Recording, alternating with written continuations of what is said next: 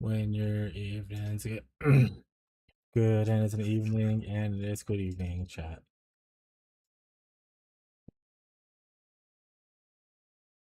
I need to make sure fix that drops command. No one look at it. All right, so the live stream's not up yet. That's the way like this. Oh, I don't know.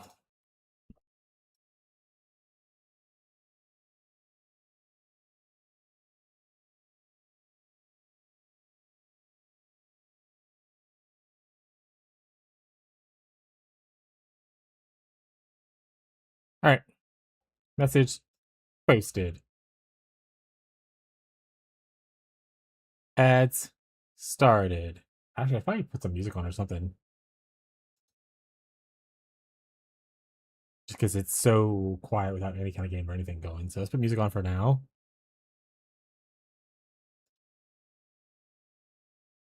Just so I don't go insane. But yeah, we're gonna kind of hang out for a bit. We have an hour.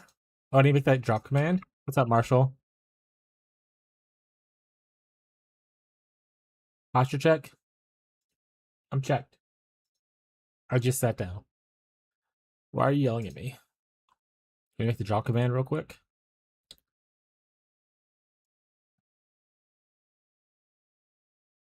So we'll just yoink. How you doing, Marshall? Though, are you excited for the league launch or content reveal, or both? Are you able to hang out today, or are you working?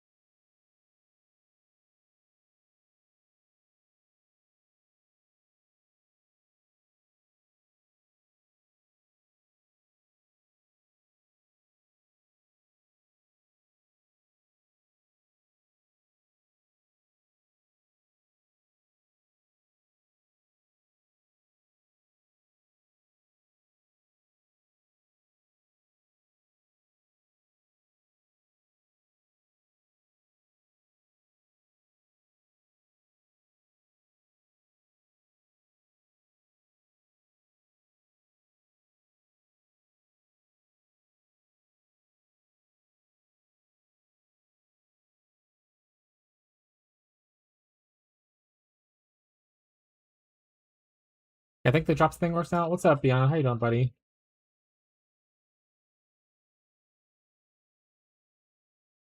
Good enough. I just copied this because I'm lazy and edited it a little bit. Um. Oh shit. Been a moderator for 6 months. 6 month moderaversary. I didn't know they tracked that. That's actually really cool.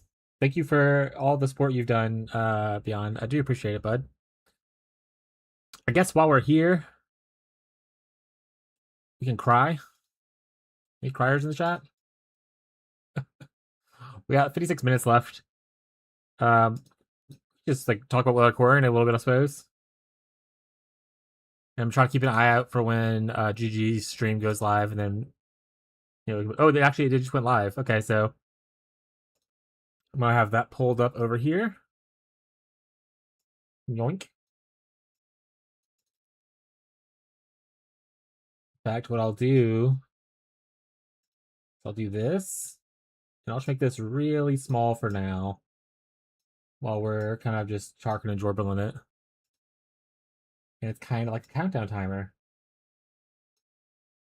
Perfect. Nice. Hi, Pika. How's Pal World going? How are you palling around? So I was thinking about recording a little bit ago, actually. Especially, it was this node, the Sacred Chalice. That's pretty good uptime, or if we get pretty good uptime on these flasks, that's a lot of Fizz's extra damage.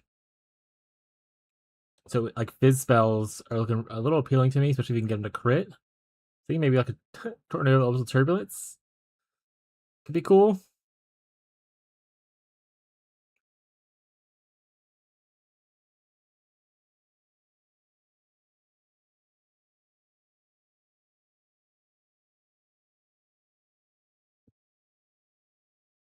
And then last node, you could kind of grab whatever if you want to. Like for instance, you can grab convert if you want to go like strength stacking tornadoes kind of a thing. Which isn't the worst idea because you will be a scion. He'll be right next to Iron Will, and you could just strength stack to get extra increased damage for spell damage. In fact, let's go to a new thing instead of looking at something that's old. But yeah, so a Scion could be pretty interesting with that. We won't say ascendancy because we'll just know. We'll just know. But you can go out physical damage here because you're a fizz spell. It means you won't use it right away. So what would I want to use early? Kind of whatever. 70 stream watch streak. That's pretty big. Going up on a Tuesday. I got my. We recently I had to wear this for the last like hour. I've been coughing a lot. Uh, we just changed a bunch of stuff in our house to try to help with my allergies. So hopefully my stream isn't too bad. But yeah, so I think you can go out here and it'd be good. I mean, you can get life, you can get strength. 175 on fishy. Well, I hope you and fishy have a great time. There's Cassie Mosby this way though.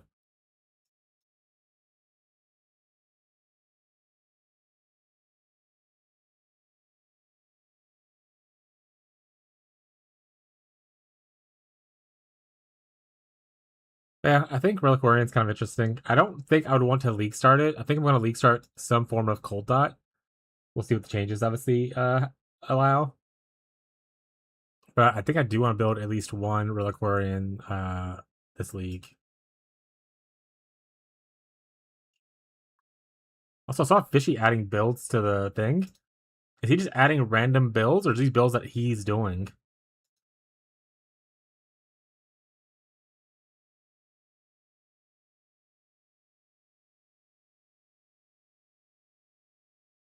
I assume Beyond might know the answer to that because he's probably talking about it on stream.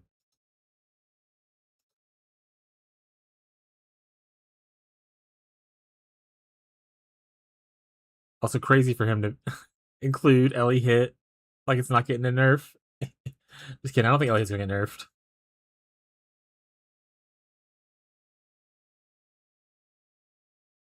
Oh, this is plus 2 levels. What's Evolve Fizz Spell?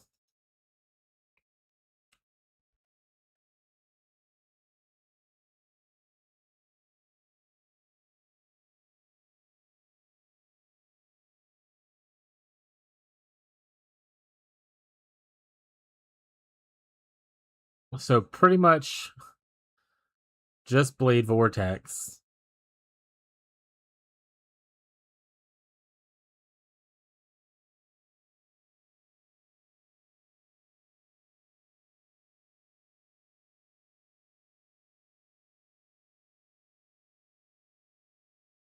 Modifiers to skill effect duration also apply to this skill's soul gain prevention. So the longer duration you have, the more soul gain prevention you have. It's kind of shit.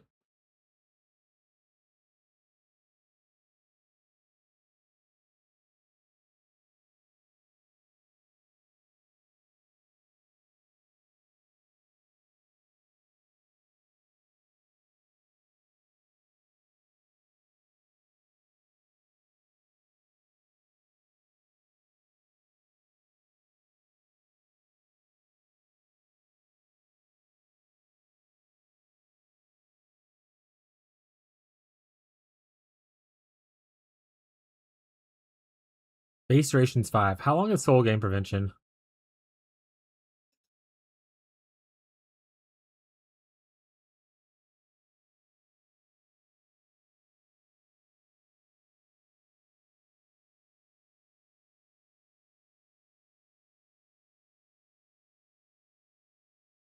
Six seconds. So there's no way to 100% uptime this.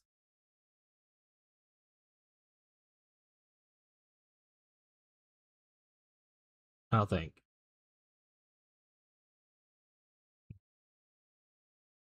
All right, well, this plan's out of the window. I couldn't imagine. I can't imagine that this would be a good idea. I kind of wish this was Ethereal Knives. Maybe they'll give us more Vol Gems this league, chat.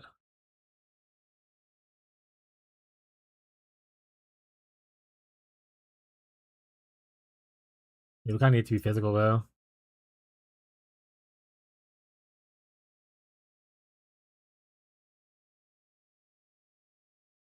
Hmm.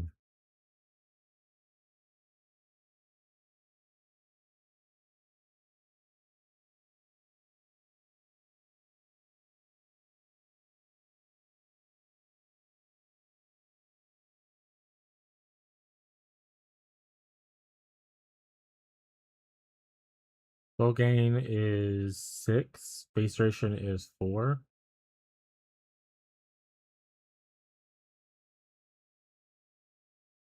There's some ways to do. Is that always the case? So there's just some kind of weird mechanic to make it permanent time, I guess.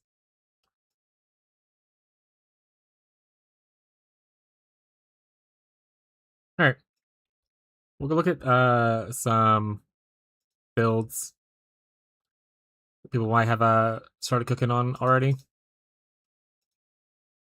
So we're kind of just vibing for the next 52 minutes.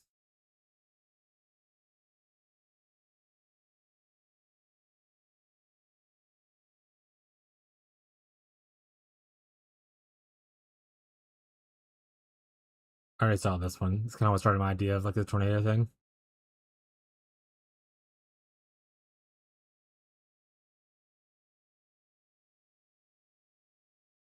Static Strike Berserker.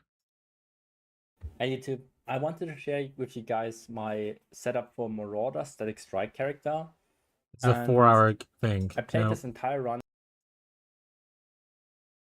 Let me say he does in 4 hours. He completed 2 stone or 1 stone yesterday. So I did one. Some people just built different. Chat. This will never be me. Any people will be aware of that.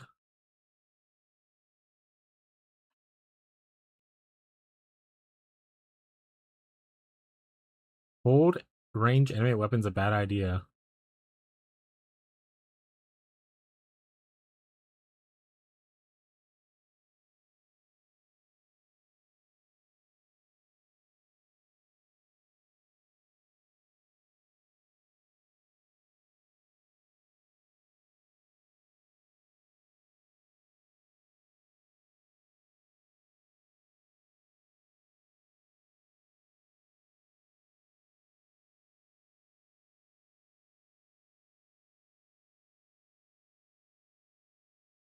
Hey, let's go.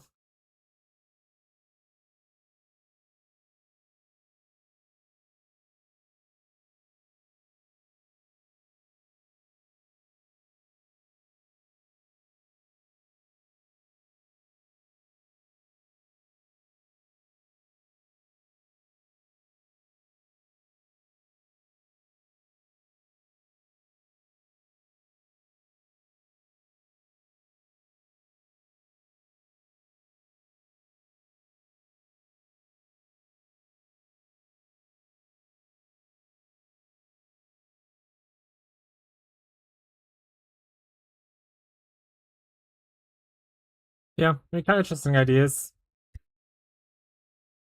I didn't play Raw, Raw range enemy weapons and whatnot. So I don't know. Everyone keeps saying like do frost bearers.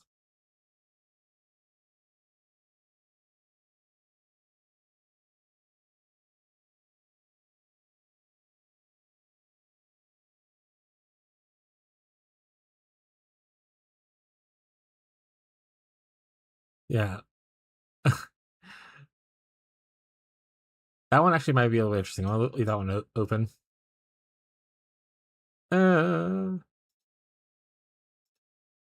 Actually, I didn't watch this to see what it looks like. What's the drop anyway? I'm Mark Roberts, Game Director on Path of Exile. By watching tomorrow's Curse of the Allflame livestream for 45 minutes, you'll be able to earn the Abyssal Soul Shadow rare finisher effect.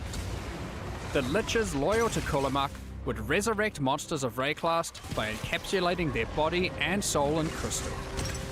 With the Abyssal Soul Shadow finisher effect, you too can encase them before shattering the crystal, or is that Eviscerate? forever preventing those monsters from joining their legion.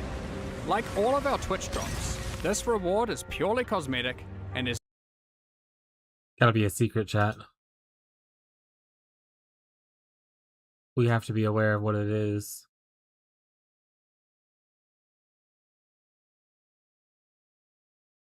Huh?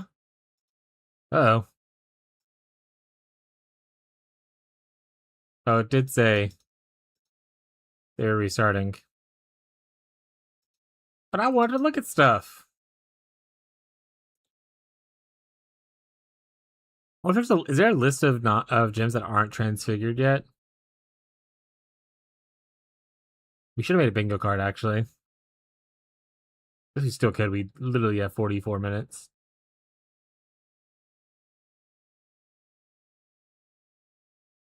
All right, we got 2 that were supposed to be coming out.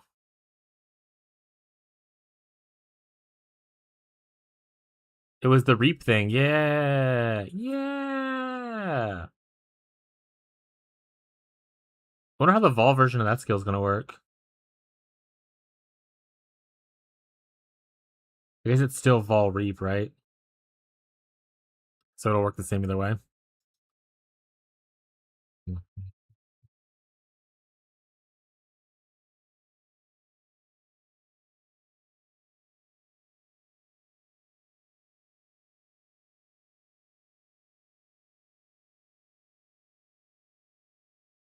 This doesn't have any natural conversion.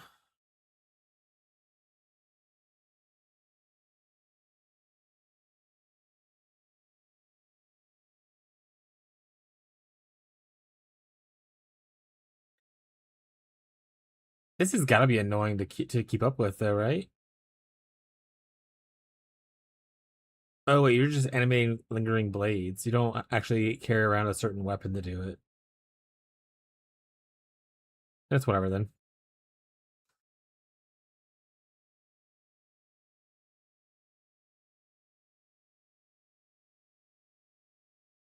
Imagine if they made a UI for like any weapon where you could just socket in what things you want to animate. You put like 14 like Rockiatas or whatever in.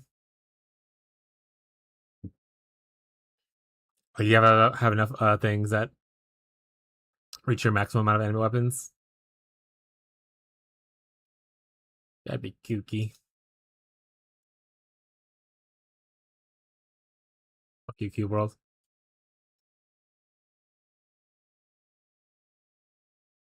Oh, that's the wrong kind of patch notes.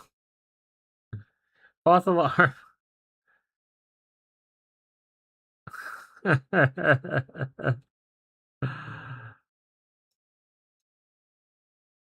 Classic.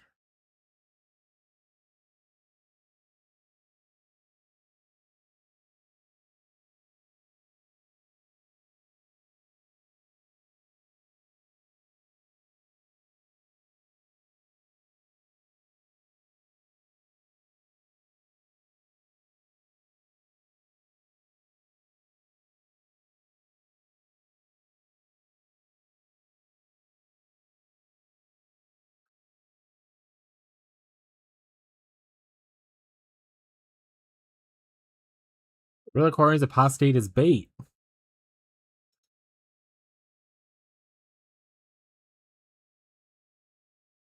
Energy Blade of the Mind. Oh, someone's proposed trans gem? A cold version. Oh, so Energy Shield, it's Mana Blade of the is what it is. Gazi! How's work today, bud? You about to head home? I think you said you were busy tonight, right? So you're not gonna be able to watch the stream for the content reveal.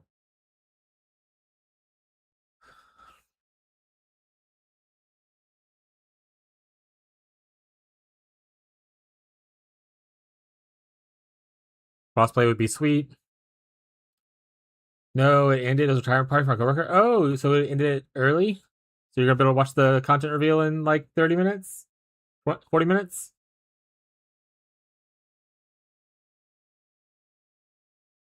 I realize now this thing is frozen to say 52 on it. There you go. It's updating chat. I have to keep that open apparently. Can minimize it. He says as he minimizes it. There we go. Okay, I minimized it. But yeah, crossplay would be huge.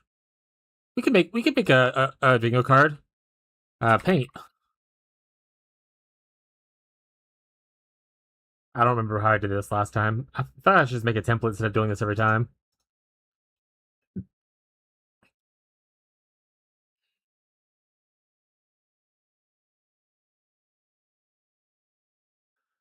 So it's 5 things. So I need 4 lines. 1, 2, 3, 4, and then 5. Okay, yeah. So I need 4 lines. 4 perfect lines. Wait, there's way too much space. Undo. Go back.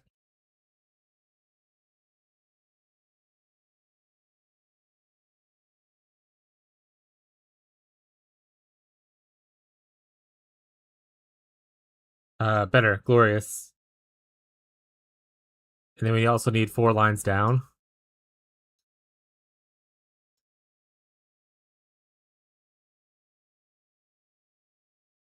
Oof, a little less space on the bottom one down there. We can do better. We have plenty of time. This is all about perfection. Our bingo board has to be precise.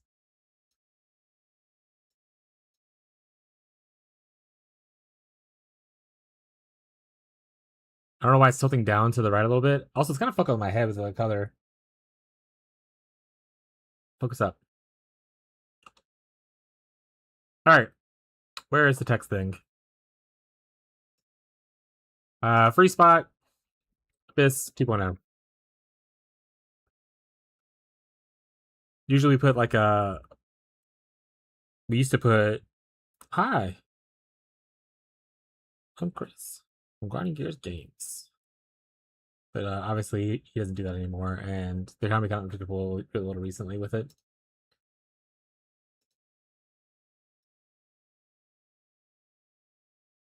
Leaderboards up.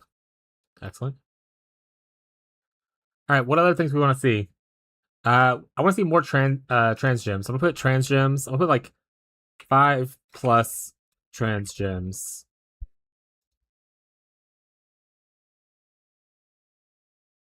I would love to see an occultist rework.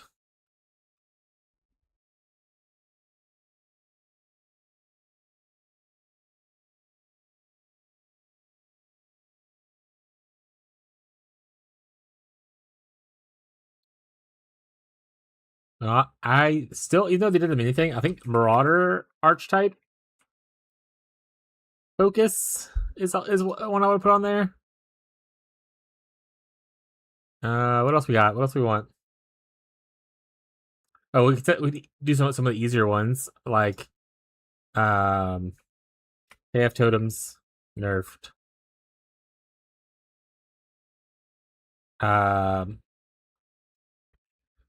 Minion impact BB nerfed. All right, that's 2 easy ones.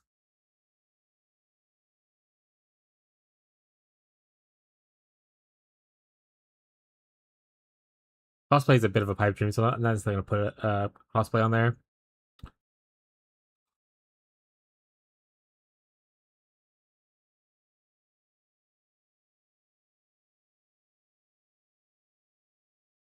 I literally can't think of a single other thing right now. Oh, actually, wait, I can. Mirage currency goes core. It's like the vault of all orbs, the fogs, that kind of stuff.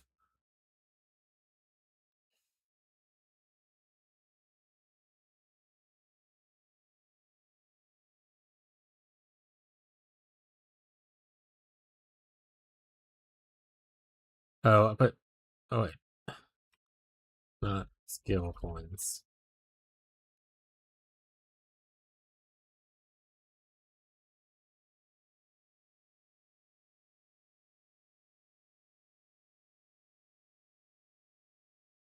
Driving home. Let's hope it make it before it starts. You have like 20 or 35 minutes, so probably fine unless there's traffic. But I think you live somewhat close to your place. Worst case scenario, if you have me on in the car as a podcast, you can at least hear what's happening. But hopefully get here in time because it's obviously cooler to experience it live together. And hopefully your internet behaves. I did several tests today while I was before streaming stuff at different points of the day to kind of see, and I didn't see any issues. So let's hold out and hope for good things.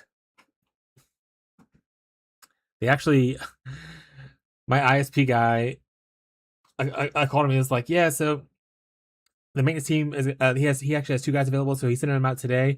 He's like, "But we can't do any major repairs until after the World Cup games because like they're apparently I guess their top people were like, you cannot take down any systems while World Cup is playing." So we had to wait. They're like, so we won't be able to do any. If there's any major changes we need to do, it'll be later tonight, like after midnight kind of thing. I was like, sounds good, bud. As long as it's here for tomorrow, I don't really care. But yeah, that was so funny. I don't watch sports, but he kept saying soccer game. I imagine he meant World Cup. Be right listening though, no problem. What would Gossi want for a bingo spot? Ghazi would. We already. He wants Elliot not to be nerfed. I don't think Elliot's gonna get nerfed. I think Elliot's just gonna be left alone.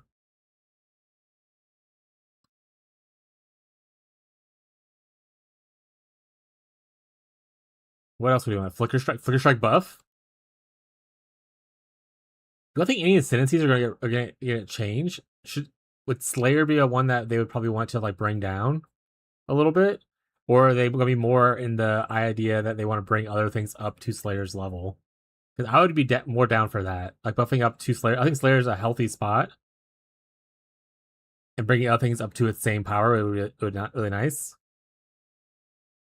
But I don't know if I don't know the GG's under like new management or not new management, but like POE1's under new like design people. So I don't know how to read what they're thinking, as we would have been a little bit better at before.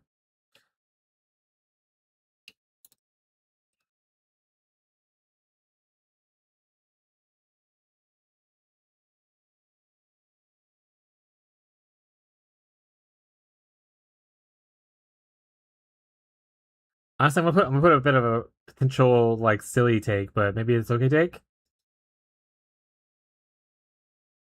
Some old league gets shelved. I think that they're getting to a point where there are some mechanics that are just like kind of bloat.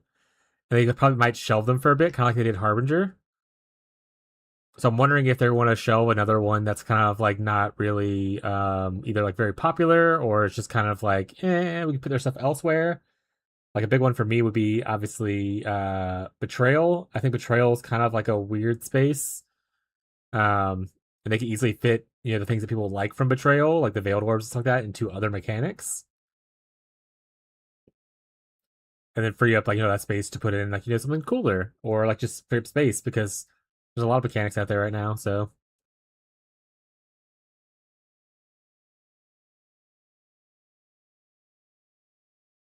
really knows though. Fishy is posting so many things. Shocked over percent. He's okay. So Fishy's just posting a bunch of different builds. None of this is just builds that he's doing. Builds is meant for just information about builds. When I release Wintertide, it's going on there, chat. I can tell you that now. When I if there's an update to Wintertide, slotting that bad boy in.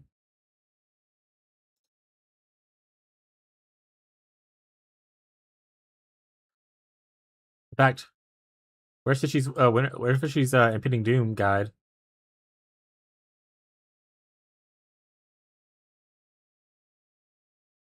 I need to watch someone for my own drops. I'll watch Fishy.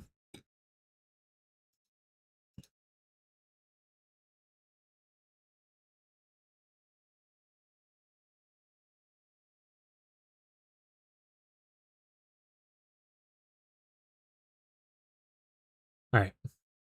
Oopsies. All right. I'm covered the thing. My bad. Here you go. We're back. In fact, let me refresh it just to make sure that it's updated. Okay. Right. What was Ghazi? What has Ghazi played since he's been here? And like really enjoyed. Obviously, he's played Bannerman. He played. Think about playing Flicker this league. Think about playing Ellie Hit this league. Red light notes. Oh no, Rush Open Frames. Cold Dot exceptional gems. Oh, that's true. New exceptions would be good, but we're dropping frames now. That's sad. Hopefully, it'll be just a short drops.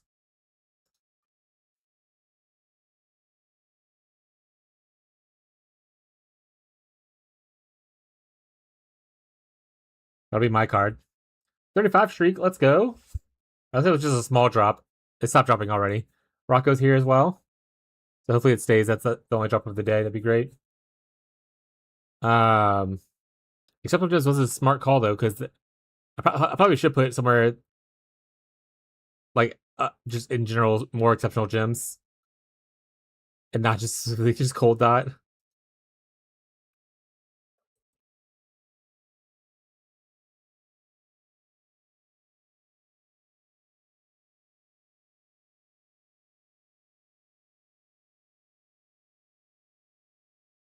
I'm gonna go big though, 10 plus. Come on, Rocco.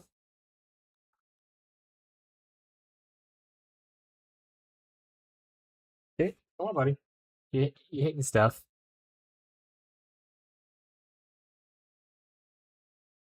I would love cold dot buffs in general, but I don't think cold dot's like an archetype they're gonna worry about touching right now. They kind of slightly buffed some of the stuff recently. It wasn't like major changes to make it to where its scaling is huge, but it was a little bit. So I don't think it's an archetype they're gonna circle back to really soon. Unless it just happens to be like a crossfire thing where they change a cultist and the cultist just becomes great for like cold dot kind of vibe. Because honestly, they could put more damage over time stuff into a cultist, and that would buff up both Chaos Dot and Cold Dot, which both need a little love for as far as dots go. So I mean, that could be cool.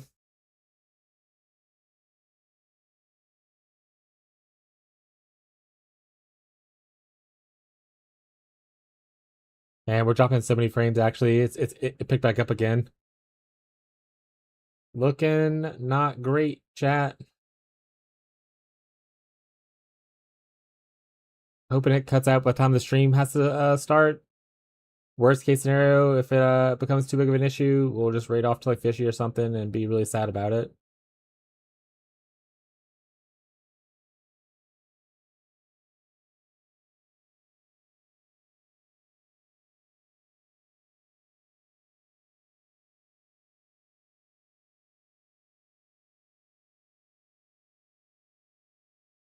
At least Rocco's being a baby. So for those of you that do get to watch for a bit, you get to see Rocco here for to hang out. He's just a buddy.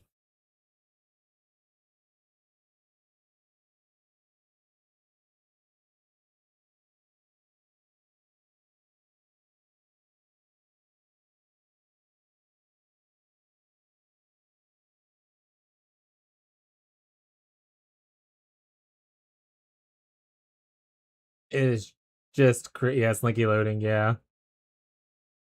It is just crazy how his poor internet is being right now.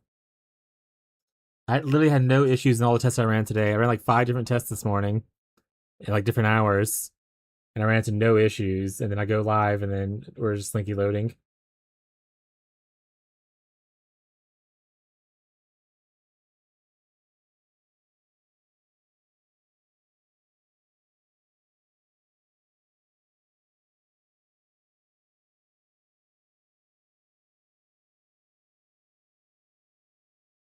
That is upsetting. I'm sorry, chat.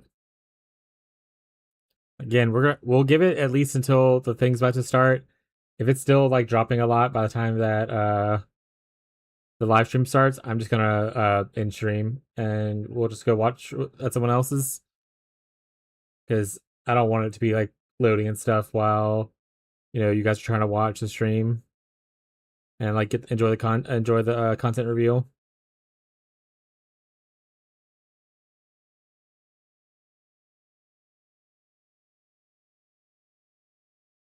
Yeah, we'll see. Hi, Rocco.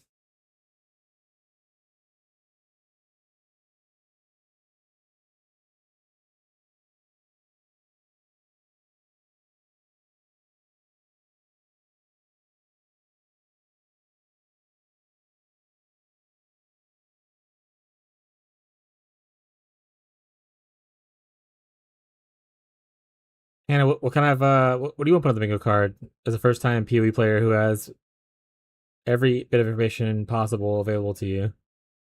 What thing would you like to see changed in Path of Exile?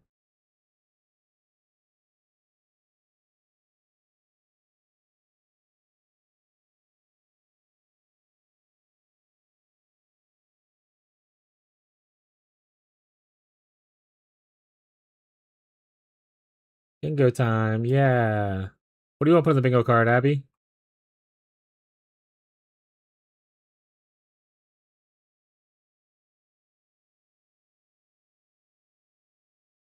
Sorry, I'm holding Rocco as well. We're just petting Rocco. We're kind of hanging out for the next several minutes. Old love bingo? Yeah. Get him in the retirement home.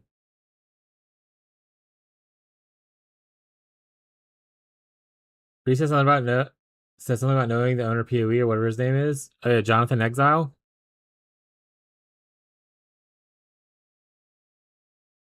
Yeah. Good old Joe Nathan in Exile.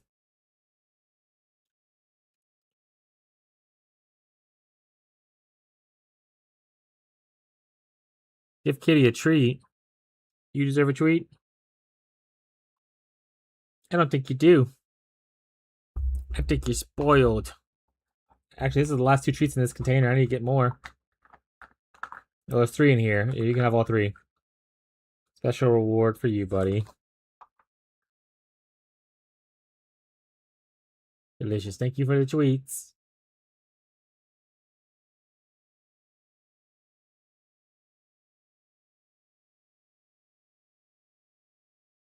Yeah, hopefully internet behaves from this point onward and then we're fine.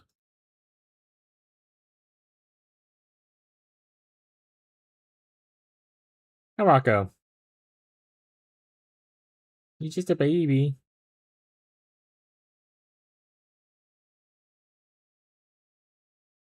If internet doesn't behave, then they'll be hearing from me.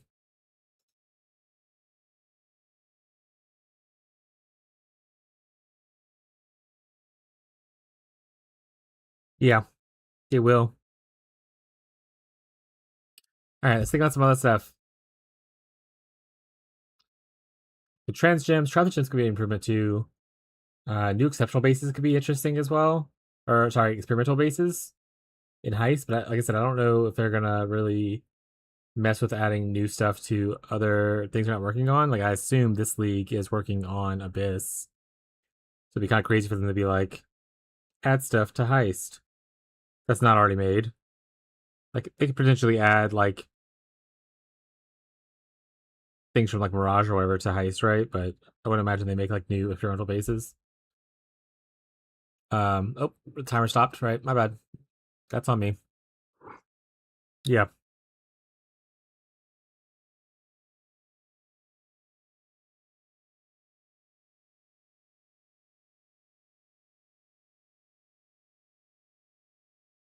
You're that giant glaring red.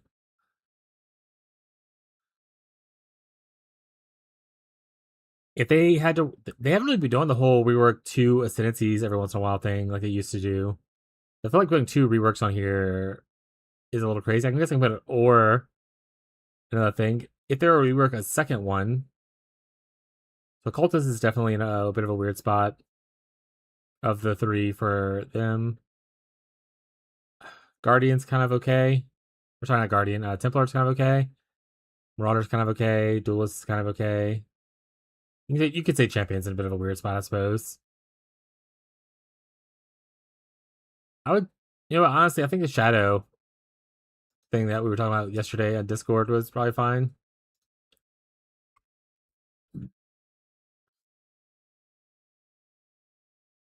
I'll put Trickster specifically, though. I think reworking Trickster would be probably not a bad call. Okay. We need to start filling in spaces, though. We have so much space. Let's say Bestiary QOL. Let's say Essences buffed for SSF. And that pretty much just goes into like how when they took away the map device stuff, you pretty much have to rely on Scarabs to get like extra stuff in there. Whereas before for SSF, you could just pay like for the map device and guarantee get some extra essences, which is a lot easier to farm with. Because you'll have a shit ton of chaos in SSF, but you won't have a crazy amount of Scarabs unless they obviously have a good Scarab farm.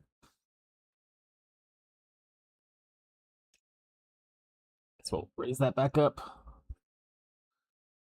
Hi, coming back? Get in here. Come on. We covered on my screen. Can you get over here? You big baby. Was it I wasn't holding you enough? Is that what the issue was? So you had to throw a fit? Yeah. That's what it was.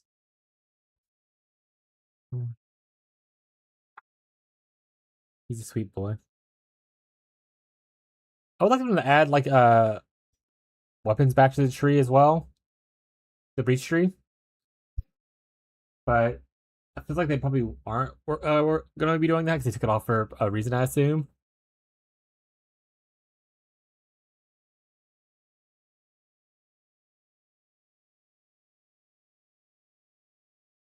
I'd put Delve QOL, but I don't know what I'd want QL for Delve to be. Maybe to itemize Sulfite. And that way you could literally just have someone be down in the mines and never have to leave. They could just stay in the mines forever. A year for it, chat. But other than that, I mean, I like a lot of the other stuff that already exists in Delve. I mean, the mechanic itself's fun. I like the crafting of fossils.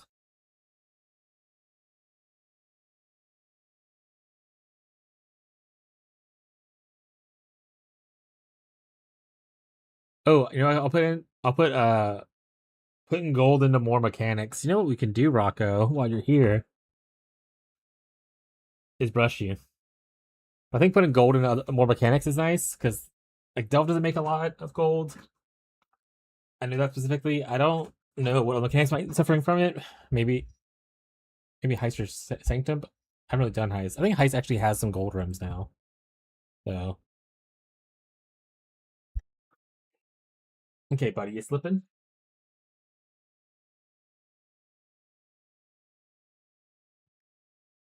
Okay, buddy, you knocking stuff off my desk?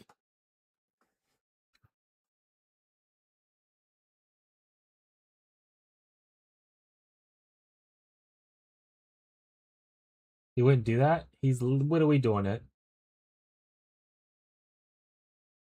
Now he's trying to stick his face down the my water jug.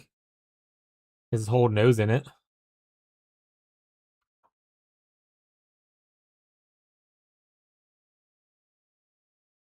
If you're gonna be here, you're gonna need to get groomed, buddy. You're dropping so much hair when I'm petting you. All right, well, get out of here then. Sassy pants.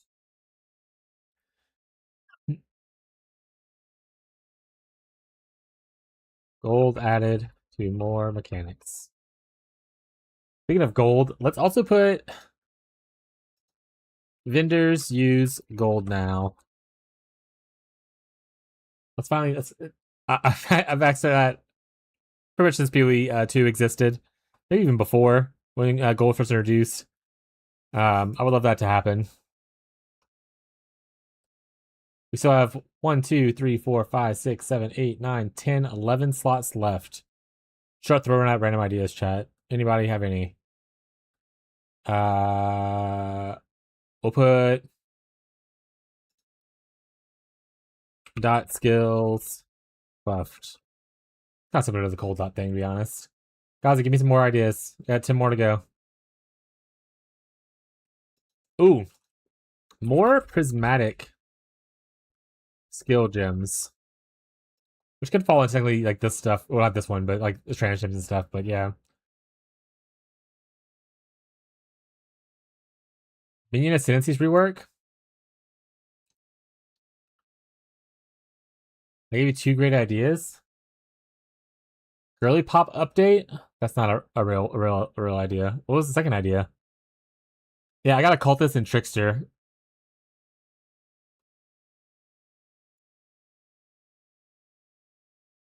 We'll put, you know what I'll put though? Minion QOL more than besides Anime Guardian. So like more than just that one. And the Bree one? Bree something about the owner. Oh, got it. That was a thing. Shadow rework? That's kind of what I did with Trickster. I tried to pick one of them. I don't think they'll fully rework Shadow as all 3 ascendancies.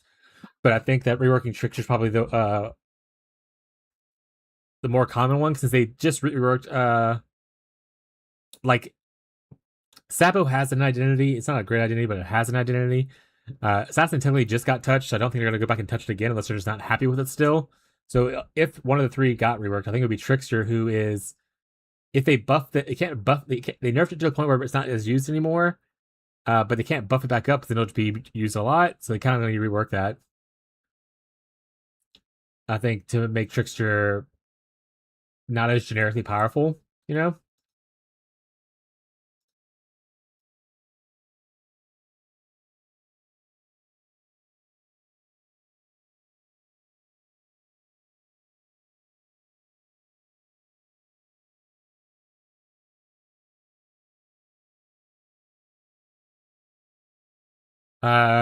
Unique bases buffed somehow, and I'll clarify that with being just like how in POE2 you can rune forge like the lower tier bases to make them better, kind of thing. I think if they did that with like certain uniques, would be a lot more used. Like Shavs would be a lot better if it was, instead of being the low tier energy shield base, it was like Twilight Regalia or something like that level of energy shield, right?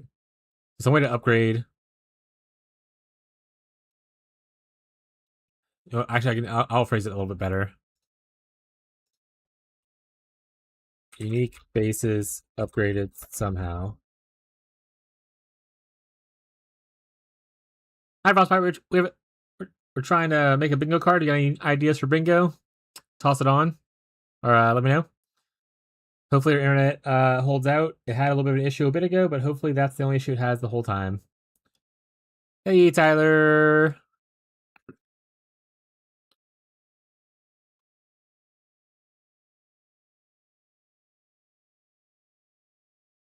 We have 1, 2, 3, 4, 5, 6, 7 bingo slots left, and like less than 11 minutes to do it. Abyss but wet? Yeah, Abyss 2.0. Can't think of a single thing. What would be like a big change just for you? Like, what's like your copium take? What's something that you just would love to see?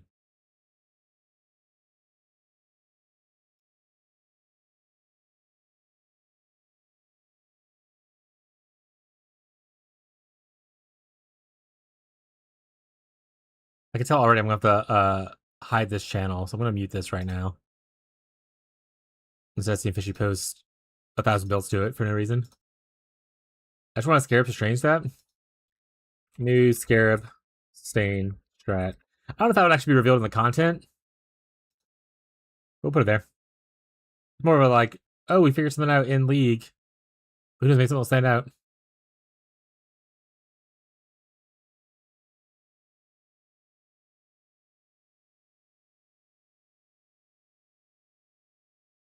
Ooh, you know what I could put? Atlas rework. Atlas tree rework, sorry. Tree rework. Yeah, they had the POE2 one where they reworked it recently. I thought some of those changes were actually pretty cool. I don't know if they would ever want to utilize any of that stuff in here, but maybe.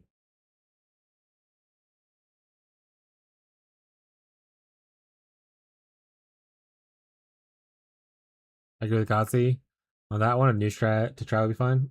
Yeah, I'm sure Nubis will bring something cool.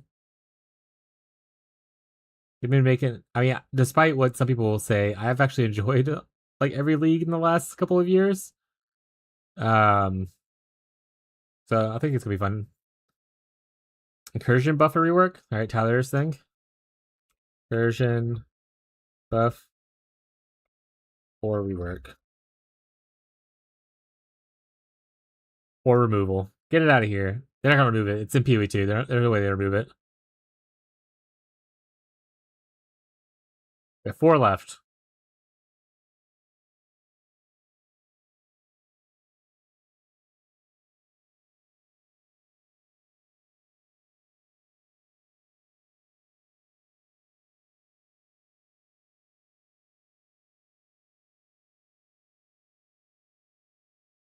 New harvest plant, but water themed. What does that even mean? Want a champion buff? That's cope. Champion buff or rework.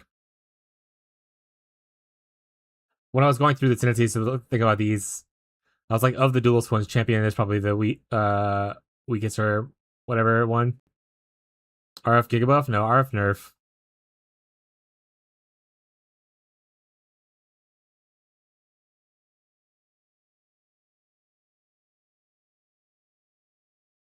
Beyond's here, Castball Stun nerfed.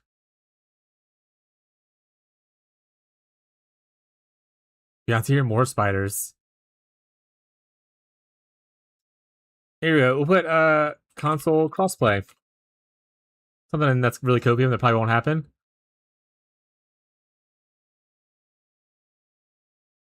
For here, we'll put arachnophobia mode. That's not how you spell arachnophobia, chat. Oh, it's no phobia, not no phobia. 1 slot left.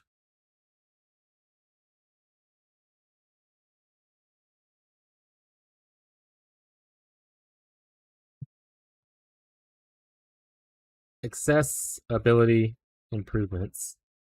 That'll include arachnophobia. I think it's a more general thing to just make it easier for people to play the game. Crystal's in here, that's not gonna happen.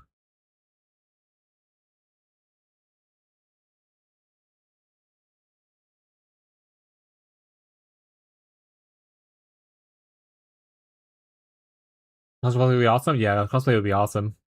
I think I was reading a little bit about it because people also want this. Was one of the posts recently on Reddit we're reading. And some people were just like, "Oh yeah, the issue they have right now is that Sony just doesn't like crossplay. Like same thing with like Helldivers 2 and stuff. Sony's just not super friendly with crossplay stuff." Oh, I had that up here. Mirage currency goes core, top middle, not skill coin specifically.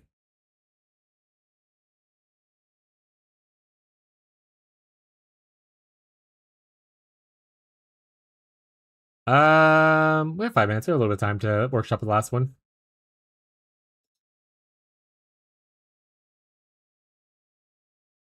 Oh, the notification is just talking to people to tune in because it's about to start in 5 minutes. Got it.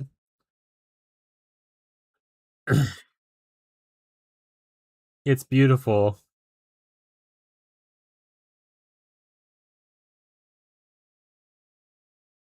No, I'll just put generic here. Melee buffed. I think Melee's actually in an okay spot, but it's always a fun one to put there. If you have a different idea in the next 5 minutes and we want to take one off, I'll take that one off. Other than that, this is going to be a bingo card.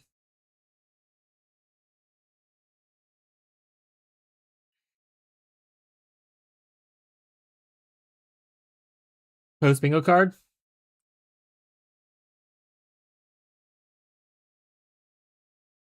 Where do you want to put it at? POE1 News? Rocket, how you doing?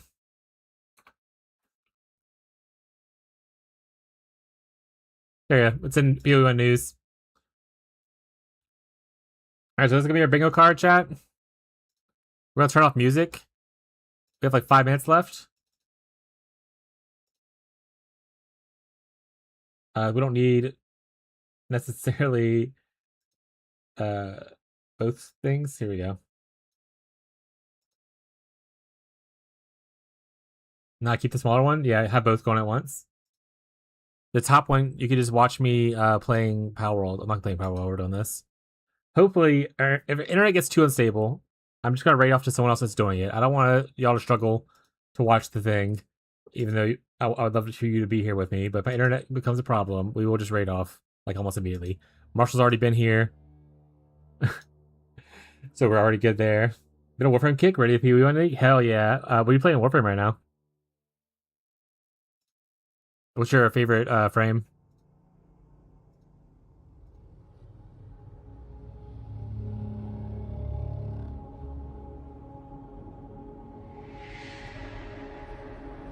We're getting noises, chat?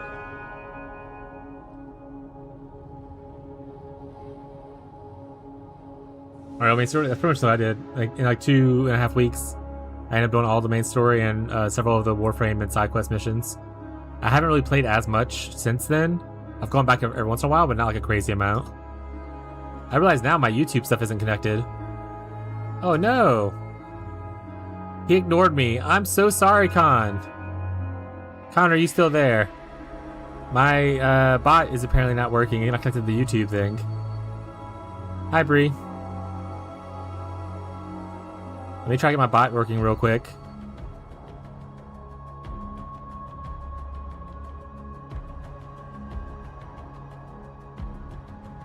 You know, let's just close the bot off and open it up again.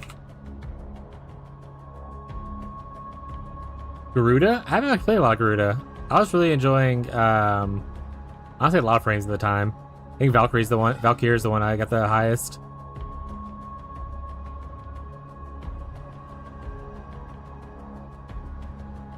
I'm about to take a dip nap, prepare for TLI release start tomorrow. Yeah, I'm skipping TLI, by the way. Just to answer your question. Enjoy your nap. Thank you for hanging out for a little bit. I'm skipping TLI though.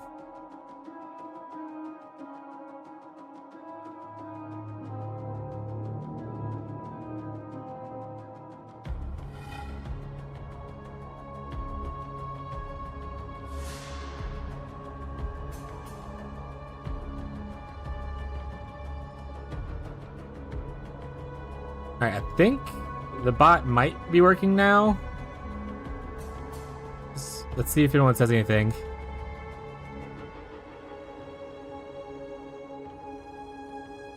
Sorry, did the bot just report? Oh no, the bot's broken.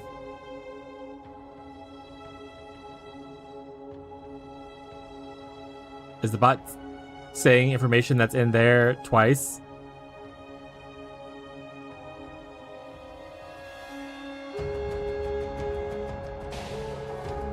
No, it seems to be working out. The first message for some reason did that. Every message after that hasn't done that, though.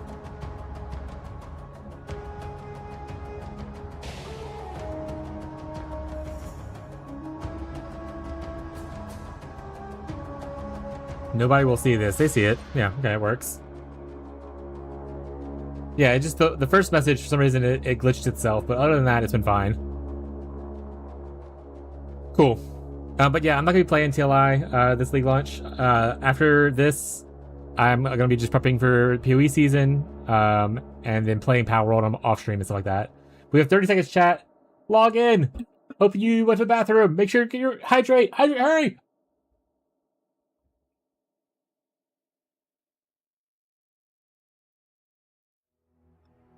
We'll refresh. Make sure we're on the most recent thing possible, so that y'all aren't delayed or anything. Get this off there. Get this off there. Jesus, so many little pop-up thingies. Alright, chat. Lock in. Volume turned all the way up? It is. Y'all can hear it, right? Hi, I'm Jonathan Rogers, Game Director on Path of Exile, and welcome to GGG Live. We have massive changes to show you today with Path of Exile Curse of the Oriflame, which is coming out next week on July 25th. Twitch drops are enabled on today's livestream, so you'll be able to claim your Abyssal Soul Shatter rare finisher effect by following the instructions below. Let's not keep you waiting though. Roll the trailer for Path of Exile Curse of the Oriflame. The Oriflame calls us to the sea. League chat! To a lost wreck that still draws ghostly breath. curse down below. Dude, are we gonna be doing? We're going underwater. With my lanterns, It's literally we boat can league. explore the sea floor. We must find the source of the Orflame What the? before the brine rot. Somewhere in the blackest depths, bounty. It should be the and 24th. death It's probably just await. this thing. Oh my god, that looks creepy as fuck.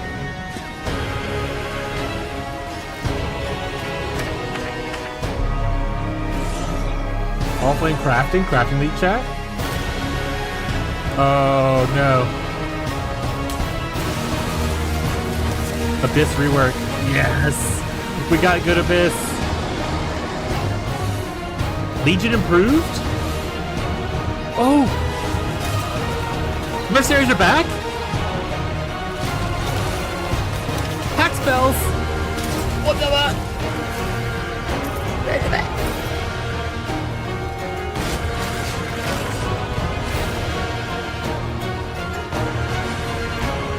Since he classed the Come Luminary. find your Wait, what was that? What was that? Is that a Scion a in class? the depths of the sea.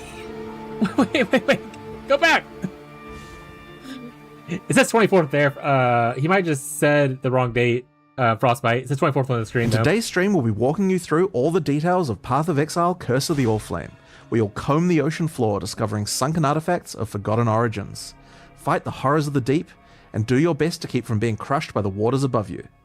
We're revisiting Actual boat some league familiar chat. mechanics to bring new life to systems that have begun, perhaps, to show their age. Abyss and Legion will both be receiving significant upgrades, including a new pinnacle boss Abyss for with Abyss Bioshock? and a Yeah. new chase crafting system for unique items in Legion. In addition to revamps of the existing leagues, though, we're also bringing back some old friends. The Mercenaries of Trathus are making their way Mercenaries back to That's Redclast. fucking huge. Then we'll explain our new endgame system. We will Precisely join what they did to Kirak in him. investigating anomalies appearing on the Atlas. After that, we'll discuss the character and skill balance coming in Curse of the Orflame. Finally, we'll cover our new set of supporter packs, after which we'll have a live Q&A session where Ziggy D will interview Path of Exile's game director Mark, as well as game designers Octavian and Andrew, answering Andrew's your gonna be there questions from too? Twitch chat. After the live stream, we'll drop the full patch Woo! notes at 11 AM NZT. So Andrew's let's back. get started. I'll hand things over to Mark to You watch introduce the new Q&A? league. As long as my internet allows, yeah. Hi, I'll watch I'm it Mark either way, but I'll Roberts, stream it if game it director allows. on Path of Exile. In Path of Exile, Curse of the Orflame, a long-forgotten mystery has begun to stir beneath Rayclass seas. Hidden in the icy depths lie strange and immensely powerful treasures, waiting for those bold enough to claim them. Meet Valerie, a dangerous Corsair captain who needs boots on the ground and on the sea floor to help her retrieve these that a treasures little otter and pet? What is unlock their that? potential. This is where you come in, to help her find the charts scattered across Rayclast. Then, use those to guide her ship to the patch of brine that holds loot for the taking. In return, you'll get a cut of the profits. These lost charts are guarded by the undead, rival corsairs, or horrible creatures of the deep. Each of these monster encounters will also have a custom bonus for defeating the enemies. For example, what is he playing? What skill is successfully that? defeating the accursed Sounds like undead Shield that Crush. guard That's this not treasure the chest thing will for it. cause the grateful trapped soul It's that new inside skill, I to grant guess. you its power, possessing you and granting you ghastly power for the rest of the area.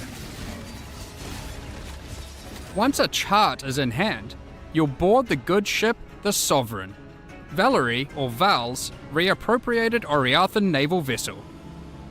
Here, Val introduces you to the heart and soul of her ship, quite literally. Vesper, another Pondium native like Val, is bound to this ship. His soul burns with the Orflame's curse, and were his comatose body to be removed from the ship, he would surely die. The silvery apparatus that lines ship's the powered by a bows and comatose eaves of the corpse? vessel allow him to steer the Sovereign anywhere in Rayclast's waters. That's crazy. Using the chart you've brought, Vesper can navigate to a location so you can scout it for Val, and while doing so, claim whatever treasures there might be. How, though, will you avoid a watery grave once sunk below? Vesper controls a spark of the Orflame, Is it my hideout? powerful and That'd be cool. mysterious Could be magic, a supporter pack. which has been imbued into a number of devices aboard the ship. Chief among them, the bathysphere. This entirely safe and well-tested contraption of rivets, bolts, and metal will be your ticket beneath the waves to explore and plunder. While scouting the depths, in order to not need an ample supply of air, we're instead new going to icons. place all-flame lanterns. These are conduits of the power that keeps Vesper alive and bound to the ship, and give As it you the snatched you, I'm temporary so safety sorry, you need Rocket. to do that exploring. Without them, you will drown. The first of these is strapped to the bathysphere and activates on landing, rushing the water away to reveal horrifying monstrosities, lost treasures, and a strange luminous coral growing from the corrupted dead in the oceans of Rayclast. This These is really strange cool. growths are the real reason Val has asked you to plumb these waters. Yeah, but water, As the yeah. coral can be broken down into dead man sulfur, the fuel that keeps Vesper's light burning. As you get to the perimeter of the safety provided by an all-flame lantern, Val will drop more down at your request. There's also an option available to have new lanterns fired automatically for you as soon as you need them. Yeah, auto If you lanterns, prefer please. speed over fine control. Explore and Made for claim what Fuck you can yes, Tyler's while you Vibrator can. League. Lost fortunes of gold, chests of valuables, and lurking threats all lie What in does wait that for new you icon beneath the mean, though? waves. Could be some You kind of might like even submerged, find like the odd passive. lost missive, waylaid on its travel to its intended recipient. What? But hey, finders keepers, right? Beware though, as Vesper can only power so Give me many the lanterns fuckiness. at once, and I- that I power need so many is of those. finite. On placing the last of your lanterns, they will begin, one by one, to flicker and fade, and the creatures of the deep will rush in as they sense the vanishing of the light. You'll have to rush back to the safety of the bathysphere, escaping the cold clutches of creatures that despise the light you bring. You'll want to place every lantern though, as exploring cool to as collect fuck, by the enough way. dead man sulfur is the only way to successfully chart the area for the next step. They could have added nothing Planning else, and I a would have already been voyage. really hyped for just this. Val will keep a record of the areas you've charted, storing details in her journals. Once you've charted enough areas, just talk to Val, place your charts on Val's board, connect them together, and create one giant seafloor excursion.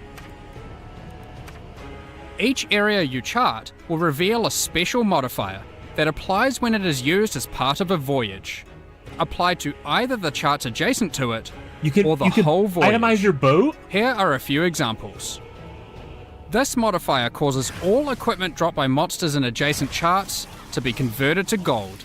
Oh, is that just the This maps? modifier will spawn Got it. friendly jellyfish alongside every pack of monsters in your voyage, which you will promptly slaughter for extra loot and experience, we're sure. This modifier causes all monsters in adjacent charts to be empowered by wildwood wisps. You just slaughtered them. With 9 positions on your board for charts when constructing a voyage, these can stack up fast.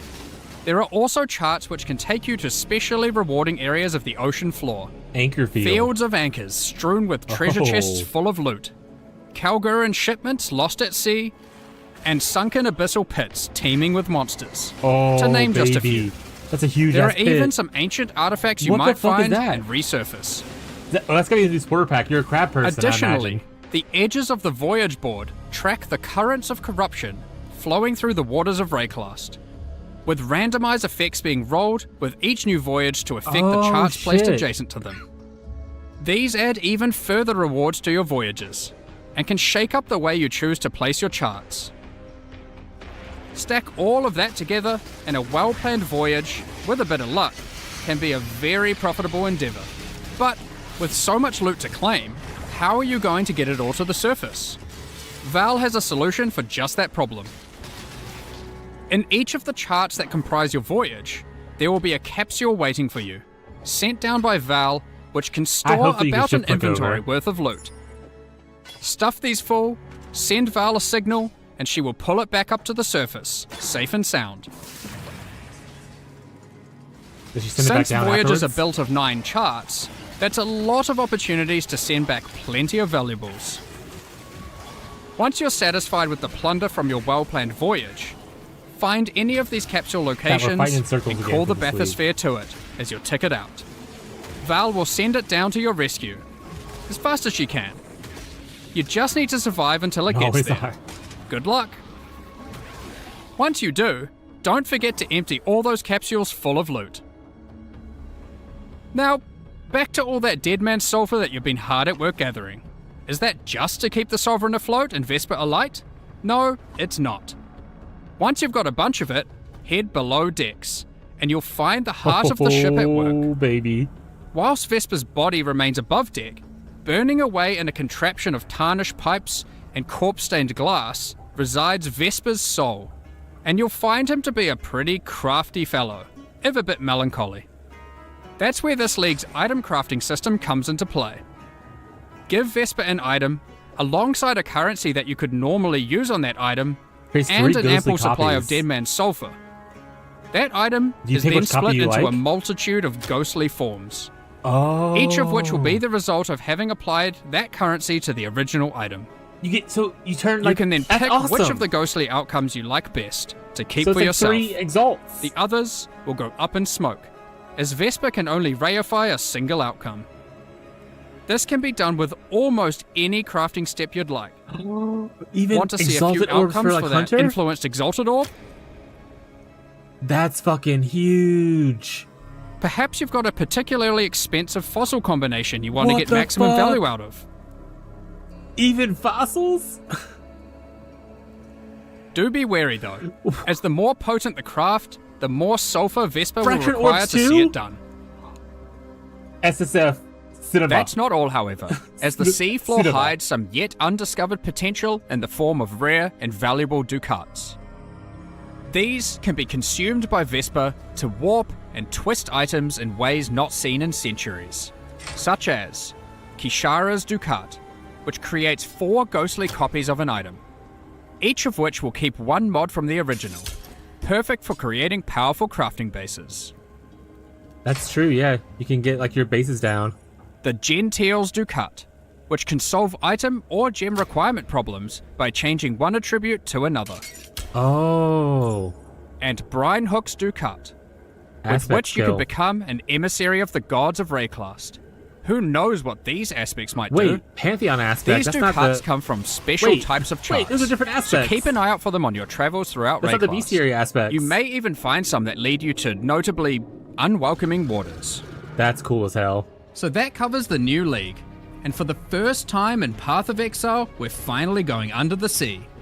Some might even say this is the first real boat league. But that's not all. Not fucking even knew close. Next up, we've got an old favourite making a return. The mercenaries of Trathus are once again roaming Rayclast, looking for hapless fools to duel. Mercenaries will start appearing from Act 3 in San. Before beginning a duel, you'll be offered an overview of the mercenary Okay, you've so we still encountered. have the same things. Here, you can see the gear they have equipped and the skills they employ. As per the Trathan code, you have the right to wager for an item the mercenary is carrying. Wait, what's that one You'll support it stake has? some of your He doesn't gold, hover over. and the duel commences. I have no idea what's going on, but yay. Appreciate your support. If you lose, you forfeit the levied gold, and the mercenary will teleport out, repulsed at such a poor display. Win, however, and to the victor will go the spoils. In addition, if you win the duel, the mercenary will aid you as an ally for a number of areas. Trathan they're not mercenaries are permanent. powerful allies to have in Rayclast, So they hang out with assisting you in only a for a number little of bit. ways. Some mercenaries can provide you with powerful auras and buffs, while other mercenaries can do all the killing for you. While in map areas, if you don't like anything the mercenary offers, you have the ability to request their warrant. A warrant is a promise to return and duel again at a later date. A call to action that calls that specific mercenary to a future map, with the same set of skills, but a new set of items. So you A can mercenary like, save will which only mercenaries you grant want their for certain warrant things. once, however, preventing you from fighting that mercenary in every single area. Warrants also allow you to trade specific mercenaries to other players. It is important to Honestly- note that unlike in Mercenaries of Trathus League, having a mercenary does not count as a player party member. So having a mercenary does not increase monster life or the quantity and rarity of items dropped from monsters. Given that, You may be wondering, but what if I really like a mercenary I found? They have a great personality and powerful skills. Is there really no way I can keep them as an ally permanently? Well, you can, but only if you are a Scion. For the second time in 6 months, the Scion is getting a new ascendancy class, the Luminary. That's The fucking Luminary crazy. is a natural leader, lighting the way for others to follow. Becoming a Luminary immediately lets them allocate the Noble Blood passive, That's allowing them to actually kinda permanently cool, I'm hire not gonna any lie. mercenary they find and rayclassed. Luminaries can have up to 3 permanently hired mercenaries, 2 in reserve in towns and hideouts, and 1 as an active ally in combat. That's actually kind of very Unlike cool. with regular mercenaries, so you can play- so if change you the wanna play items like an Orbot permanently hired SSF, mercenaries have you equipped, play Luminary. opening up innumerate potential build possibilities. By default, permanently hired mercenaries cannot be equipped with unique items, but these passives enable them to equip specific types of uniques. While the legendary arms passive empowers mercenaries that have many different unique items equipped. Luminaries have the flexibility of becoming a support character to their mercenary, or having their mercenary support them. The Yeah, he's Oath still of crushing it Fealty there with a and Merc Golden carry. Glory passives empower your mercenary by using your link skills on them. The Loyal Bodyguard and Bestowed Knighthood passives enable your mercenary to protect you in combat, Increased as well effect as from enhancing non-curse their auras aura and skills from the thing. As with any old league that we add to the core game, we have added full Atlas Tree and Scarab support. Here are just a few examples. Oh, Mercenaries has its own These stuff. passives allow you to much more easily target the specific types of mercenaries you want showing up in your maps. The Loot and Pillage builds passive incoming, yeah. gives mercenaries a chance to drop all their items when defeated, instead of just the one you selected.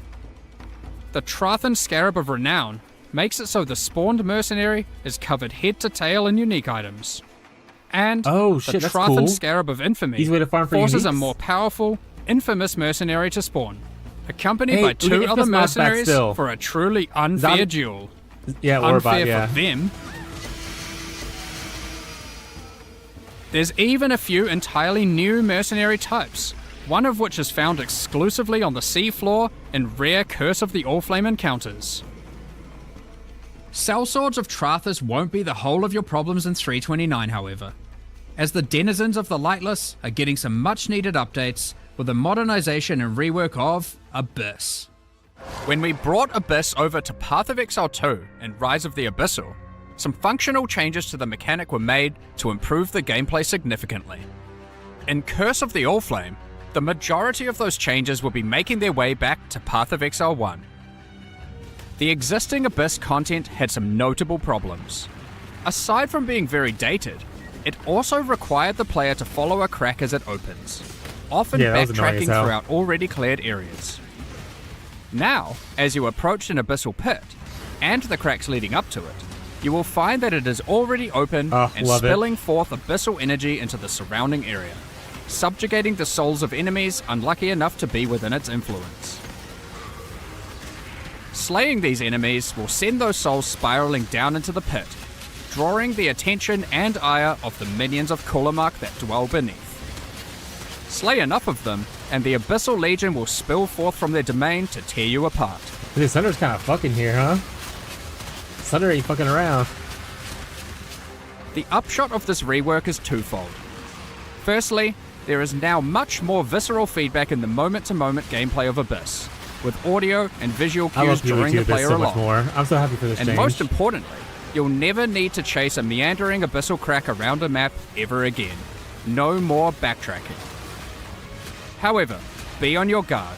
The abyssal minions of Kulamark have some different tricks up their sleeves in POE1, and many employ entirely different skills to those of their POE2 counterparts. To be clear, there are still some aspects of the existing abyssal system that we will be keeping. Abyssal jewels and items with abyssal sockets will remain. Okay. In fact, we have given Abyss a similar treatment to what we did with Dell fossils in our last release, moving abyssal rewards out of other areas of the game to make Abyss Oh, the shit. exclusive source of abyssal jewels and Stygian vices. This will also come with a complete refresh of Abyssal Scarabs and Atlas passive tree investment, I like with some that they're truly making things dangerous and be wild unique new to, ways to mechanics. take on the Lightless Hordes. outside of like new leagues that are active. I don't Lastly, mind new for leagues that are active. Abyss, but Utilizing definitely some, not stuff from least, other leagues. Abyss is bringing But I an don't think, like, you entirely know, new Heist should in-game have, pinnacle boss breach stuff, with that its kind of own thing. set of brand new unique items. This boss has a very unique way of accessing it. What does this eyeball do? Good luck figuring this one out. What do you mean? Let's good luck? move on to our next league being reworked. What do you mean by Legion. that? Okay, Every like TLI? league should have Yeah. distinct and interesting rewards that are exclusively available from that mechanic. This allows players to specialize in certain corners of the game, rewarding those who engage with a given mechanic. Legion is next on our list to receive this treatment. Despite having a unique I combat hate mechanic, Legion, so- we felt Legion didn't have interesting exclusive rewards outside of Timeless Jewels. While That's correct. Incubators were technically exclusive to Legion, they effectively granted the same rewards that you could get elsewhere. So, And they're what not are we being doing used. about it? Please Firstly, remove incubators are incubators. being removed. Oh, thank No God. longer will you have to remember to apply incubators to all your equipment every few maps. Instead, we will be adding a new type of reward exclusive to Legion, vestigial unique items. Legion generals and maps will have a chance to drop a new type of currency item, enshrouding crystals. These can be Is this the used on your unique upgrade? armors. You can then take the What? enshrouded item to the domain of Timeless Conflict, which might look a little bit different to what you remember. A giant crystal emerges from the center of the domain, and there appears to be some sort of entity trapped inside, potentially the reason that these armies are engaged in eternal conflict. At the base of the crystal are a number of smaller crystals. Clicking on one allows us to place our enshrouded item inside. As we then kill monsters in the domain of Timeless Conflict, our gloves within the Is it gonna crystal upgrade begin it? to transform. And once you have killed enough, You a Legion guy? the crystal becomes am I- volatile and Should I looks play ready bow? to fracture. I wonder what will come out. Our Shaper's Touch transformed into a Malagero's Virtuosity. But now, the Malagero's Virtuosity has a trace of the original enshrouded item bestowed upon it, in the form It takes a of a random thing vestigial for the implicit item? modifier. That's As so you can fucking see, cool. enshrouding crystals allow you to transfer powerful modifiers from one unique That's item so onto fucking another. cool. Here are some more examples of vestigial unique items. Helmets, boots, Did it steal Headhunter? gloves, shields, Oh, the Aegis one equipped And on it. body oh my armors. God, that's so physical as fire. In on addition that to lightning vestigial coil? items, they are That's also so making a fucking number of cool. small All improvements right, to so now I Legion. have to do Legion. You no longer need to kill every last monster to begin the Legion encounter. Breaking out all the key monsters, Something's gonna break? chests, It's gonna and be the awesome. majority of monsters A will little be lag enough there. to start the combat automatically. No more cheeky single monster hiding in the corner, preventing your encounter from starting. Legion monsters drop fewer splinters, but in larger stack sizes, resulting in fewer clicks in each encounter. Unrelenting Timeless emblems have been removed, with regular Timeless emblems absorbing many of their effects, causing the domain of Timeless Conflict to become harder, but more rewarding as you kill monsters. Your reward progress in the domain is now tracked by charging up these small purple crystals, rather than flooding your screen with hundreds of reward icons. The rewards are still the God. same, just not obscuring your screen with symbols. Talismans were introduced back in 2015, A Talisman but sign over the removed. years they've been long neglected and lack a meaningful place or purpose. We are making a number of changes to bring talismans back to relevance. Firstly, talismans are now exclusive rewards from Bestiary. Ooh. Every red beast has a chance to drop a talisman specific to that beast. Oh, what the fuck? Okay, wait, For hold example, the Krashik Croaker can drop the Croaker Talisman. What Plus makes one these all talismans skills? special? Well, you'll notice a couple of changes compared to on. It's old not corrupted. talismans. It's not Firstly, corrupted. talismans no longer drop corrupted, Okay, making them talismans are far back. easier to craft once you find one. Talismans Secondly, are back, chat. the special modifiers on talismans are now enchantments, rather than implicits. This means they compete with blight anointments, Oh, they can't allowing be their blight anointed, effects to be though. significally more powerful than before. Still, plus Here that's a are plus a one few over most more blight examples things. of new talismans. Oh, Talisman unique items have all been improved, and now have a chance to drop from all bestiary bosses. Check out the new Eyes of the Great Wolf Talisman, which has some crazy possibilities. Oh no. So that is this everything league's covering the new insane. and reworked I mean, League not a week mechanics in off, chat, 329. yeah. Now, that's already quite a lot of in-game content, with mercenaries returning, an upgraded Abyss, Legion's new reward mechanic, and of course, everything the Curse of the Oriflame League has to offer. But even with all of that, we're not done. Because what about the Atlas itself? Given Zana's actions to try and destroy it in the last 2 expansions. Zana's actions are causing the Atlas to are we getting become that part of the ever story? more destabilized. Strange locations have begun to manifest on the Atlas, Oh, many shit. of which seem to be bleeding over from familiar places in Rayclast. Kerak has labelled these as anomalies. When you complete maps affected by a Voidstone, there is a chance that when you next open your Atlas, an anomaly may manifest. Like this one, the Mana Foyer. Like regular maps on the Atlas, you can select them at your map device, but unlike regular maps, these don't require an item to enter.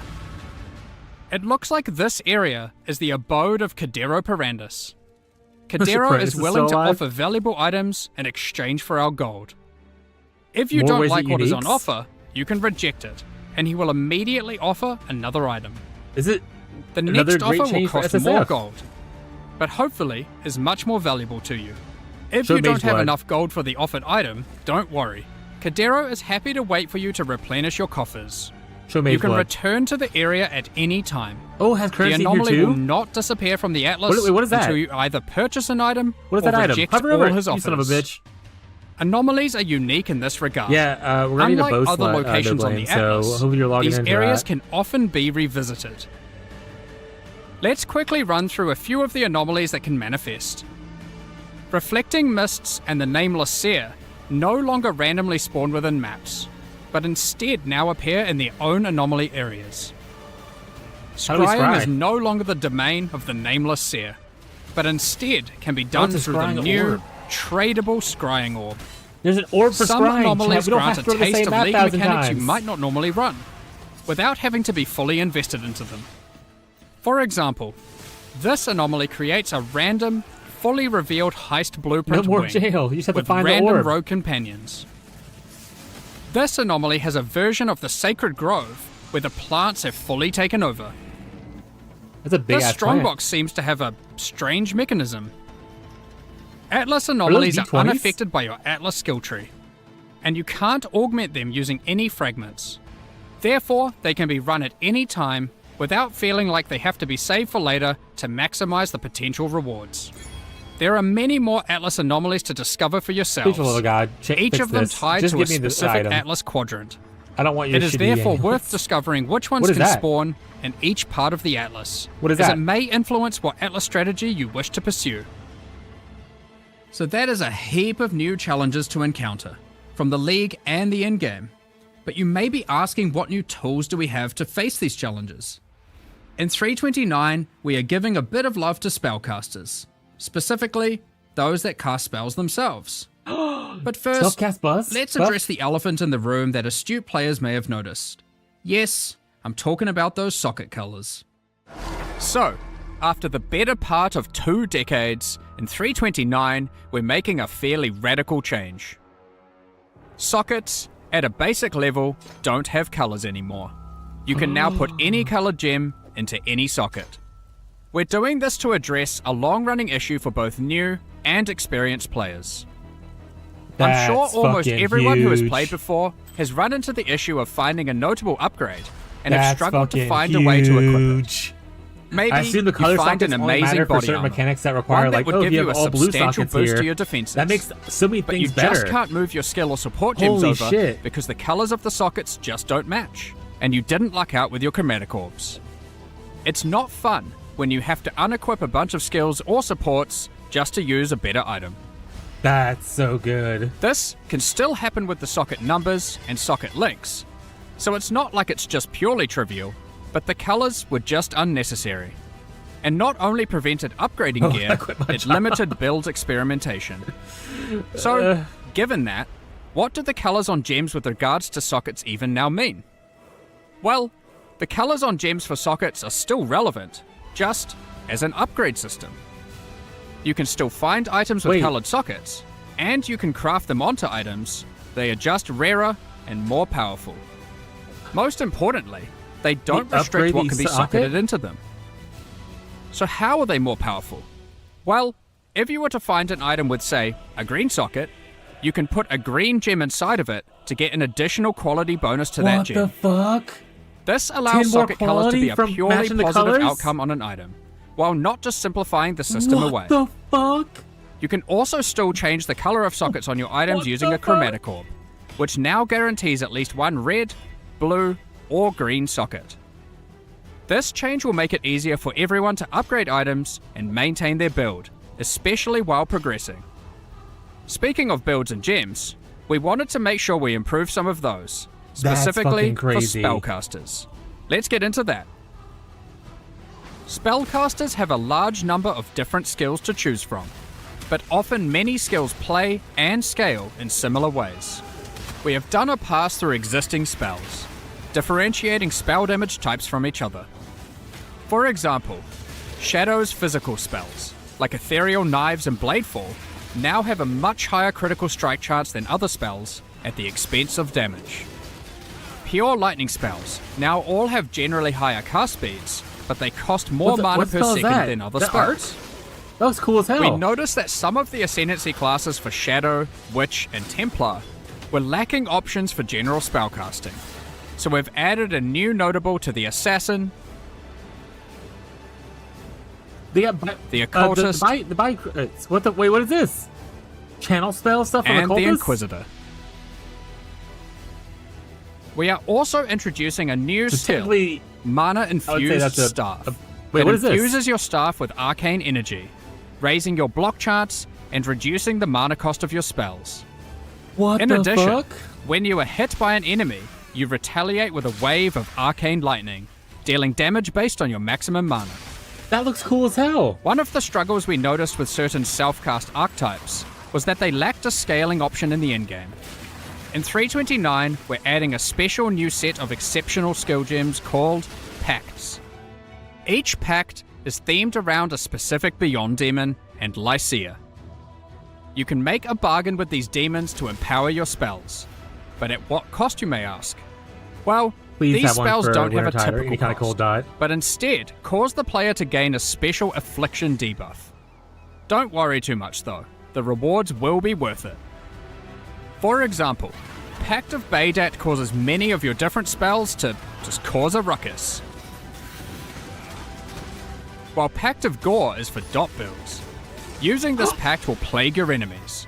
Just cast it and watch everything around you melt. That's more damage over I time and wonder power. what That's Pact more. of Lycia and Pact of Katash do. We won't go into the specifics of all the balance changes we Chaos are Dot making and Cold here, Dot both got buffed but just there now. are many more caster improvements, including buffs to specific spells and supports, buffs to caster unique items, as well as more and better ways to solve mana. Check out the patch notes later for all the details. Next up, we're going to be talking about the new supporter packs for Curse of the Allflame. Today, we're launching two new Yeah, series of Bureaucrat's supporter actually packs, pretty lit up if I actually the went and did Plague it. and Remedis packs. Each tier contains the pack's full face value in points, alongside several exclusive Plague's vibe so far. microtransactions. As always, the microtransactions in these packs are purely cosmetic and do not affect your character's power or progression in any way. It affects my joy. The Plague series of supporter packs contains 7 exclusive microtransactions. Equipping the Plague weapon skin replaces the default appearance of your staff, sword, mace, or shield with a weapon that has been submerged in corrosive toxins. That's kind of cool. It looks like The you Plague found it Rat under the water. Pet is the result of a nefarious experiment. When a unique enemy is nearby, it faints as Yeah, a I haven't bought a defensive pack in a while mechanism either. to protect its fragile body so it can continue to spread disease. The metal what of you the meant. Plague Bearer armor set has corroded, and the cloth has begun to disintegrate from being exposed to such toxic elements. It includes the Plague Bearer back attachment, which spreads disease across the ground in town areas, maximizing the Oh, chance shit. of infection. A diseased swarm infects your weapon when using the Plague Bearer weapon effect. Use it alongside the Erupting Pustule's rare finisher effect to spread vile and devastating disease to monsters you kill. Activating the Plague Wraith map device Ooh, causes the that's plagued creepy as energy to fuck. flow from the chained being. Given the goal of spreading such illness is to end the lives of as many as possible, the map device tracks kills in kind, showing you the number of enemies killed in each map, Yeah, it's very sorted 40K, by yeah. rarity. Feel free to even pin the count of enemies slain in a map to the leaderboard at your leisure. Pair it with the putrefying portal to fully immerse yourself in the Plague Propagator experience. That's so many P words. Both the map device and the portal emit such a potent putrefaction that even the birds flying overhead cannot survive, as they plummet to the ground around it. The Remedis Pack series also contains 7 exclusive chocobo. microtransactions. The Remedis weapon skin changes the appearance of your staff, wand, scepter, or shield, with relics once used by the Order of the Remedis Knights against the plague.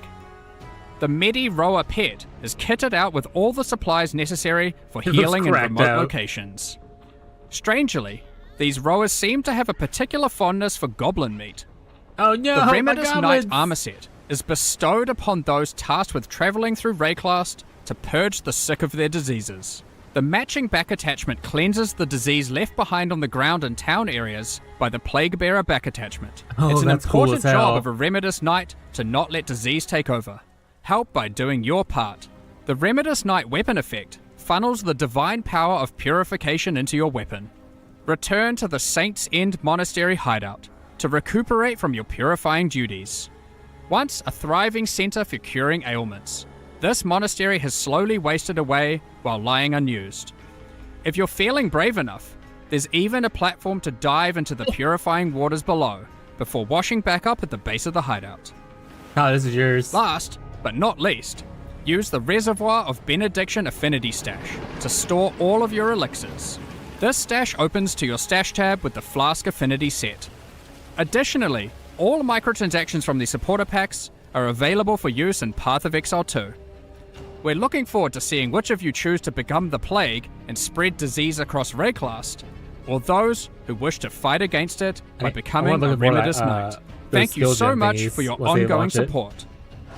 We're just about to start the Q&A with Ziggy D. Afterwards, we'll post the full patch notes for Path of Exile, Curse of the Allflame, at 11 AM New Zealand time, 4 PM Pacific. With release at the end of next week, our community team will be posting crucial information you'll need for the release. Keep an eye on the news. Is there already a page for like where they're collecting the info at?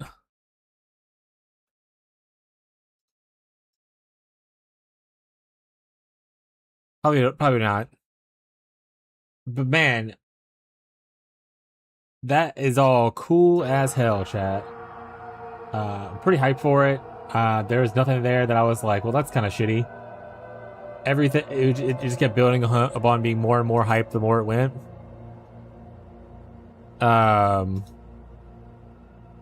Huge. I'm very excited. I think I'm just gonna play. I think I'm just gonna play Cold Dot. Did you do a lot of bingo slots? Oh, let's we can fill that out for, real quick. Let's go with red.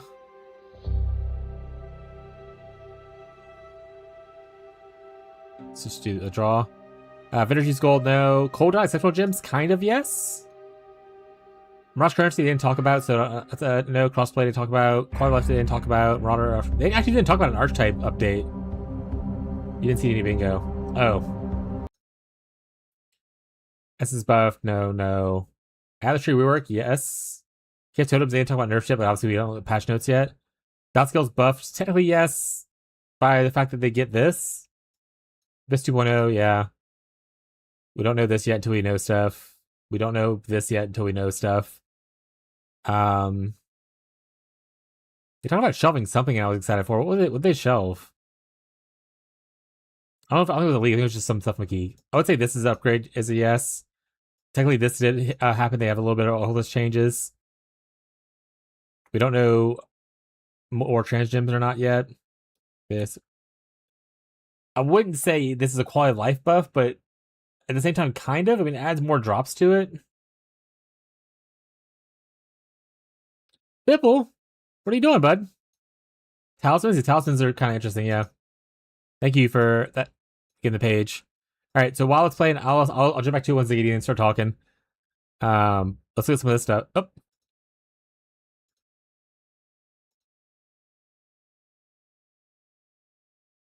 It's a little bit cozier here than usual. We have game director Mark Roberts, along with lead game designers on Path of Exile 1, Octavian and Andrew. And Andrew, welcome. This is your first time joining us on Q&A. It's good to have you here.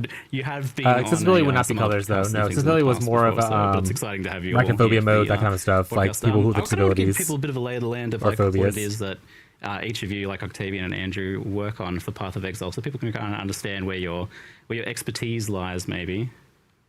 Yeah, so for Path of Exile 1, I've been working on it for like primarily for quite a few years now. And typically I'll dip my hands into everything and related to the expansion. However, in the last few expansions, Chris has been handling the majority of the league stuff, and I typically handle most of the other bits and bobs. So yeah, for example, in this one, things like Mercenary and Legion and the balance, I would have had a hand in. Yeah, and you certainly did a lot on the balance side of things. It looks like you did 150 skills or something. When the patch notes come out, you'll see the changes there. So, I mean, the socket thing is huge because even if you get the natural sockets you need, and what about for you? That means you get like 10 quality on some stuff while in campaign. Like 10 quality on Wintertide brand is huge. You know, Mercenaries, Mirage, and now Curse of the Allflame. I've been, you know, sort of leading the design on the league mechanic itself. And they told them I would play 2 weeks to a month, but with Legion and other stuff in the game going, I've lost some time. So you can blame me if he kills yeah, you. I'll probably play the whole 2 months. I mean, POE2 doesn't even come out. A bunch of new uniques. So probably at least 2 months in POE1 for me, I would imagine. That'll be in the patch because that's a pet project of mine. I really like transfigured skills, and probably some other stuff I'm forgetting. But yeah, I mean, mostly the league this time. It's a chunky one. Yeah. I mean, that was where I was originally planning on starting, was like talking about Curse of the Allflame, where we collect chat's questions and then dive into some of the other things, Mirage, Abyss, Legion, balance, crafting. There's a lot of things to talk about today. But obviously the biggest news is the socket color change. It's the one everyone kind of seems to want to know about from what I've seen. It's a weird one because it's such a long-standing tradition, and there is like, I felt like the initial I feel like I should be mad or something, but I was like, but I'm not. I'm curious, like, how did this one come about after being unchanged for so long? We actually discussed this change on Mirage launch day. So okay, often on just to give some history to it. So on launch day, when there isn't a burning fire, nice. We're all sitting there designing, like, okay, what are we doing next? What are we starting on Monday? Like, I know people think we have a long plan ahead. We don't. Launch day is when we design the next set of content. And a thing that we decided is we worry the message now is that POE2 is for the new audience and POE1 is for the existing audience only. And it is obviously for the existing audience, like, obviously. But we also want to make sure we're bringing in new players. And we want to make sure that I think a lot of changes help encourage people to play POE1 as well. It's only I think got it's one cool. way to go, right?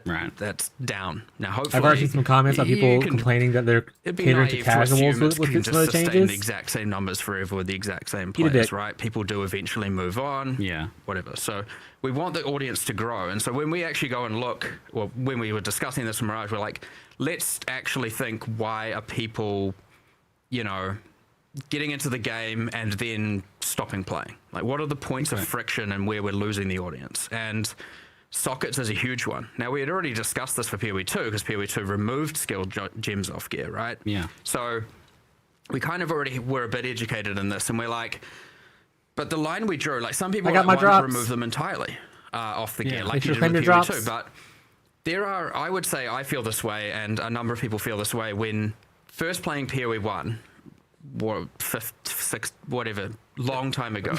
A decade and a half ago. There were 2 things about the game that really caught me and my group of friends and propagated along, and maybe you guys feel the same way, I'm not sure, which was, I opened the passive tree and fell in love, and I also was like, holy, skills are in your gear and the links are in your gear. That is like, that's awesome. That's so, the innovation behind that is so cool.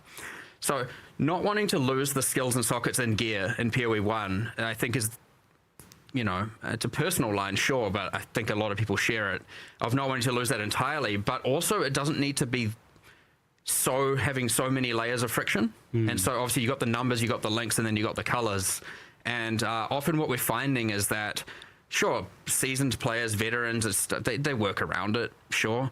But, or honestly, they don't even necessarily, I talk about the gear upgrades, sometimes you don't even need the gear upgrades. You know, you can just, once you know what you're doing, you know what you're doing. So Dialis has already where you early game who are struggling, who are trying to get those like gear quality upgrades, just for can't, one of the colors, right? Often it's because of the colors. So if you match the Dialis colors with that color, you like we want to 20 extra quality. Remove that friction, but also we don't want to just like simplify it down to nothing, because we still want in-game players to have an access of itemization that's important. And so we're like, we still want the colors to come in. We still want it to be important for upgrading your gear. We want it to be a chase end-game thing players can do. And we honestly think that this hits both of those, and it now allows a lot of people to get into the game easier, make upgrades of their gear without going, I don't know what to do. Like my gear's been the same since level 3. Because I can't replace this, or like one piece of gear or another piece of gear. 60 quality on something, chat. Because they don't want to break their links or their skills or their support. So yeah, honestly, that's where it came about. And but the broader discussion is like, we need to get people in the door. We need to get people to stop quitting. And we need to have like when they get overwhelmed and they're like, I don't know what to do. It feels complicated, and this was part of that. So, you know, I wouldn't expect this to be the last change along that axis of us going, let's remove these barriers of entry. You know, in the future we want to make more. But yeah, honestly, I think, you know, generally speaking, almost everyone internally has been pretty positive. But everyone has that, whoa, you're changing this sacred thing. And even we had it. When we were in the room, we're like, oh, are we doing this? Are we allowed to do this? Like, do we need to... You know, like, hold on, do we need to like call a council of the founders here? Like, do we, what are we supposed to do here? Like, well, I kind of heard that basically did happen. Yeah. Like, you guys called around to some of the other people. Yes, we did, yes. Yeah. So it was, even we were like, are we allowed? But then also I think it is really important that we can reassess these fundamentals and actually go and say, no, this needs to change. Now, hopefully it's amazing, and hopefully everyone finds it to have less friction and late game get better itemization and all of that. But you know, these things, if they don't quite land, we're always just going to make another iteration and change it. That's what we do. I was like, so I've done a playthrough of the campaign while here, and I with this in particular, because I had that feeling like, oh, it's so sacred and so ancient. I feel like I was coming at it from an angle of being hypercritical, looking for any potential issues with it, but it felt like it was just so much easier to change gear and sort my gear around. It's literally only upside. There's literally no downside to it. New players, but I see this as like a huge win for long-term players, because playing a game for over a decade, you start to notice these kind of points of exhaustion is kind of what I think of them as, where you're like, oh, this just grinds me down a little bit each league. That is something I did. It was intended for a newer audience, but 100% all the feedback from Alpha, from internal, you know, our designers and QA generally has been like, hell yeah. It just makes the campaign smoother. I'm using a greater variety of gear. I'm upgrading my gear more often. It feels good. And the quality one surprised me a bit, because that is actually like you don't usually interact with quality at all in the campaign. You're not going to get any GCPs until end game, right? But that I was actually kind of looking at the quality on my gems, and you know, I was like, oh, this really benefits from that. I'm getting an extra spark on my spark. It has to be on the Atlas, right? Because Mario is still usable in standard, so it has to still be on the Atlas. Getting one socket color here and there, so I imagine like a meaningful thing. Maybe you can farm it still. It'd be cool. It worked out really nicely as an axis for still rewarding getting, you know, some of the correct colors. Yeah. Because quality innately is much more powerful on your active skill than it is your support gem. Yeah. So it's kind of okay if you only have a few of the colors, because you put your strongest skill in the you know, you put your strongest gem in your links, which is your active skill, into the color that it matches.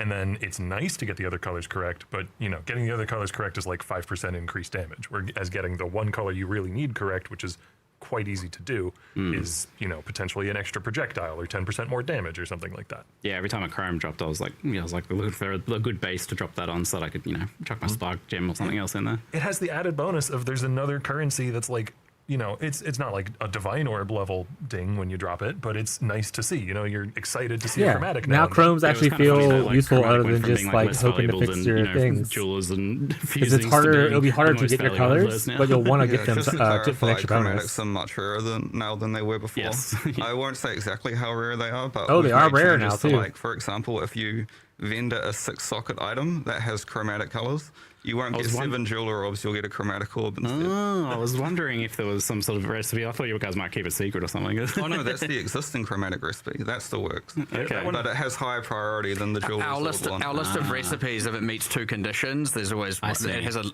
order of precedence. So we moved the chromatic above the Because jewelers. it's more valuable Yes, now. I see. That makes sense. Did you guys have to mess with quality at all now that there's going to be kind of 30% is just going to be somewhat wildly available now?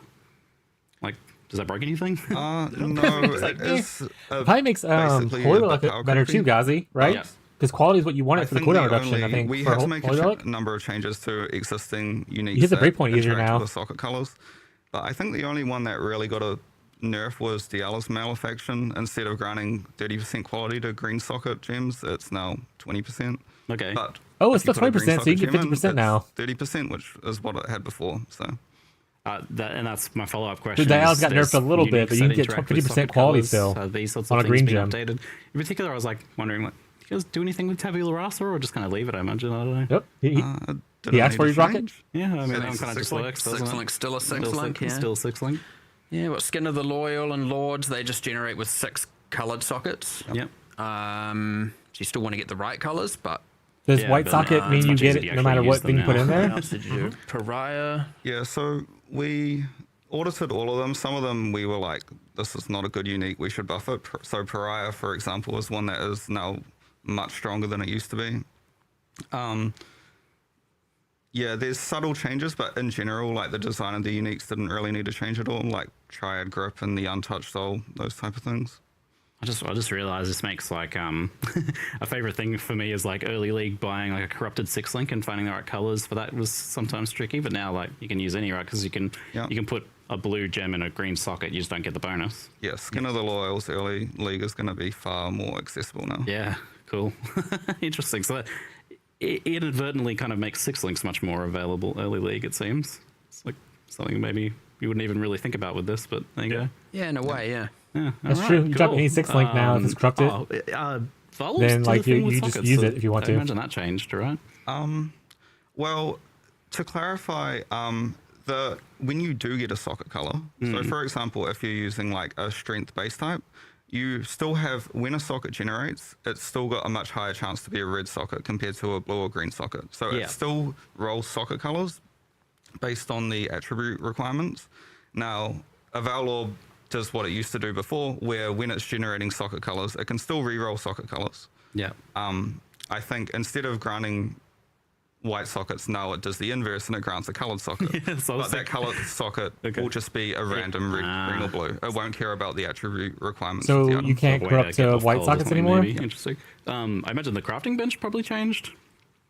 But then again, with chromes being more expensive, maybe it didn't need to. So a chromatic orb guarantees a colored socket, Yeah. but we also have crafting bench options which guarantee 2 colored sockets and guarantee 3 colored sockets. But for varying amounts of chromatic orbs. I can't remember the exact And now numbers. that they're going to be much more valuable as well, that makes sense. It almost kind of solves itself there. I Oh, can't super visualize interesting. what that I look means in my forward to head. seeing I'll have to how wait and see people what feel about happens. that after they've had a chance to White play sockets around are with the it. default now. So I'm positive. My impressions of that have been pretty positive so far. But they don't give you any benefit. If anything, Only the like, colored I sockets guess give you if there's benefit. any negative I could probably nitpick about it, it seems that maybe like it removes some of the identity you, Rocket. from those items, mostly more in the campaign where you're not seeing their colors come up all that often. So like armor, energy shield thing is not necessarily as distinct from an invasion thing since you can change them around a lot more. Was that something you guys were worried about at all with this? Not really. You think they A get little enough of bit. their identity I from understand their that it is, especially from the visuals. Yeah.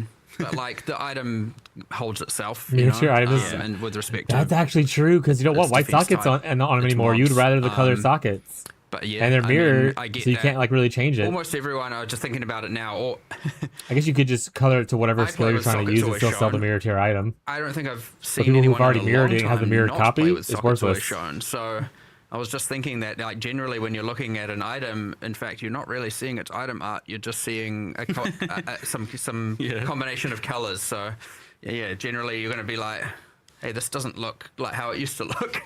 Standard examples, chat. I would honestly say that that doesn't need to be part of it. So it shouldn't need to be part of its identity. Nice. Even though I get that it will feel that way, for sure. Well, I know this was the main change for this expansion, but on the side, in your spare time between working on Socket Colors, obviously you made this thing called Curse of the Orflame. This is a pretty unique and I think delightfully goofy mechanic. It's definitely a weird one. At first I thought, it's delve but moist, but then that seems to be oversimplifying it a little bit.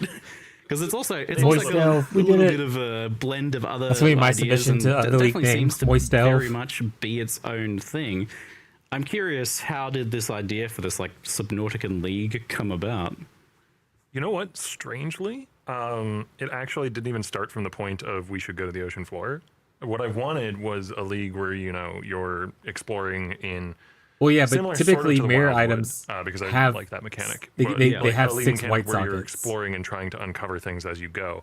And it was originally going And to now be, white I sockets believe, won't give you the benefit of the bestiary extra quality adjacent, where that it was color gonna be sockets in, would. like, And the if spirit you have a realm mirrored where all item, the you can't change it bestiary bosses afterwards. are, and you're like clearing spirit fog. So the people holding the But item that was gets not a mirrored thing can change that it. we had But people who've nearly already mirrored the assets item to can't change be their able to pull copy. off nearly as well as like an ocean themed league, because you can go look at half the monsters in the game that pre-existed and they're on the coast or they're near the shore or they're on an island, and therefore it's crabs and horrible squid creatures and starfish and all that. And so it just made a lot more sense to go with an ocean themed league, and from there everything just kind of exploded into being. Yeah, a lot of that also inspiring. Like the same mechanic can often be applied to many different themes in different ways, and so a huge part of the win there, he's talking about ocean biome assets, creatures. Well, we had just done Act 4, right? So and POE2, so all of a sudden we have islands and sea creatures and everything there, and it's like, okay, well, we like to reuse stuff and port it back and so we get to use all the modern art.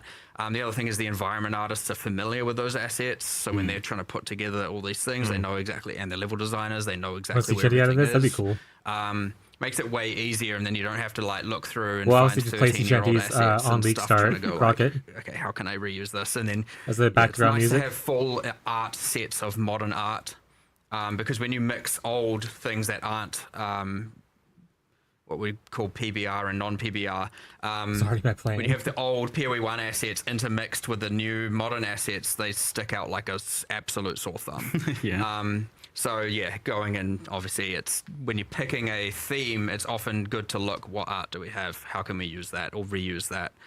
Because then you get to make a hell of a lot more content for significantly less cost. So that's kind of what helped inspire it, because we also like, I was like, and he doesn't necessarily know what's being made for POE2, and that's like where I'm kind of the bridge, and I'm like, yeah, because you're fully on POE1. Yes. Yep. and he's like, well, what monsters? And I'm like, oh, well, let me give you that. And it was just like massive list. I'm like, go to this area, go to this area, go to this area, any of these will work. Big starfish and all that stuff, and so Sea otters. yeah. I love otters. So, Yeah, The otters so, definitely caught me by surprise. we had a task that we hadn't finished called Demon Otter. Yeah. You didn't even point me at that. I went and found that one. Yeah. I felt slightly bad blowing up the otters. They're kind of cute. Well, you Little- can get one as a pet from nice. the upcoming mystery There you box. go. I feel like I'm like, how did you find that? Are you just going into our issue tracker and typing otter every 3 days and like waiting for something to appear? It's like, I refresh the issue tracker at the start of each day because I'm curious what's being worked on, and I saw otter like years ago, Control F otter. and it stuck in my head. He's got a script that just checks for him every day and alerts him, pings in the moment it goes in. Hundreds of these things getting made per day. It's like kind of to just know to search for that is like really weird. So I don't know. I'm sus. So, I mean, so you had some assets for it, but also like if you'd done the Wildwood Einhari sort of thing, that sounds cool, but it wouldn't have been quite as unique as this. I think I don't think we haven't had this like exploring the ocean floor thing before. I got a question for you. Sure. Is this a real boat league? I was wondering, yeah, because like you go into a boat, but We're not like what makes a boat league? Do you have to be? Does it just have to have a boat in it? Because that's a pretty low bar. You have to be at ocean. Do you have to be fighting on- I think some people draw the line at sailing. I think it has to be moving. I think you have to. I think Fishing? They would say. Hold on, We'll get to that in a second. Oh, you're rolling. I think that a true boat league to some people is one that must induce seasickness. That's, As in with like that's your line. screen wobble and like. That is not what I thought you would We have say. not done that this week. To be clear. Thank you for not doing that. I feel like the true boat league has to have combat on a boat. We're gonna have some boarding actions or something, like some boat to boat cannons and Noted. blowing up. Third axis, yeah. Is it a town area? I guess you can't like spawn specters or anything. And In the Deepwater hub. Yeah. Sorry, Deepwater was the working name. In the Curse of the All Flame hub area on the Sovereign. You is can the drop name of the items ship. on the floor on the boat. It so, is technically a combat area, so you Yeah. could, in theory. spawn specters there if you wanted to. Shoot projectiles out to sea. Yeah. I guess you can. I guess. Sorry, all right, but it was mentioned though, like, does this also count? The same question could be asked of fishing. Does this count as fishing if you're on the ocean floor killing fish? Does that count as fishing? And does this tread on the toes of the existing fishing mechanics, obviously, as well? You would have had to have considered that. Did you confer with the fishing team when you were? I think that going down and killing fish is not fishing. I think that's. but what if you're holding a spear though? Oh, but we don't have spears, so it doesn't matter. Perfect. Problem solved. So you're basically saying like dynamite fishing doesn't count as fishing. We don't have spears in POE1. Cheating. It is important for us to clear up this because, like, we need to always be just almost delivering boat leagues, but not quite delivering boat leagues. So I just wanted to make sure we succeeded in Just our, edging the in our boat goals. league. There's this like grand plot of stringing along the PoE community for as long as possible for a boat league. Is like, That's true. When I pitched the retheme, Mark was very cautious. You know, like, oh, we don't want to give him too much. We got to keep him coming back for the next potential boat league. I see what's going on here. Yeah, it's like there's this tick box of league must have boat, and then indented boat must not move. You know, Boat has to be stationary. Anyway, so this is a pretty big change from Mirage, which was in map and heavily intersected with like all of the existing mechanics. This is a complete opposite. This is a mostly out of map mechanic, and it's not required for you to understand how it intersects with other mechanics. Is it? I imagine there's like a good reason to kind of like alternate between the two almost as well. yeah. So one of the benefits of Curse of the All Flame is that it's a very straightforward theme to understand. It's something that, you know, you don't really need to have a lot of grounding in the all of the minutia of Path of Exile to be able to understand, ooh, go to ocean floor and find treasure in a submersible. That's just a cool concept, whether you are, you know, a PoE veteran or not. And it's also just kind of me liking to jump between things and work on very different concepts. Like, you know, I can't say any specifics, but we already do have a very rough plan for what 3.30 will be, and it's going to go in a completely different direction as well. So I don't know. I just have a lot of ideas that go all over the place, and I Good. Good. we like to alternate these things, right? Yeah. Like often out of league, out of map leagues are, you know, they have room to be a bit more immersive. They have there's a whole world there. Yeah. You know, integrating things into map constrains what they can be. Right? Yeah. Like having true. a pocket of ocean in a desert is it's a bit weird, you know, like so certain things can work, certain things can't. I That's mean, fair. in the same sense that kind of having a desert as Mirage in an oceany biome can feel more like a forest biome can feel a bit weird, you know, like it allows you to create a more immersive world. Submersive world. I see what you did. Submersive, Yeah. immersive. I don't know. I'm silly. Andrew PTSD has been added to There chat. are some lessons that have been taken from previous like out of league mechanics, where obviously the You biggest help one on a is that the Powerball Atlas raid? tree is this method of investment that can, you know, lead to I'd in move Atlas this. Does it content move for being you able to be guys? juiced to the gills, so to speak. Yeah. And we need a let me system go help that's you know, at least real quick. in what's the word I'm looking for here? An analog to that. Yeah. And that's kind of the voyage system, which we can get into in specifics a little bit later. But it's got multiple axes through which you can juice the content that you're doing to get, you know, some quite rewarding voyages. And it's kind of meant to be the one-to-one allegory to that. Sorry, analog. Yes, yeah. That was going to be one of my follow-up questions. Is because you have so many like axes to juice things in maps. How do you make sure that something like this has like a nice long tail to it? That is something you can get as invested in. So this has like some nice ways for you to be able to juice it. And I mean, one of the other things is we have much more gradation in the level scaling. This is maybe getting too into the weeds, but like the mods that can roll on charts. Yeah. There's a whole tier of the highest tier of rewarding mods that can only show up on I-83, I-84 charts. Oh, okay, cool. So if you are at the end game, then you get access to like even more rewarding, both charting and voyaging. And then there's some border mods that can only roll at the super high levels as well. And then, those border mods can amplify with the chart mods, can amplify with the adjacency mods, can amplify with the chart locations, which I'm getting too into the weeds now because we haven't really discussed any of that. But I like, I'm a POE1 player at heart. I like lots of axes that all intersect and overlap and turn into a crazy encounter. Yep. And when you make something like this that is out of maps, there is like, I feel like you guys expect and fully kind of know ahead of time that, this is going to be more divisive than something that is in maps typically, right? Like this is something that is for the players that are going to love it, is kind of the way that I view it. It's like some people are going to be like, oh, this is my life now, like the people who just delve every league. So I imagine then how does that kind of like shape the design of this? Like, I imagine you're like able to take more risks or something with it, be a bit more crazy with it to try and suit that? I wouldn't say necessarily. Honestly, the way it generally comes apart is we're just like, that sounds like a cool idea, let's go with it. We don't really even think about the like overall risk and reward. Like we just imagine a lot of like, we would enjoy it. We imagine a lot of people would enjoy it. And yes, we definitely understand it's going to be more divisive. And that's why we make sure we alternate these types of leagues, or at least we thoroughly try to. And as said, 330 will be an in-area mechanic in map. One of the other things that I'm definitely making sure is the case in 330 is there will not be a loading screen to do the league mechanic. I like Mirage, I like Allflame, but they have both now, to go to the hub area for Allflame, you need a loading screen because obviously it's out of map. And then Mirage needed one too, which was unfortunate. To be clear, charts are fully tradable. Yep. You don't have to run them. Tradable. You just stockpile them. If I don't play in trade. Like you can do days of mapping and then go do days of charting.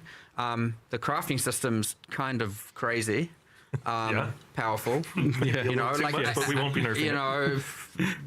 A way that it can be thought about as you get in Hinakura's locks. Yes. Why do you have to put it like that? You make me nervous. Because that's what it is. So there is a very, very strong motivation to do it. And hopefully people were like, hell yeah, feels good doing it because of that. But we like to, even when we do out of area, in this case, it's not like you find it, you have to do it. You can find it, you run it later at your leisure, right? So you don't have to break your mapping flow all the time. Get the chart, move on, map, and then maybe start the next day with, let me go do a bunch of charts, do a bunch of voyages, right? Like, that's fully at your leisure. You can, that's generally how people play, and it's generally how I play. At Alpha, we're seeing the same thing. It's like, just... you have those people who might want to chart as they find them. You might have people who are like, okay, get to end of Act 1, do a bunch, just talking about a campaign. And having the freedom to be able to do all of that is pretty critical for the out-of-area leagues, I'd say. Yeah, it seems like it's very free for you to determine your flow about how you engage with this. And for the map blasters then, who may be like, I don't really want to go do the charting and stuff too much. You see the small amounts off the screen? It has something for you in maps as well. Like, I think that's easy to miss. Yeah. I mean... obviously the bulk of the mechanic is the undersea exploration, but there are 3 different encounters you can find in maps that are what grant the charts. And importantly, I wanted each of them to feel like they were, worth engaging with, even if you didn't want the chart. Fix this stuff for Gazi real quick, and then we'll hop back off of it. Showed in the live stream. Gazi, I'm putting all the pals out. Tormented spirit that's when fun. you complete it. Can you make sure they have food? For the rest of the instance. There's a Brine Rot Pirate one, and when you complete that, you get a buff that gives you a chance for any gold you find for the rest of the instance to be duplicated when it drops. And there's the Crab Nest, and when you defeat the Crab Nest, Whenever you kill rare and unique monsters for the rest of the instance, you spawn crabs, You spawn crabs. which may not sound useful, but it's very good in Me when I Beyond spawn maps. crabs. It's a bunch of extra crabs popping out as you do it. And I mean, more monsters popping out of monsters is definitely some people's jam for sure. Crabs. Crabs. Yeah, Lots right. of crabs. Oh man, there's a crab themed unique that we're going to show hosts in a teaser that I'm really excited for people to see. I'm sorry, I'm just baiting people by bringing that up. It'll be soon. What's this thing? I got to make sure to equip the crab armor set. Oh, they broke stuff. By this link. Oh yeah, That's my- for sure. It's got to be done. Yeah, I saw some pretty cool looking uniques there, but we can leave those for your teasers and stuff Sure. because there's some pretty. You're definitely pushing what uniques can be in Path of Exile 1, I think, a bit, which is exciting to see. But I love new, you unique mentioned stuff. this the crafting system. How does the reward structure for this mechanic works outside of maps in the actual charting and voyaging? Do certain charts have like certain reward types? Are you able to target farm specific things? So again, this is another point where I wanted to make sure there were multiple axes. So there's the Dead Man's Sulfur, which is the coral green glowing stuff that's in every single chart and voyage that you do. Yep. And that's the fuel for powering the new crafting system. And that is fully tradable. So that's like the baseline. This mechanic just rewards this all the time. And then there are special charts that you can find that lead to special things on the ocean floor that can give, any number of, arbitrary rewards, whatever we decide. So there's one that just has tons of chests of currency, which I'm sure people will like. There's one that spawns, as you saw in the live stream, a new kind of mercenary that you can only get from that room. There's one that leads to the new boss of the league. There's probably a bunch that I'm forgetting. There's a dozen to 2 dozen of those at least, and we do have some that might not make it into the patch, and we would put in a week later if they don't. So there might even be more coming soon after launch. And then the third thing is there's what we call a scattered object system in the league, and this is why I'm personally really excited to play, because it scatters a bunch of predetermined random rewards, like chests of currency or a chest with a unique, or the message in a bottle that we showed. One on of the those stream that Jonathan you Exile? open, No, it just Jonathan gives Exile's you not some here. Random valuable unique, or potentially I think a reflecting mist is what we showed. Essences, strong boxes. Oh, the sound stopped. Oh, 1 second. I'll fix it for y'all. Of outcomes in there. There you And those are just scattered on the ocean floor, and they give you the feeling of exploring to try and find stuff. You're not going completely blind though. Every lantern that you place has a little indicator on it, and that indicator will point towards the nearest scattered object, the nearest reward you might want. So you know where to go to place the next lantern to find a treasure So you get chest kind or of like a little whatever. compass to try to Yep. find them. That's kind of Yeah. cool. Something different to say the Wildwood, where you just go, I'm going that way. Yeah. This one at least gives you a guidance. There, to go, Wildwood was, I I'm was gonna just find running around something if I randomly. go over here. Yeah. Now you don't know what the something is necessarily. It could be an essence monster or a strong box or a chest with a unique in it, but it will be something that you would want. It doesn't. Technically, there are also mines on the seafloor that explode when you step on them. They're not very frequent. The haven't seen lanterns any of don't point those at those. Okay. You're not getting fully I baited thought by that's what those. you're getting. I was like, they better not point at those. Yeah, you're Point applying to a some mine, just sort blow of people reward up. to get- No. Yes, some sort of reward, sweet release. As again, the comparison to Wildwood there is that it ensures a minimum. You're getting something out of it. Yeah. As long as you follow it. As opposed to like place a bunch of lanterns, you're like, I just RNG'd and got nothing. I mean, for me, it's the most addicting part of the league. Like, I love going in and, you can do a chart in like a minute, maybe 2, depending on how Yeah, fast they're your build is. really fast, They're quite yeah. quick. Yeah. And so you go in, you find 2-3 chests, and then you rush back out, and you do it again, you do it again, you do it again, and then suddenly an hour, 2 hours, 3 hours has gone by. Yeah, and I very much noted and appreciated that you did the week 1 quality of life patch before release with the auto placing of lanterns if you want. So you can manually place them, or you can just run into the water and it. That was Pop done one's down. months I'm just gonna ago. run It was into done the well water. before it released. We're trying to do that though every league. Like always Yeah. think, okay, what are people going to ask for on day 1, day 2, day 3, or week 1? What do they need? And like, let's get ahead of it and do it now. We don't catch everything, but Yeah, you can't do an Get extent, a can lot, you? Yes, but you're definitely getting better at that, though. Has it been a bit tricky to kind of get the feel of this right? Like, so you've got this thing where you're like pushing these lanterns out, and then you've got the bubble collapsing thing for the extraction as well. Like, it seems like a challenging thing to kind of get the feel for that, right? Yeah, I mean, it's had a lot of iteration. The collapsing part, I do want to specify because, you know, it's something that comes up a lot in conversations I've had with, you know, journalists and people at the office and all that. The lanterns will never start just randomly collapsing on you. Like, Yes. you know when they are going to begin to collapse because they only begin to collapse after you place your last lantern. Yeah, it's not like flares and delve. Yeah, Like so that's you a have- distinction.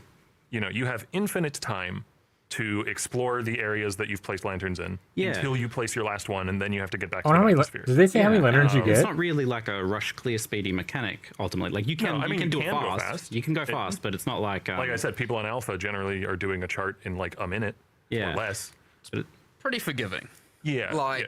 which it kind of has to be, 7, right? right? Like, Okay. if it is, if it's overwhelming for any of us, we've probably got the balance wrong because someone's going to come into the game and just be like, I don't know what to do. Like, it is a thing where, you know, rewatching the live stream, I'm like, oh yeah, I could see people being worried about just drowning all the time, No. and yeah, Drowning is not meant to be a significant part of the mechanic. If you're dying in the all flame encounters, I would hope that you're dying to the monsters yeah. and not to drowning.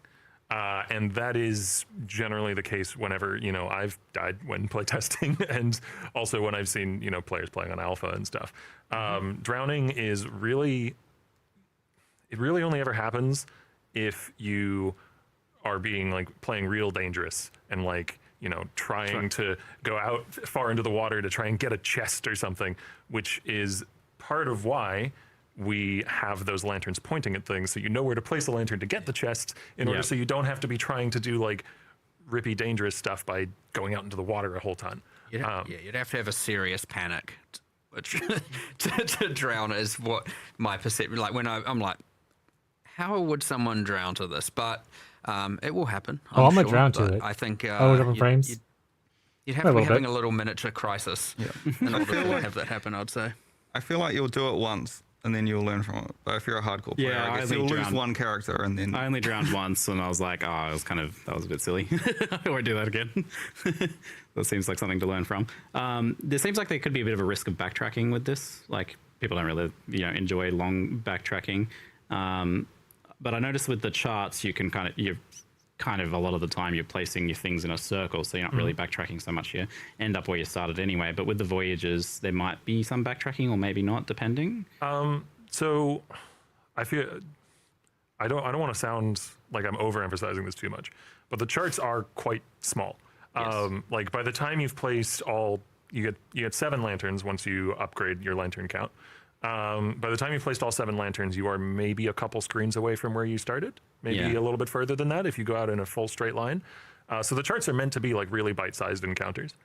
So like there is technically a small amount of backtracking there, but that is with monsters spawning as you're going back, and it's a couple screens worth. There's a big difference between combatless backtracking and just Yeah, you're fighting monsters as the bubbles are collapsing around you. It's like it's an actual kind of exciting gameplay thing, and it's not even necessarily always the case. I noticed because in the voyage sometimes you're extracting basically where you are as you're leaving. Yeah, so the voyages, they're built out of 9 different charts that you kind of stitch together, and each of them at their center has a place where you can leave. So you don't have to backtrack to where you started in a voyage. That would be insane and terrible.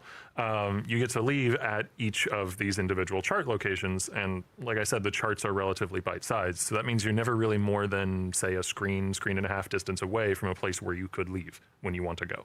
Yeah. Awesome. So this all flame crafting, how did you arrive at giving players like 4 Hinakora locks per craft as your crafting system for this league? Well, actually, free originally it was Hinakoras. going to be similar. I want to say similar to Harvest. I don't want players to interpret that as like, you know, similar in power level. It may or may not be. But I mean similar mechanically, as in list of specific bespoke crafts that you can do for list of specific costs of that craft. Yeah. But the problem with that is it was just too similar to things we've done in the past. You know, it is essentially Harvest, but wet. And that's we had actually gotten relatively far along in the development of that, and I was just like, this is lame. We shouldn't do the same thing again. Yeah. And so, you know, It actually, the idea for the all flame crafting splitting into different forms came from the fact that originally we were using the terms all flame and ghost flame kind of interchangeably in development. And ghost stuff gave me the idea of what if you split into multiple ghostly versions of the item, and what would that mean? Okay, all right. So it kind of came theme first. What does intangibility mean? It's thematically real cool. Yeah, I remember when you came to me and you're like, yeah, this crafting system sucks. We need a new one. And then you had a pitch and I was like, this is a good thing. Like, some people get very caught up in their original designs and just try and see it through no matter what. And you just you go down into a vortex you're in too deep. And you're like, oh, loss aversion kicks in. And like, to be able to, as a designer, to be able to just be like, nah, gone. Starting again, even if you're like 3/4 into the cycle, if that's what's best, that's what's best. And most people fail at being able to do this. So it's like, nice. When you came to me for that, I was like, wow, okay, this is cool. I'm happy. I did feel bad telling our lead programmer for the league, Jeremy, that, your work, we're actually going to be changing it. Though a good amount of the infrastructure was able to be kept, because it is still UI-wise very similar. Where you put in item, click craft to go. It just changed to now you also put in a currency with the item that you want to use it on, or use on it. So the main part of it is this splitting, so that you can use an exalt or something, and then see 3 or 4 different potentials for that. And then choose your best one, and that's obviously very powerful, especially for some of the bigger crafts. The intangibility system is kind of the counterpoint to that, like some sort of limitation on that. How does that work exactly? Yeah, so not every single crafting step, but many of the crafting steps you can do, for example, in Exalt, will add some amount of what we call intangibility to an item. And it's just a value that will be shown on the item and ticks up. And the intangibility in the item is equal to a chance when you do another all flame craft on that item for it to only have one result, which effectively means you just did the craft with no extra bonus. So basically, what it boils down to is the more you all flame craft, more likely you will be able to do stuff. One specific item, the more and more and more difficult it becomes to It's a continue. prevention of mechanics. It's not from just crafting all tier 1 perfect items. There are some ways around this that clever people in QA and Alpha have found that, things like recombination, because if you take the mod you're trying to chase on the base that has high intangibility and you put it onto a new base that doesn't have that intangibility, now you can keep going, but there's some risk in that at least. And then, Awakener's Orbs do a similar thing where it's, creating an entirely new base as the output. And there's also a Ducat, which is the new currencies that we've added that interact only with all flame crafting, that has a 50% chance to remove all your intangibility and a 50% chance to destroy your item. Gotta have it. Gambling is fun. Yep. I guess on that note, the gambling side of things, it seems like the Varlorb won't work with this. No, it does not. What's the reason for that? It's both a case of balance, because it's one of the ones that would be most insanely strong. We've tried to limit it as little as possible. I would say 95%, maybe even 98%. I don't have the exact numbers. Something like that. High 90s% of currencies work with this. But also for me, I understand this is very subjective. Some people may disagree with this take. For me, it's a theme thing as well. Like, I really don't like this super special Vol magic just kind of working with weird ghost everything magic else that doesn't do together well in my mind. But that is very much me alone who is holding that subjective take. Even just taking that whole random unpredictability and turning it into, like, for normal mod, like Exalting, for example, sure, there's going to be some good outcomes. But for the fact that you can take that whole risk out of the Varlorb, or like most of it, it's honestly just a bit demeaning. Like, I tell you, you would never use a Varlorb. Oh, for sure. Aside from this way. Yes. With this being the case. So that it gets you a little inside of like why they made the choices they do. It kind of, if we had time, I actually like the Q&A's most of the time because it kind of humanizes them and makes them more like people and not just like this here and that's the weird. two magics collide, and so you kind of see their change of thoughts and like why they made this choice. It modifies unpredictably. You're not just like a Redditor, like they hate us because they made this change, and it's like, no, actually this is a thought process. This is why they did it. This is their intention behind it. Hopes too high. People are people. Situation is too difficult. One other, I know this isn't pertaining to a specific question you asked, but one other thing I want to make sure is getting across, because it was too in the weeds to go into the live stream, is it is performing that craft on the original item X number of times, which means the outputs are independent of one another. So if I have an amulet that I'm trying to annul, for instance, I could have each output, it's unlikely, but each output could annul the same mod. Like the outputs do not carry one Oh, another. so you can Right, technically yeah. roll In theory, multiple with an stun exalt, block you could exalt recoveries. the same mod on all the outputs. That's stupid unlikely, but it could happen. So if that happens, don't add us. It's not broken. That is how it is meant to work. It is doing the We get crafting 3 step of the stun block currency item recoveries. on Let's the original go. item X number of It doesn't times. mod block itself Yeah. effectively. Yeah, that makes sense for sure. What's so the main part of it is this like splitting work of separate well? things, but there is some unique What if stuff it to works as well with, that can memory occur to threads? items, like Well, that's Like, does it mostly the consume the memory thread and Ducats, upgrade which the You thing? can kind of just think about each of them as a new bespoke individual currency. Can I get like So there's a the one just cooler, with this. like higher Yeah, tier there's the one exalt, that's like like consuming the threads take kind of an thing? item with an attribute 3 roll times? and turn it into another attribute roll. Strength becomes int or whatever. So those are basically, we had a bunch of ideas for the original Harvest-esque version of the system, and some of them had been implemented and some of them were just cool ideas, and it's like, where can we keep that? Okay, we just make new currencies that drop from the League mechanic that work with all flame crafting. nice, there you go. Transported them over. Yeah. There's a question from chat about reflecting mist with the new crafting system. I imagine that'd be like Vile Orb and that it wouldn't work, but Anything that's actually one of the few limitations. Anything that outputs more than one output does not work with all flame crafting because it simply can't. because it would do. You There's nowhere to put them. You'd need like a Pick bunch them. of 2 items things. You'd have inventories all over your screen. You put a mirror of Kalandra in, and then you only get 1 item back. So Okay. Technically, this is not something that anyone should do, but technically a scouring orb works. Why? If you want. If you want, I guess. So I'm gonna do that. Sure. Why not? Send some sulfur for just throw away sulfur because you're Yep. rich. That Just base burning type, money. that's exactly the same as that base type. Look, nah, this one looks better than those ones. I'm Yeah, so I think I'm gonna take number 3. Maybe. Ooh, Sacred Orbs would be good too. Can I have imagine anyone if it works as long with as it. it's scoured.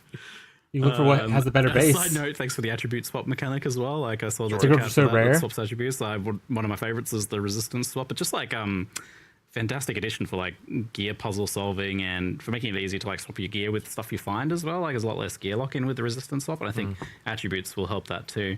I kind of wonder if there's like other things like this that might exist. I can't think of any, but Isn't there in POE2 something that allows you? Maybe I'm wrong and this didn't make it in. Which, in that case, I'm sorry. But something that allows you to swap like cold damage on a weapon to being fire damage. Yeah. yeah, there So is. that would be the one other case. That's not quite the same though, because that is more Yeah. changing the identity of a build than it is just Yeah. solving a problem in a build. Yeah, I kind of view the attributes and resistance as that problem solving sort of thing for sure. no, the attribute one is actually slightly more interesting because what it Yeah. allows you is if you have a strength body type, then you can swap it to dexterity or intelligence, which is like technically something you can't actually do. See, I would have the expected moment? it to obey the rules still, where it like Oh, no. can't do that, but you can actually just swap them to any. Nah, it's the All Flame. It's like older Yeah, combinators. the Flame doesn't care about No the rules. rules. Aside from Except the rules that it has. Except for Valorbs and yeah. I guess the one caveat is that it doesn't work with hybrid attribute rolls. So it won't do anything with all attributes because there's nothing to swap it to, and it won't do anything with things like that give Strength plus dex. 10 strength and dexterity. It only works with Your giving attributes. one attribute, turning into giving one of a different type. Yeah. Excited for patch. So let's It's now- change yeah. topics a little bit here to Mirage, Give which it was to announced us. to not be going core in 3.2.9. But is it something that you'd like to go core in the future? I don't know if you already If announced this goes anything too about long and patch, we might have to do patch Everyone notes answers at yes. tomorrow's stream. that. This You is when we seemed do like pretty dinner and keen stuff when in I a was couple talking hours. about it. We almost always let a league simmer. There's a few reasons for that. We I'll like obviously to have read patch our, notes myself this is a tonight more and talk in our production Discord. internal thing, but we like to have our live realm be as close as possible to our internal realm, Yep. right? And so if we've, let's say we're having to make fixes to the live realm, we have to be open to be able to make fixes to the live realm. So if all of a sudden we've redone the code base to not be a league and instead it's now core, we've made all these changes and everything, the capacity for us to then fix things on live becomes significantly harder. So, yeah.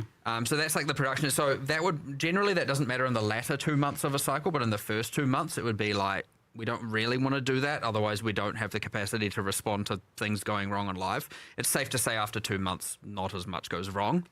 But then you've only got 2 months to now do all the changes on top of the fact we've got this to prepare. We've got all the other content coming in. So like adding that in itself just causes some problems for us where we're like, oh, now we have to, how can we figure out how we can make these changes and get them on live without having, what we are committing to internally be even close to what's on live. And so that's a more like, it's something maybe the players don't really often think about because it's really a problem exclusive to us internally.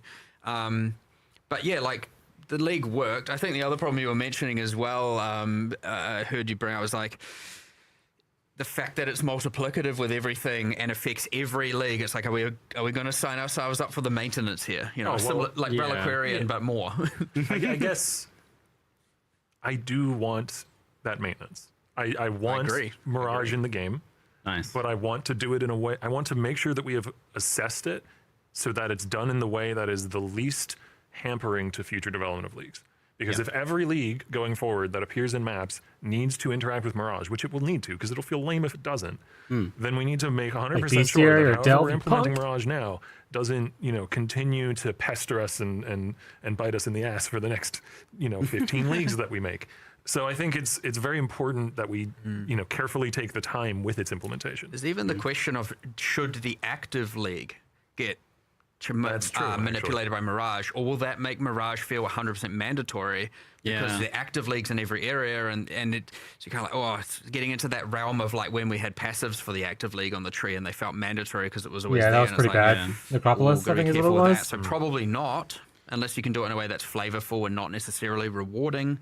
But it will come. There's some decisions we need to make and time to do it, of course. It's cool that they want to bring Mirage back, though. Straight time. There is another question of if Mirage is even like an investable mechanic on your Atlas tree. Like we could implement it similar to like the Asmeri Forest, where it's just something that randomly appears in your maps, and then it almost sounds like that might be a better idea for this one, because like it's really good news that it's going core. People seem to really like Mirage quite a lot. Yeah, that's really cool. But it is one of those things that it seems like it has a danger of becoming like there's an issue in POE2 at the moment with like cities feel like they're mandatory. Like you have to have like if you're going to do your juiced content, you've got to do it in this thing. Cause I would like them to do the randomized same thing being with Mirage happens kind of thing instead of it just being like on the tree. Another tier 17 kind of issue. Otherwise, if it's on the tree, then I have to always have it on. You're just wasting it. Unless I'm doing like specifically stealth tree or like that. Sort of avoids that problem because you don't know about it, and if you're investing lots of like very expensive scarabs into it, then it's not like you're going to just keep fishing maps until you find it. Yeah, hopefully. And it's just it's just a super exciting win when it does happen. It's not or just have it to where so I imagine that's like maps can drop with the enchantment of being Mirage. Their shrine belt back. Yes, and that was my follow-up questions. Is like with that not going core just yet, but maybe in the future. In the meantime, there's a few things that people are pretty excited about. We'll start with Screams of Desiccated, then like the. So, the uniques will not be going core just yet. No Screams. There are a few other bits and pieces from Mirage that will be going to core, though. Just earlier this week, I added Atlas passive support to Heist for the blueprints that have the special that's good for Heist. That, guarantee certain rewards at the end of blueprint wings. That's nice. I think Andrew did some stuff as well. Yeah, so in sort of where like volatile Valorps are super cool. Yes. I wouldn't want to just... Yeah. I think what we'll do is we've currently moved them to Sanctum, so it's a way of making Sanctum more rewarding. Hey, I was right. I feel like if Mirage goes core, we will probably keep Volatile Valorps as a Sanctum exclusive reward. Right, yeah. The other one that we moved was the Crystallized Rancor. That was the one that enabled all the new, like, the minion harvest craft that comes from a new Atlas anomaly. I think it was in the live stream. There's like the big harvest is returned. So when you get a boss in one of those, they always drop the Crystallized Rancor. That's nice. That's huge. Cool. And this is letting you kind of make these things a little bit more distinct as well, which has always been a goal to give each thing their own rewards. We are doing more and more and more of that, and people you can see that with like Legion and stuff like that. So by the way, and we have a goal there, which is ultimately two things. One of which is certainly more ambitious. But the idea would be that every single league that you can invest into, as opposed to ones that exclusively randomly spawn necessarily, every single league you invest into has exclusive rewards. Yep. That is goal one. Goal two is every single league you can invest into on the Atlas in particular has a pinnacle boss. And that's the way more ambitious. We will see Pinnacle going boss? there with Abyss now as an example, and the idea that eventually we will add more and more and more and more of them. That one, of course, Heist Pinnacle boss? What's that going to look like? Significantly more difficult to achieve. So I would expect more leagues to get exclusive rewards, and I would expect less leagues to get bosses in the short term, but eventually that would be the ideal goal. Awesome. Some already have them. Some, and by the way, I wouldn't consider bestiaries 4 spirit beasts a pinnacle boss. Like, they're just some animals that are ghosts. Like, it's not, because it's too dated, it's too old. I mean, Are we gonna there's even fight some more recent Anar? things that don't quite live up to that. I would love to explore what a Mercenaries of Charthus pinnacle boss means. Ooh, No promises anytime soon, but just personally, I would love to see what that even is. Yeah, of course. I've got ideas. I'm looking forward to seeing what those are. Refracting Fog is getting asked about for Mirage as well. Is that something that's going core in some way? Unless you did something along those lines, Andrew, I don't think so. Yeah, I'm pretty sure all of the other Mirage exclusive currency is cooling off for a league. So the Refracting Frog and all the Coins of Power, those type of things. There's a waiting until kind of Mirage goes core. Yep. No Refracting Frog reevaluate this them time. If we want to keep them in Mirage, keep them in the game, or move them somewhere else. I know we had a bit of a track record of saying things will go core, and then they, we got now we've got Mirage. We still got the Warlords though. Then the others that We have to run we Sanctum had for it. mercenaries on the Ancestors. list. And we have the buff for heists to be able to run heist stuff easier for anyone who wants to run But heist the for us. idea is, we were like, okay, we're getting too many things that we're saying we will eventually do. Let's actually try and do some of them. And then we're like, okay, Mercenaries is the one, so that at least we're getting that done. I want people to be reassured that we're not just building up an eternal list of stuff we're never bringing back. I will at least say we are actively working on Harbinger, right? I don't want people to think that's ignored. So just before everyone, I don't know why Legion that would Pinnacle come up Boss? again, but just saying. Who would you fight, I These wonder? things are coming. We're not just doing a soon I don't know TM about Legion. It's situation. like lore. You touched on Abyss as well, and so that's getting a pretty major rework with some nice gameplay updates there. But something that you touched on was that rewards are POE1 structure, though. Like, they're not being copied over from POE2. Yes and no. So Abyssal sockets, Stygian vises, Abyssal jewels, those all still exist and exclusively come from Abyss. Great. However, the chests that spawn at the, like rise up out of the ground when Right, Abyss is yeah. complete, those are more varied now. So it's no longer just like, here's a rare chest that drops stuff. It's, it's a currency chest or a scarab chest or a, weapon chest or an armor chest or a jewelry chest. Like, it's more defined each time. So you get, and that's just better, to be honest. Like, that's, having the more defined rewards gives you those moments of, oh, I got a scarab chest. And even when it isn't the case, maybe when you're leveling, you might Act 6 or something, be excited to see a weapon chest when your weapon is kind of crappy. And did I hear there's like a bunch of new uniques with this as well? There are There's a locked in this war. Ooh, I have no 6 idea and who a that 7th is. that That could be people cool. can find. Some secrets. I think So wait, the 6 can't be found? No, a 7th that people can uncover how to get. Let's put it that way. And just to be clear, I realize this is a little bit confusing in hindsight. There is a new pinnacle boss. There are still the liches. Yep. They are Okay. still there. And they still have their drops, so it is entirely new pinnacle means new uniques, and a mysterious one. And the Delve, this is maybe a little Secret one, eh? hyper specific, but the Delve Abyssal City still has the old Abyss monsters if you're feeling nostalgic. Oh, okay. Nice. In case you missed those. I did feel that about Breach a little bit at one point there, so that's nice to hear. People are a bit worried about things like invulnerable snakes and weird smoke cloud mechanics coming over as well with this change. That's kind of that's the potential downside of what is like otherwise a very exciting thing. Is that going to be the case here? I arguably spent too much time, not arguably, definitively spent too much time on the Abyssal monsters as we ported them back, giving most of them new skills. Yep. Entirely. Like, Okay, yeah. It's I just really like making monster skills, and I was like, hey, I can do this quick because it's done in bang this out in 2-3 weeks. It was not 2-3 weeks. You came to me one day and you're like, I've made a mistake. I've spent too long on the abyss monsters. I'm like, okay, wrap it up, stop, move on. Right? Like, what can we do? But they do have new skills. So Great. there's no breakdancing invulnerable snake woman, which is the sentence that I get to say as part of my job. And but now you get to learn what the new skills are that the abyssal monsters will have for you in POE1. That's excellent news, and that's making the games more distinct while like taking some of the good stuff from POE2, but keeping POE1 its own thing. That's really cool. That was kind of the original impetus. That, and I do personally like working on monster skills, but I personally very strongly feel that when we're taking from POE2, which is a thing we should definitely do. If we don't, then we're not going to have the resources to deliver big enough, cool enough leagues. We should do as much as we can to make it feel distinct in POE1. So you might see a monster that looks get it. familiar, but it's going to do all different things. Oh, yeah. It's exciting. Reuse the art, adjust the game design is generally the philosophy there, Yeah. right? Yeah, why wouldn't you? That makes perfect sense. I'm spamming patch notes. Absolutely. So another Refresh patch notes. I think it's like hours away though. But just how much stuff is going on in this, because you also have a Legion kind of set of improvements as well, with a whole new reward system for that, which is exploring something that you've been doing a bit of lately, which is being able to modify uniques, which is always kind of exciting and interesting. So what unique modifiers can be ported over to a new item with this new Legion unique crafting system? Drew's territory. Well, to clarify first, there's 5 different crystals that can drop. Each of them is associated with one of the Legion factions. Okay. So, for example, the Marraketh faction drops one that allows you to enshroud your unique body armor items. Okay. So it's only armors. You can't do it on jewelry, you can't do it on weapons. So you have shields and gloves and helmets and boots as well. Yeah.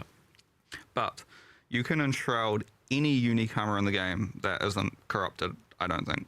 So you can take boss uniques, like... You can't create boss uniques. No, you can't create boss uniques. Yeah, that You would go be... from consume boss boss unique. Yeah, you not wouldn't use want it. that. You can mod consume from a them, boss though. unique, and it's effectively like you applied an ancient orb to the item. So Yeah. it will randomly transform into a new core droppable unique, like a lightning coil or something. That's so cool. And the implicit will be the boss unique. That's so cool. Or one of the mods, yeah. And that is an implicit, so it competes with like Val orbing. Yep. This is an alternative to Val orbing. Yeah. Unique. I might be jumping ahead here, but I will say... Well, I'll say at the moment we've done a big pass on Val implicits. So Val implicits also are much stronger than before. We will explore that a little Yeah. bit in crafting So- for sure. It's not entirely super duper power creep, but you'll definitely... There'll be some combinations of these unique items that you'll be really looking for. Cool. Don't worry. We'll touch on that in a bit. The balance of the vestigial uniques, the balance is not. It's not like 1-to-1, right? It's Where we can keep it 1-to-1. Oh yeah, of course. We try to keep it 1-to-1, but for example, something like Comb's Heart, we aren't sending 1,000 life across to the new item. I think No it's like 1,000 life lightning coils. I think Still it's a lot, like though. it's Yes. like 250, I think. Yeah. 250 That's life pretty good lightning coils, still. pretty good. That's good. kind of juicy. I mean, I'm excited for Facebreaker with Doriani's touch. Right. That's my build. That's true. Decided right there. So it seems like this is only taking the definitive mod off the unique, not just like some It's random. Usually thing that's a lame. single specific mod. So if an item has like 5 different mods, there's only one specific one that it will port over. So you'll kind of. Oh, There's a okay. few cases like Shaper's Touch and 3 Dragons where they've got like a cycle of 3 mods Right. Yeah. where it will randomly pick one of the 3, but generally I wonder it's if just if you one highlight specific mod. it, if Yeah, it'll that's fine. show So which mod it will take. The flavor, the main thing, the thing that you care about typically is going to be the thing that comes over there. That is very exciting. I quite like this unique crafting stuff. It's cool. good to see you exploring that. I guess it's somewhat similar to Elder's Legacy, right? Like a little bit. The funny thing is, For instance, could you imagine if I could think we move designed Rhymes these Days independently 50% cold because dot we- over onto like we another unique helmet, like a Dark Monarch? figured this out pretty early on in you know what I'm League saying. development. So this would have been Crown of like the 4 months Eyes. ago or so that we figured out this Yeah. is what we're doing for Legion vestigial items. And then I was talking to David, who's one of the POE2 designers, and he's like, oh yeah, we have this really cool thing where you can put a rune that takes the unique mod and puts it on another unit. It's like, what? You We're stole doing our that in idea. POE1. But it does feel very different, to be fair. Yeah, so I feel like this same concept is like all of a sudden being explored from a bunch of different angles by different people, which is kind of cool because you're going to. Yeah, I wonder what the list will be though, because it'd be nice to see. Eventually you can. It's what the mod actual can literal case be of the pulled great off of minds, each item. Just minds think alike. I wonder that if we're great. you can hover over it or whatever, We're and it'll just highlight kind of minds. like it does with Divines now, where it'll like show you which mods can be Divine kind of thing. So that is like a pretty exciting new thing that you can do with Legion.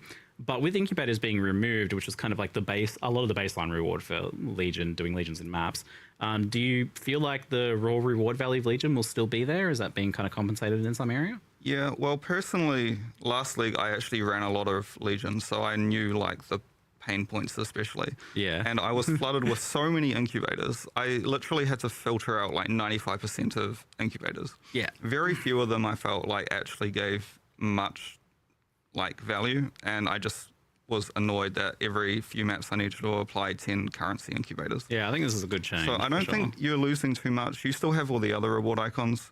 Like, another thing to note is, I think it was mentioned, is like, Abyss Jewels are now exclusive to Abyss. Yeah. Talismans are now exclusive to Talisman. Yeah. So Legion has a smaller bestiary. pool. A smaller pool of rewards means you are seeing things like currency rewards, scarab rewards, unique rewards more commonly because Yeah, they're we've not- removed those other rewards. Right, they're from not the being pool. replaced. Yep. Like, instead of a random incubator that you're filtering out, it's going to be a currency box or something instead. So, okay, that makes sense. It's a nice side benefit of this whole, ongoing effort to get each league mechanic to give its own special thing exclusively. Yeah. Because it kind Good. of incidentally buffs the rewards of other league mechanics too, Like, were you ever really excited to see an Abyssal Jewel from Tujin when you rerolled his shop?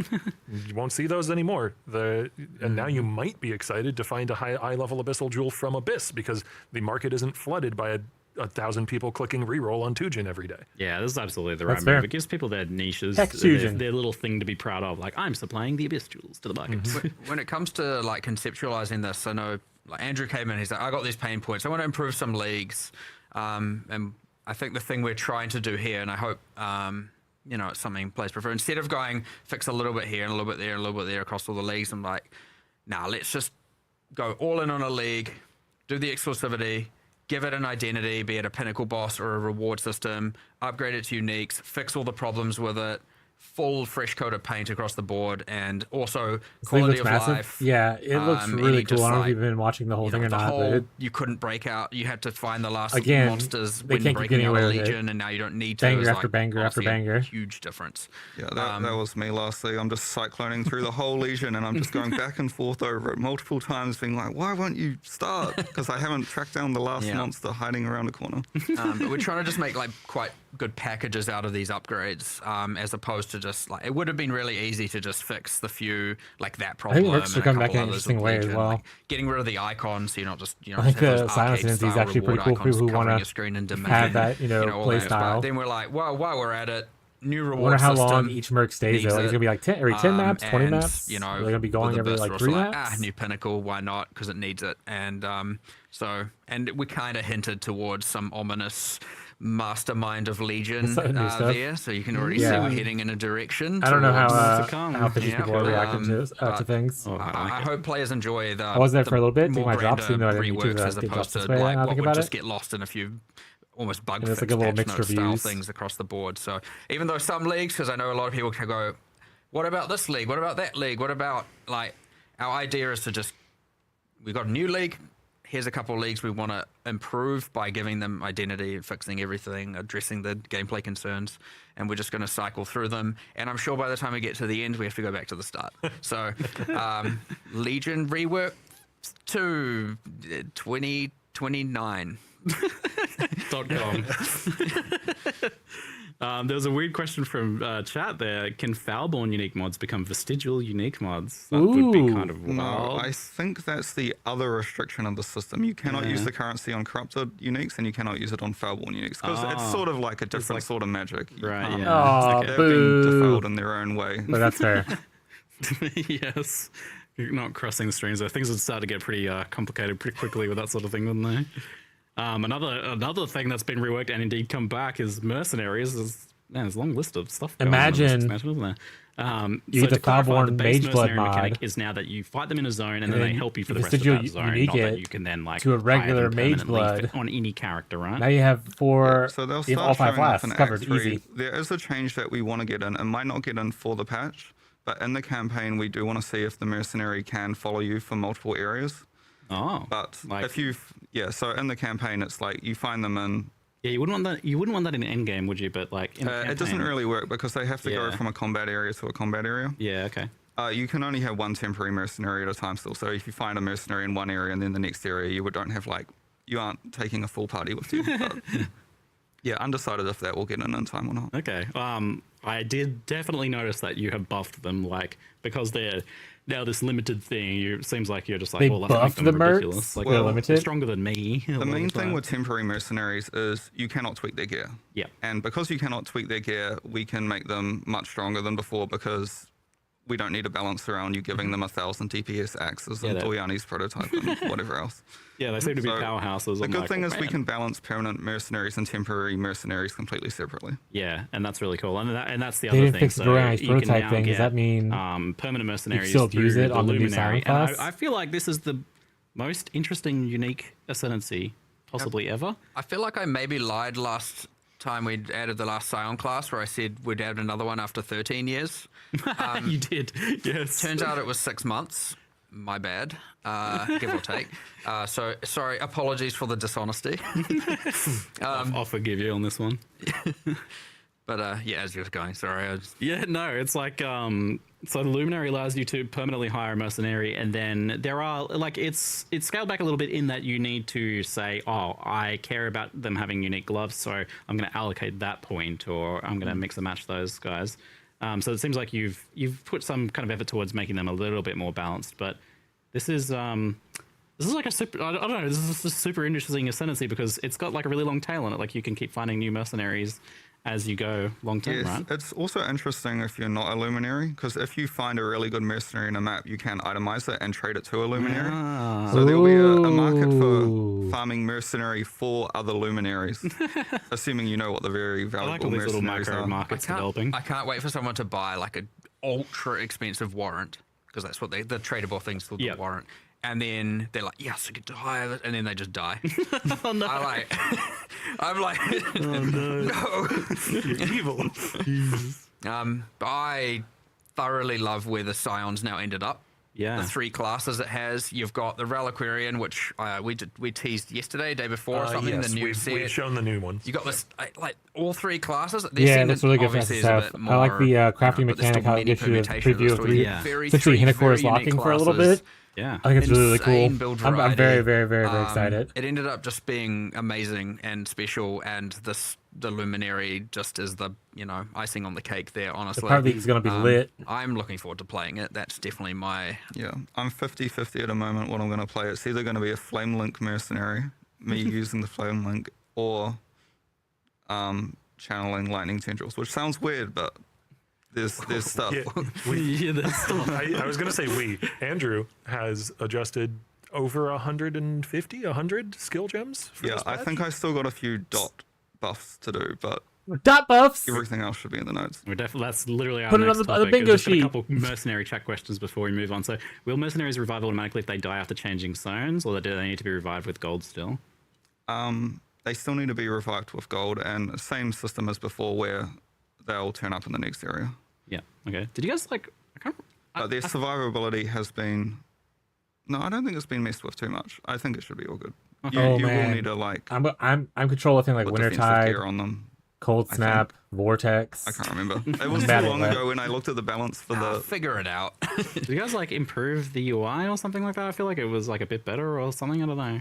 It's hard to recall. Exactly. We have added extra panels so you can see more information about your mercenary. Yeah, there's the passives and defenses and stuff. So the defenses, I think, used to be there, but we've added a new panel for their passive stats, which will show because mercenaries in the back end, they have effectively a fake passive tree. Yeah, which you couldn't see before, but it's very useful to know how many damage increases they're getting, how much crit multi they're getting, those inherent. You can actually build them a bit more because you know what they're going to scale properly. Yeah. There's 2 things about the Luminary that I think are worth. You're talking about passive stats, and it reminded me. There's 2 things about the Luminary. So the first thing is that what we found is people were playing the Luminary and then they'd find no mercenaries. So the campaign has. How many fixed spawns? 3? 4 areas, yeah. So some guaranteed ones. You're still, and the random ones are still there. Welcome back. So that you can't just I've played this class and I can't do anything. And then the second thing is in the campaign specifically, because you can't guarantee them with scarabs and invest into them always being there, they level up with you. So that the ones you do find earlier on will sustain for they level up with you. That's kind of cool. They get the passive. Yeah. So when you're in an area, it's just matching their passive stats and their skill level to the current area level. But what it doesn't allow you to do is you cannot equip a high level item on a mercenary you found at level 30. So you can't give them high level items, but all of their passive stats and skills. I think this benefits spellcaster mercenaries a little bit more than the attack ones. Yeah, Okay. but without that, honestly, it was a little bit dire. Leveling up as well. Yeah, I ascended and I immediately found one in Scepter of God, which was the very next zone I went into. So I was like, and then since then I've done like 1 or 2 extra acts, and I found like another 5 of them. I found one of the like the higher end, whatever the next tier of the mercenaries is called. Infamous. Yeah, I found an infamous kineticist, and it's like, Oh, that's the big money right there. yeah. And then I went into another zone, and there was one of the temporary ones, and I got those guys, and I was just like sprinting through the zone, and he's like slamming, teleporting, and she's throwing bolts down everywhere. I'm like, nice. Yeah. That's pretty fun. It's gonna be fun in endgame when you like get a good temporary recruit on top of your already luminarious. I get to be a recruited one as support well. character without friends. my mercenary friends. Absolutely. Will Triathlon skill gems drop from mercenaries now, or they remain exclusively as a heist reward? It's another question. Yeah, we've moved them back to mercenaries, so they no longer drop in heist. That makes sense. You want each thing to have its own unique rewards after all. Will there be a forbidden flame and flesh jewels for luminary ascendancy nodes? Oh, I imagine not, right? Nah, that won't be. Because most of the nodes don't work unless you have the node that enables And you then to there's have that the one that mercenary. would just be completely busted. Yeah. So it's similar to Reliquary, and neither of those two ascendancies. You can still use the Ascendance ones, but you can't get the Reliquarian or Luminary ones. Sign on makes and sense. being a weirdo with her ascendancies. Yeah, she's an edge case. We were fun little thing that I'm sure. Well, so we were just discussing this before because you experienced it out here, where a lot of players probably have forgotten. But for those who remember the first time players have to actually go and unlock the Scion to be able to play the Scion. Yeah, I had a fresh account here, so I was all of a sudden like, wait, what? I forgot about that. You guys have removed the Scion? Because who actually remembers that from whatever, a decade ago? Oh, yeah. So obviously when we announce a class like this, a lot of people who are going to start playing the game are going to be like, I wanted to play this thing and I don't know where it is and I don't know what to do. Almost certainly after this, we're going to go and make it so that the Scion is just unlocked by default at this point. We should be adding That's actually a new good change. interesting discoveries and unlocks, not like holding on to that when people might want to play this and come play the game and actually engage with the Scion straight away, and they don't have to. A new player shouldn't have to play to Act 3 to then reroll to do it. I know this is a thing that like isn't a huge deal Most of because us unlocked it 15 years ago. or Maybe something. log out, log back in, make sure it's not like a server glitch. Yeah, it's easy to forget that even Like was a a desync thing. issue? So hopefully, yes, they don't have to play to Act 3 to then re-roll in order to play the class that they want to play. Which is a little bit sad because it was a fun thing at the time, but honestly, I forgot about it for 8 years or something. I don't know how long it's been. Most of us did, indeed. So, Andrew, you did some work on skill balancing. It seems like hand casting, aka self casting, was a big part of the focus. What was your kind of like goals with skill balance this time? What have you been working on here? Yeah, well, it's I want to know what other changes couple made of words to that keeps cultists. cropping up over and over again. So we If sat any. down and had a look and figured out like what are the problems with hand casting. It's like what are all the different things we can change. I mean, the general thing from my point of view is I think hand casting is like not bad in the campaign and like early campaign, but I think it falls off quite a lot in the middle game. And it comes back online very, very late game because you have a lot of very unique interactions like life stacking, that type of thing, which can then push it to be like very, very competitive. So a lot of the focus here was adding more scaling into that mid game, especially. Yep. But also the fact that we have like hundreds, I think it was like 180 spells that were like Yes, everything, no viable problem. damaging spells Happens that to me we all the could time. like Not with the fire thing, but just were like desync candidates issues. for balance effectively. Yeah. So it's like, you have so much choice. Why would someone pick one spell over the other? So we've also done a focus of like trying to differentiate the spells a bit more based on like their inherent damage types. Man, I So, really for want to see example, what like, if they did blade something with spells cold now have dot. like 10% crit chance instead Maybe of the patch 6%. notes. So they're massively crit focused. Whereas fire spells have lower mana costs than other spells, but they have higher damage effectiveness, which sort of leans into them being very good for ignite. Yeah, I noticed you were doing more elemental distinction as well. Yeah, so like I saw similar kind of reasoning behind cold and lightning as well. Like lightning is faster, but higher mana cost. Yeah, so lightning will be interesting because lightning has like all of the cast speeds are faster, but the mana cost is also higher. So That's like a double whammy for Yeah. like how do you manage the mana on that, and then if you're doing Archmage things as well, especially. I mean, that can be a good thing. It's a good thing to have the higher mana cost potentially. Yeah, I mean, Archmage doesn't scale off. I don't know. There's not a huge amount of things that scale off current mana cost anymore. I think there are a few, in which case Okay, yeah. that is actually a buff for those. Yeah. All those lightning spells. Unique or something, right? Yeah. Yeah. So that's a bit stronger distinction there. I saw you're also kind of like, any kind of pure ice spells are getting a chance to freeze, and I saw a chance to shock going in. It's like, yeah, why doesn't this skill have 25% chance to freeze? Yeah, the annoying thing that I found with freeze is that like it's such an inherent part of a cold build's identity, Yeah. but most skills just can't freeze unless they invest into critical strike chance. So having a bit of like chance to freeze inherently on some of the very basic cold spells will make freeze actually be something that you'll notice early on in the game. Cool, yeah. And it's not just that though, like I definitely noticed some pretty substantial damage buff for a lot of these skills too, which is important to like give a bit more diversity. I even noticed in the early game, it's like, I don't feel necessarily like I have to rolling magma quite so hard. Yeah, I think there weren't a huge amount of like, to be honest, a lot of the changes were to the growth of the spells. Make Like me a for example, snack channeling while we're spells watching. because they don't have a huge amount of like different axes for scaling. We've increased like the damage growth on those, so their Yeah. damage isn't like hugely different at like level 1, but it ramps up quite a lot more throughout the game.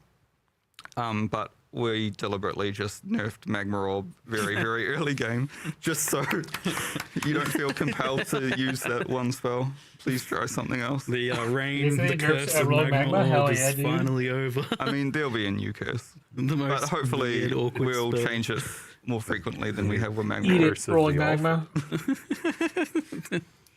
So Along that line, there is the classic, meta nerfs, so to speak, that we like to do every league. But Andrew's a specialist at just give me a giga spreadsheet of numbers, and he is the king of just change all the numbers of all the things. Like most people are like, oh, there's multiple hundreds of things to do here, and they're a little bit reserved. And Andrew's just like, yeah, all good. Let's go through every skill in the game. Let's do it. Oh man, there's a long list of. It's going to be some long patch notes this time around for sure. Oh yeah. Yeah, not to say there aren't any like nerfs related to. Well, one other thing is because we're buffing a lot of the spells, I don't want to just buff every channeling spell in the game and everyone's like, oh no, I'm playing totems. No, I'm playing mines. So yeah. do note there might be some like counterbalance there. Yes. That's a good thing. Otherwise, you're not even necessarily then making people want to handcast, right? Like, obviously. So. Yeah. Do you think that there might be a need in some areas for any sort of like mechanical changes to handcasting and Well, if they channeling? made it to where like there certain is a skills just can't be dream, used and like the dream totems and is mines kind of thing. cast while moving, but that is I don't know if we'll ever see that in POE1. So that's a tricky one, It isn't it? requires the new rigs, I assume. We will someday. One day. One day. That one's an actual long time away, though. That's not Yeah.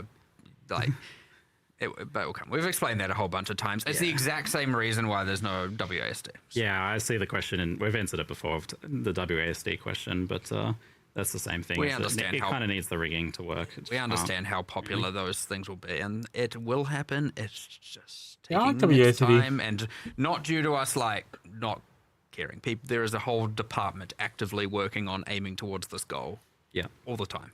Yeah. So ironically, with the discussion and like a lot of the focus being on hand casting, self casting, and trying to make those better comparative to like triggered and other means of getting spells out, which have been dominant in the past, there has still been a lot of questions about cast on crit and cast while channeling, and those feeling weak. Interesting. So it's especially like cast on crit players seem to be like lamenting the loss of awakened cast on crit, for example, and feeling like they're a lot weaker now, or that's a lot less viable. Is that something you've considered or looking at in the Well, future at all? There is this new node on Assassin, which is sort of insane Oh. for cast on crit. Interesting. If you're familiar with bifurcation, and I don't know if it was shown in the live stream, but if you're familiar with crits bifurcating in PoE2, Oh, yeah, that we've thing. pretty much ported the exact same mechanic back to PoE1, which is especially effective on cast on crit. That was a whole can of worms, that thing. I'm surprised you've got opening that one again. Yeah, cast on crit, I'm like, sort of just ignored this patch. Cast while channeling, though, feels a little more like you are casting it yourself, although you can cyclone, cast while channeling has received some buffs. I don't think cast on crit has really Okay, yeah. Like anything. Apart from maybe something with assassin. Apart from assassin, might be very, very strong for it. Yeah, I'll ask more about assassin later. Although before there was the exceptional support, we should probably touch on that. So you did the removal of the awakened supports and then the new exceptional supports. And now that we've had that for a league, I'm just curious. I've seen some questions here and there about it, and I've seen people saying, especially like dot builds, maybe poison builds, I feel like they lost a lot from the transition. You know, they Poison had a bunch of can eat damage it. now before that they don't have now. They were kind of already something that was a bit capped in terms of damage. The problem that a lot of those non-ailment dots have is there's very few mechanics that you can do something like super interesting with. Yeah. And previously, a lot of the old Awakening supports were just pure damage multipliers. Yep. All the supports they used were like Awakened Burning Damage, Awakened Deadly Ailment, or not that one, but Swift Affliction or whatever. So, yeah, they certainly did lose a little bit of damage at like the super endgame, but hopefully I'm undecided. Like I said before, we've still got some like, I've got a specific list of spell dot skills, which I haven't exactly figured out how I want to buff yet, because it could just be damage growth.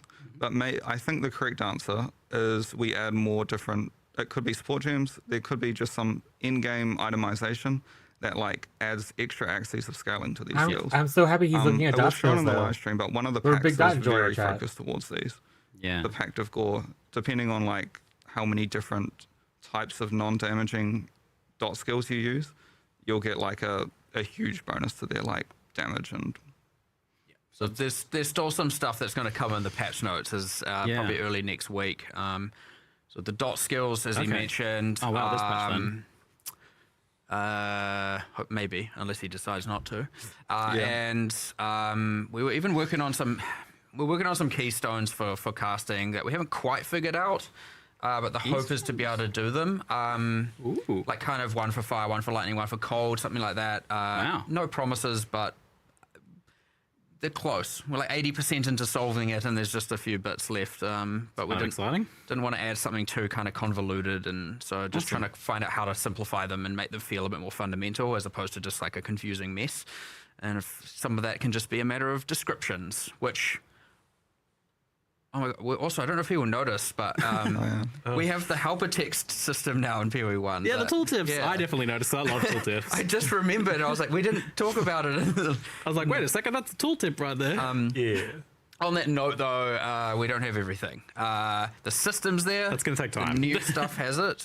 The old stuff going to require slowly It's a going to lot get of, updated. Finding all the cases where it's necessary, writing all the text. Yep, You know, linking like, them all. you can automate some of this once you have a keyword, which is what we call it internally. Auto-highlight. You can go look for all the places in the game that use that word that you're trying to keyword. Yep. But the actual writing of each individual keyword, that needs to be done manually by people who understand the systems, and is also very exacting, because Path of Exile is a very precise game. exactly. And so if you have slightly wording different wording, matters. it can mean a wildly different thing. We only let a few people in-house actually write these things because we want to make sure they're very consistent. Fix nearby. Yeah. You see in some games Make where you've got nearby descriptions universal and- between all the and different things. it's just you look like each developer wrote their own variation of it.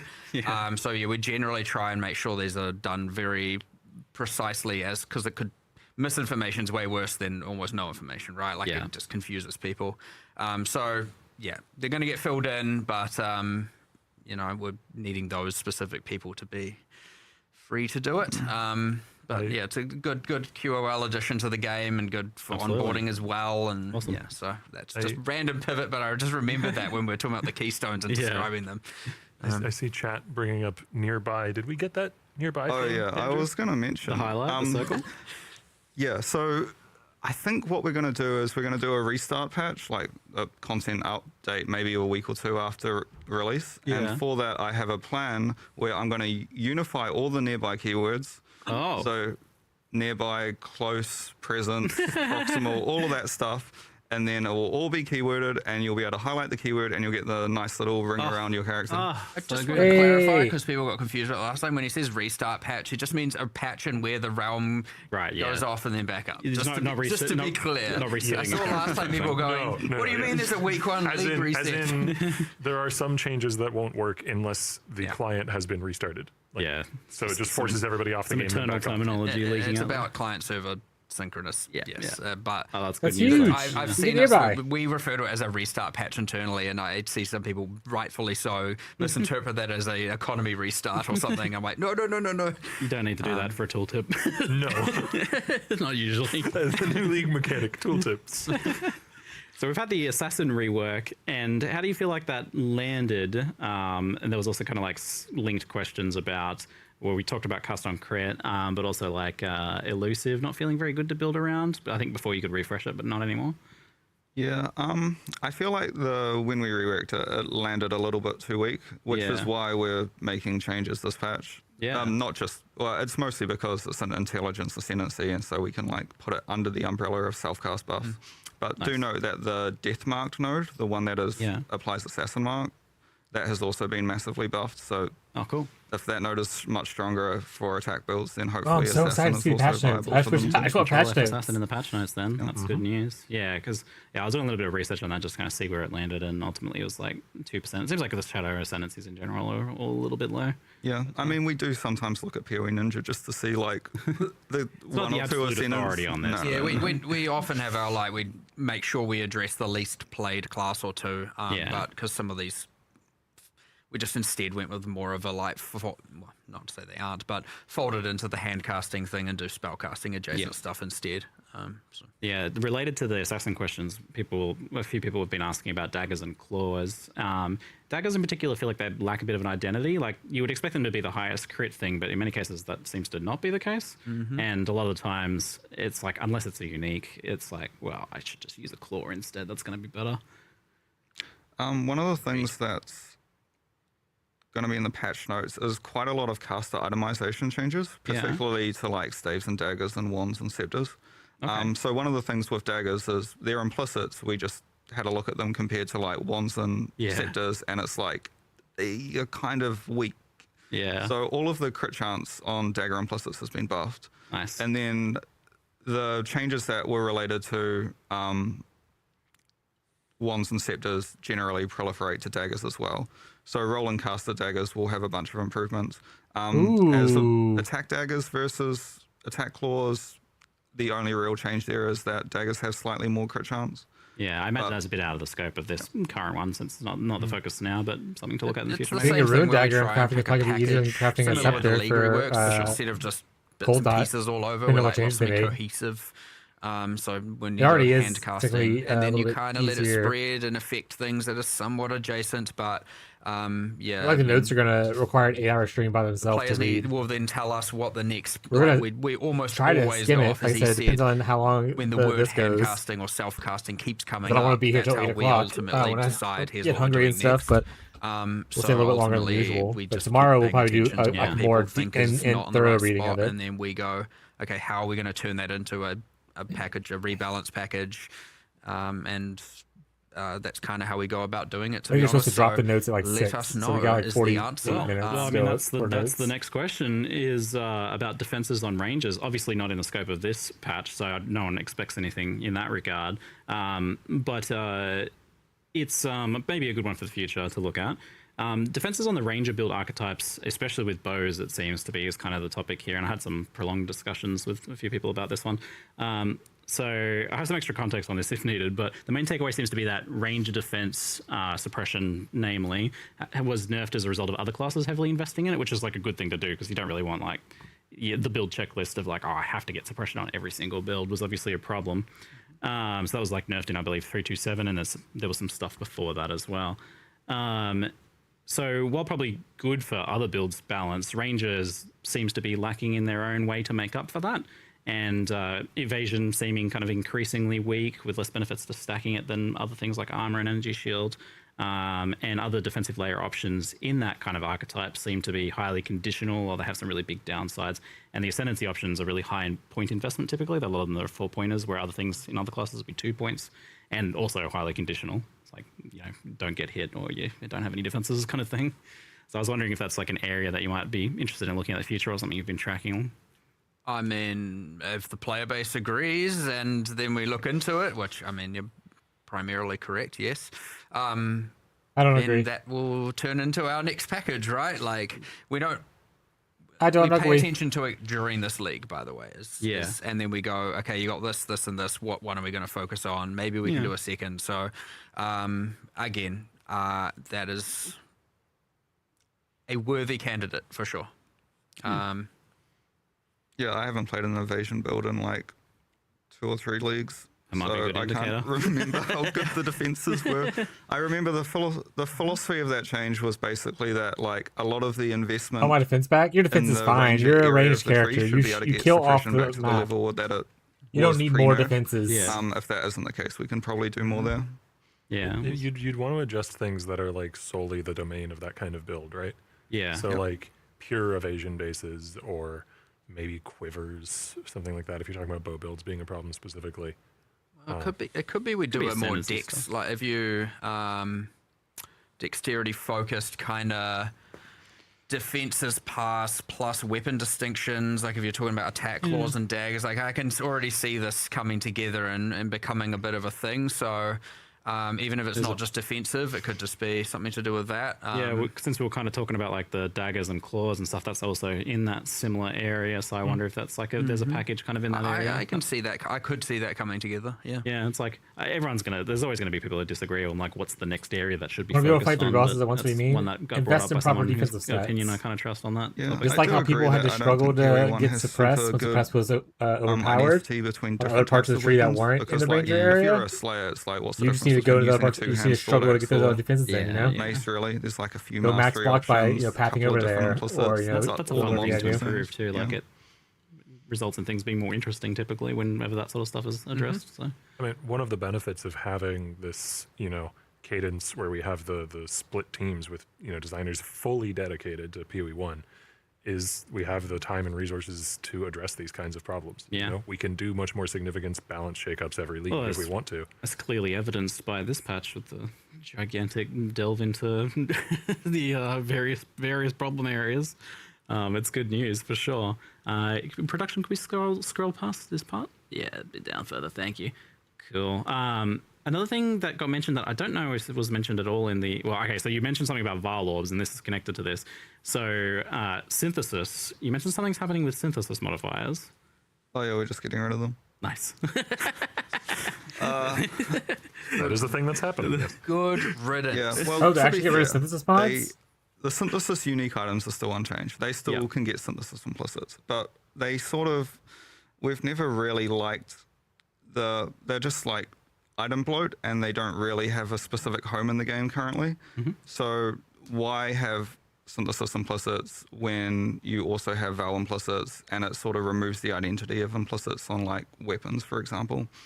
So The whole identity was you take multiple for those who maybe remember the league, you take multiple items Long time ago. explicits mods and put them as implicits on something. Like the whole idea was that you're turning explicit mod power into implicits, and then we removed that conversion process and then just had... So really what it just looks like is there's just a random amalgamation of different modifiers that are That's why I go implicits on these mirror items. crafters. But it's like you never synthesized it. It's just an item. So even like just immersively, it's just like, or narratively, or in world, it's like, what does this even mean? Now that there's no actual crafting bench to achieve it that synthesis had during its league forever ago. But yeah, then it's just like, okay, now you've just got this amalgamation of so many different stats that are just contesting with designs, well, ultimately blocking design space, and they don't really have a purpose. So like we just eradicate it so we can free up some, make some of these other things more powerful, or free up some design space to be able to do some more stuff in the future. Which we then did immediately use, right, Andrew? yeah. So Tell me more. well, I guess that's sort of like the vestigial items, but those are unique, so they don't really compete with synthesis bases.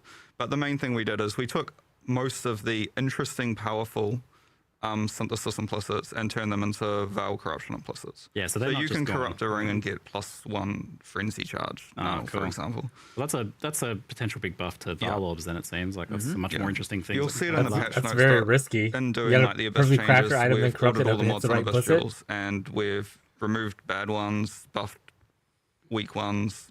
Same for all the Val I think we got Corruption rid of on the +6. increased damage versus abyssal monsters one, right? Yeah, I think That's gone. I think I petitioned you to Nice. get rid of those like years ago, and now I Finally. didn't even ask you this Come on, time. I man. just removed it. Yeah, get rid of them. I don't know why I ever would have defended that. Fever dream. Memory hole. One of those days. Did you ask me before 10 a.m. and I hadn't had enough caffeine? It's, I can't remember. You can't do that. I need Anyway, that for it's a a reason. very long time ago. That's the right answer. Yes, I mean that's a very juicy buff to double corruption. So there's going to be some fun double corrupting actually coming out of that. It also means you can no longer mirror the best items in the game anymore. Yeah.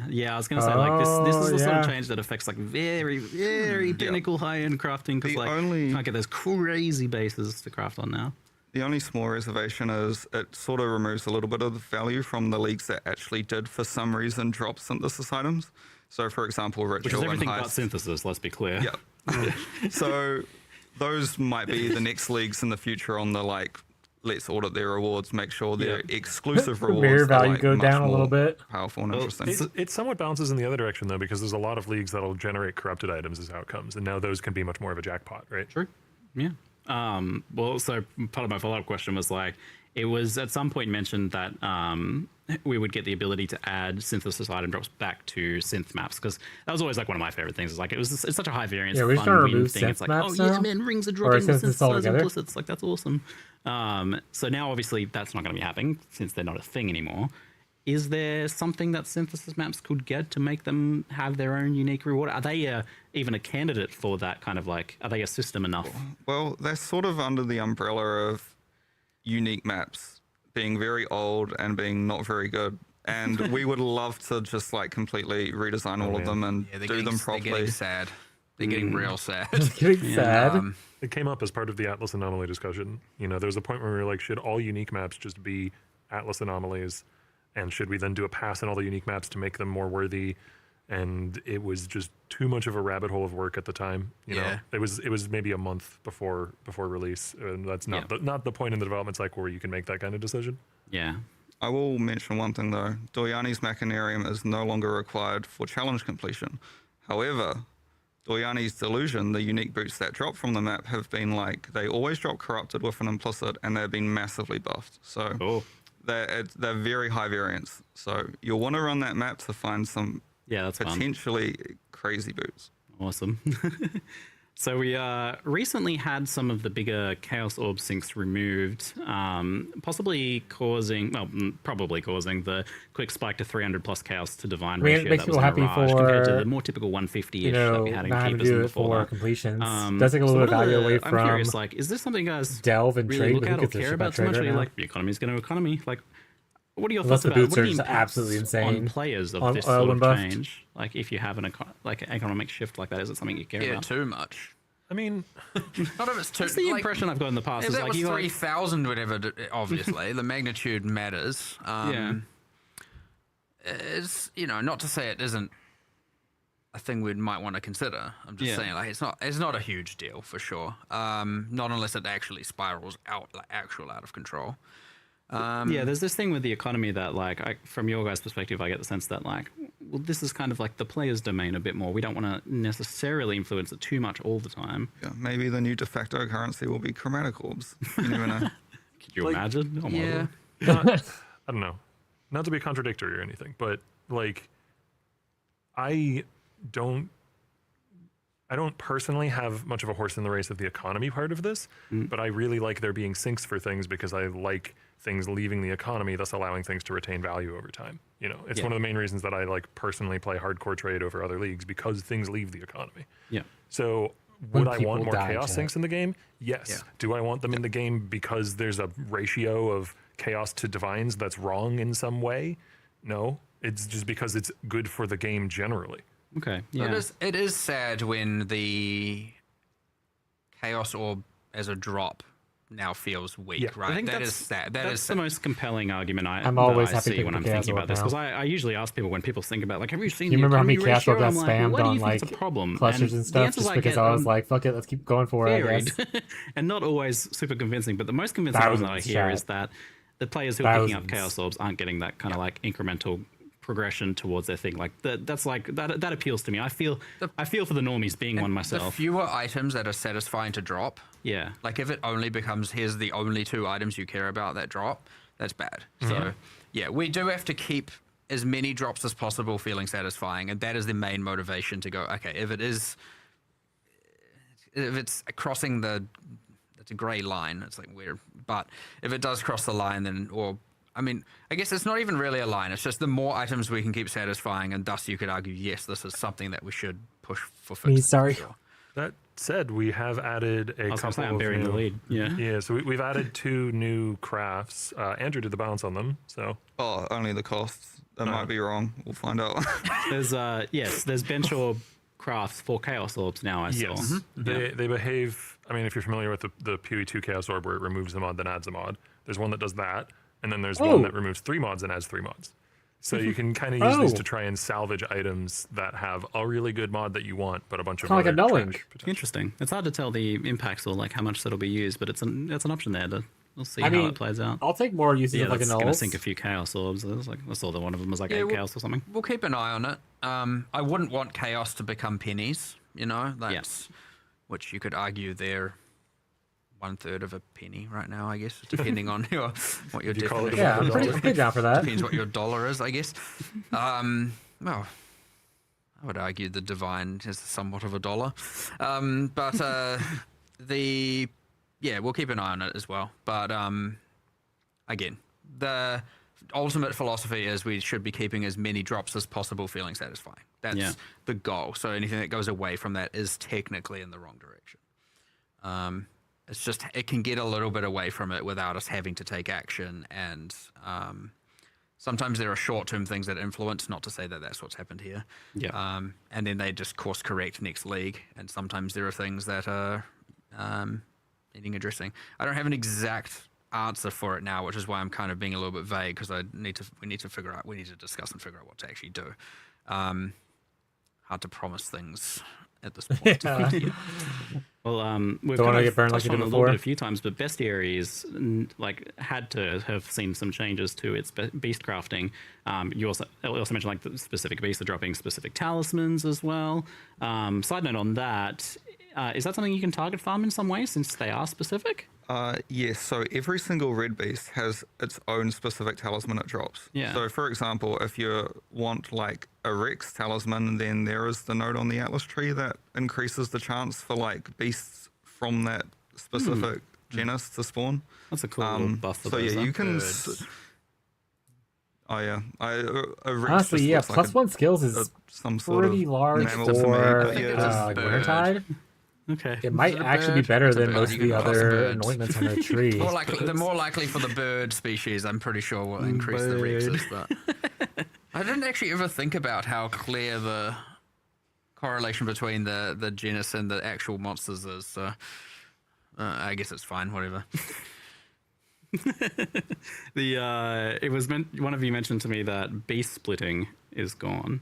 That's obviously a big change for some folks. It's a big crafting thing that was used for some high-end crafting projects, or just getting extra value out of certain drops, I suppose, in some cases. So Split talk us fossils, through the stocks removal go of up, the beast chat. splitting.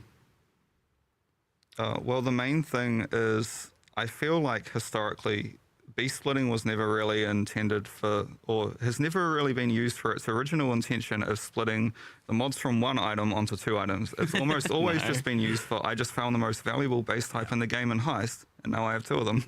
I mean, it came about because we were looking at the fact that we don't want every simplex amulet to become 2, right? Like that. That was where this came in. We started discussing it, and we were just like, is this even healthy at this point? Like, just ultimately every base type that's of value becomes 2 base types of value. And I get that it's just taking away the value, but it also just honestly isn't necessary at that point. Wait, can you not fossil? Worth noting, fractured A fossil has simplex? also been changed. Oh, okay. shit, Because they that does a changed it. similar thing. It fractures the item now, like the name Oh, right. suggests. That makes sense. Oh, just so there's no doesn't- more splitting. It doesn't fulfill its original purpose. I could see people Well, you being said a bit fractured like, fossils oh, are- no, act as but I fractured liked orbs is pretty having good. 2 of everything I found. Yeah, but- I mean, there's also like what if you just doubled the frequency of them appearing and removed it? Not to say we've done Like, that, even by if the you way. don't, it's like the thing you get now is worth like, 1.5 times as much or whatever the difference in the cost of Yeah. the beast splitting was. Like, it was just priced into the economy of it anyway. Like, so it just became this kind of like obligationary step that you just had to know about, otherwise you were scamming Yes, yourself. Yeah. And in many ways, the new Orflame crafting is splitting items Sure. in a Somewhat. Yeah, Well, it's very if you want to interesting. do the original intent of the Not only splitting one of them. Closer to the will original. definitely make There's a things like Ducat that's simplexes very more similar to interesting. that, I never had one which myself, splits so it I into a don't bunch really of worry ghostly about it. forms that each have But that means some you of need the to, item like, you or know, one of the mods. blueprints. that you Blueprints will provide. probably will be easier You can take though. the mod set you want. That's a because cool idea. Yeah, The so Mirage like thing that is is closer to what the beast core. was originally intended to do. Yeah. Okay. Isolate a strong mod to then craft from. But noting on the case of bestiary, I know Octavian, you share this as well, but both of us probably. I don't know how you feel about it. It's our top on our top list. Oh yeah, even So your number one. It's my number one for like. our programmers keep asking me when are we gonna get. Oh God, It's a just dire rework. it is a rat's nest, man, Yeah. on the back end. Like when we added that scarab that added the new beast, the Black Morrigan, like that was just add a unique beast that has a few crafts, and that was like 2 weeks worth of going Yeah. back to it, fixing a bug, going back to it, fixing a bug, because it's Sad. Yeah. It is it's the a bit older, that number one. one league that's in a dire need of a rework in our eyes. These heroes are gonna get some yeah, okay, cool. updates. Monsters are hopefully. old, the combat's old, the bosses are old, the crafting system has gone through so many different identities and different things to the point where I honestly think it's like kind of lost a bit of its groove. I mean, what I will say is it's a very strong concept, though.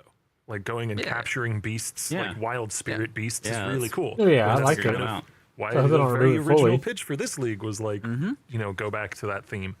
So we'd want to keep the strong theme, but Yeah. I know that one we all agree. I don't know how players necessarily feel, Well, but yeah, I mean, I definitely have had questions about that, especially on the quality of life side of things. And since you're already thinking about that, it'd be worth mentioning those now. So people like, particularly like just with hitting the limit of beasts and then like having to empty them out. There has been some improvements there, but it seems like it's still like just a big problem for people that are honestly, actually trying to engage with the mechanic. we've been doing kind of weak level band-aids for a while there, Yeah, and because the actual solution is quite a lot of work, and we keep They should going probably to just do remove it. yellow beasts. Really afford to spend this much time on that instead of, and there's all this like cool content stuff, and every time we're weighing the scales, it's like, it's not quite there. And so this is where I'm like, okay, in order to actually do this, we have to make bestiary the focus. So we have to go, this is the rework, and then we'll be able to do all of this stuff. But it's surprisingly more work than it might seem. because Yeah. if you do it in that way, where you're making it a focus and you're, revamping a lot of the content as well, then you're not having to choose between, do I fix these problems or make cool content? You're just fixing the problems while making the cool content. Yeah. Make yeah. league good. Like they can still have the yellow beasts like spawn Something and I stuff like saw that, kind of, but there's no reason to asked was, capture like, them. proposing the kind of idea is thing. like, Yeah, do make it to yellow where they don't beasts have a even cost really matter and to need the to be a crafting. thing like they are? Like, If they want to still have them what if they just kind spawn, of dropped a life just to be as like an force extra beast loot juice? thing, or like for the chance something to like turn that. to red As kind of well. thing. Interesting. Well, That's this fine. was part of the original. But the sketch capturing where part we'd and they're using it basically as part of wanted the to say craft that recipe, I think it beast- just yellow should beasts be will removed. appear in maps Yeah. as extra monsters, but Ironheart doesn't capture them.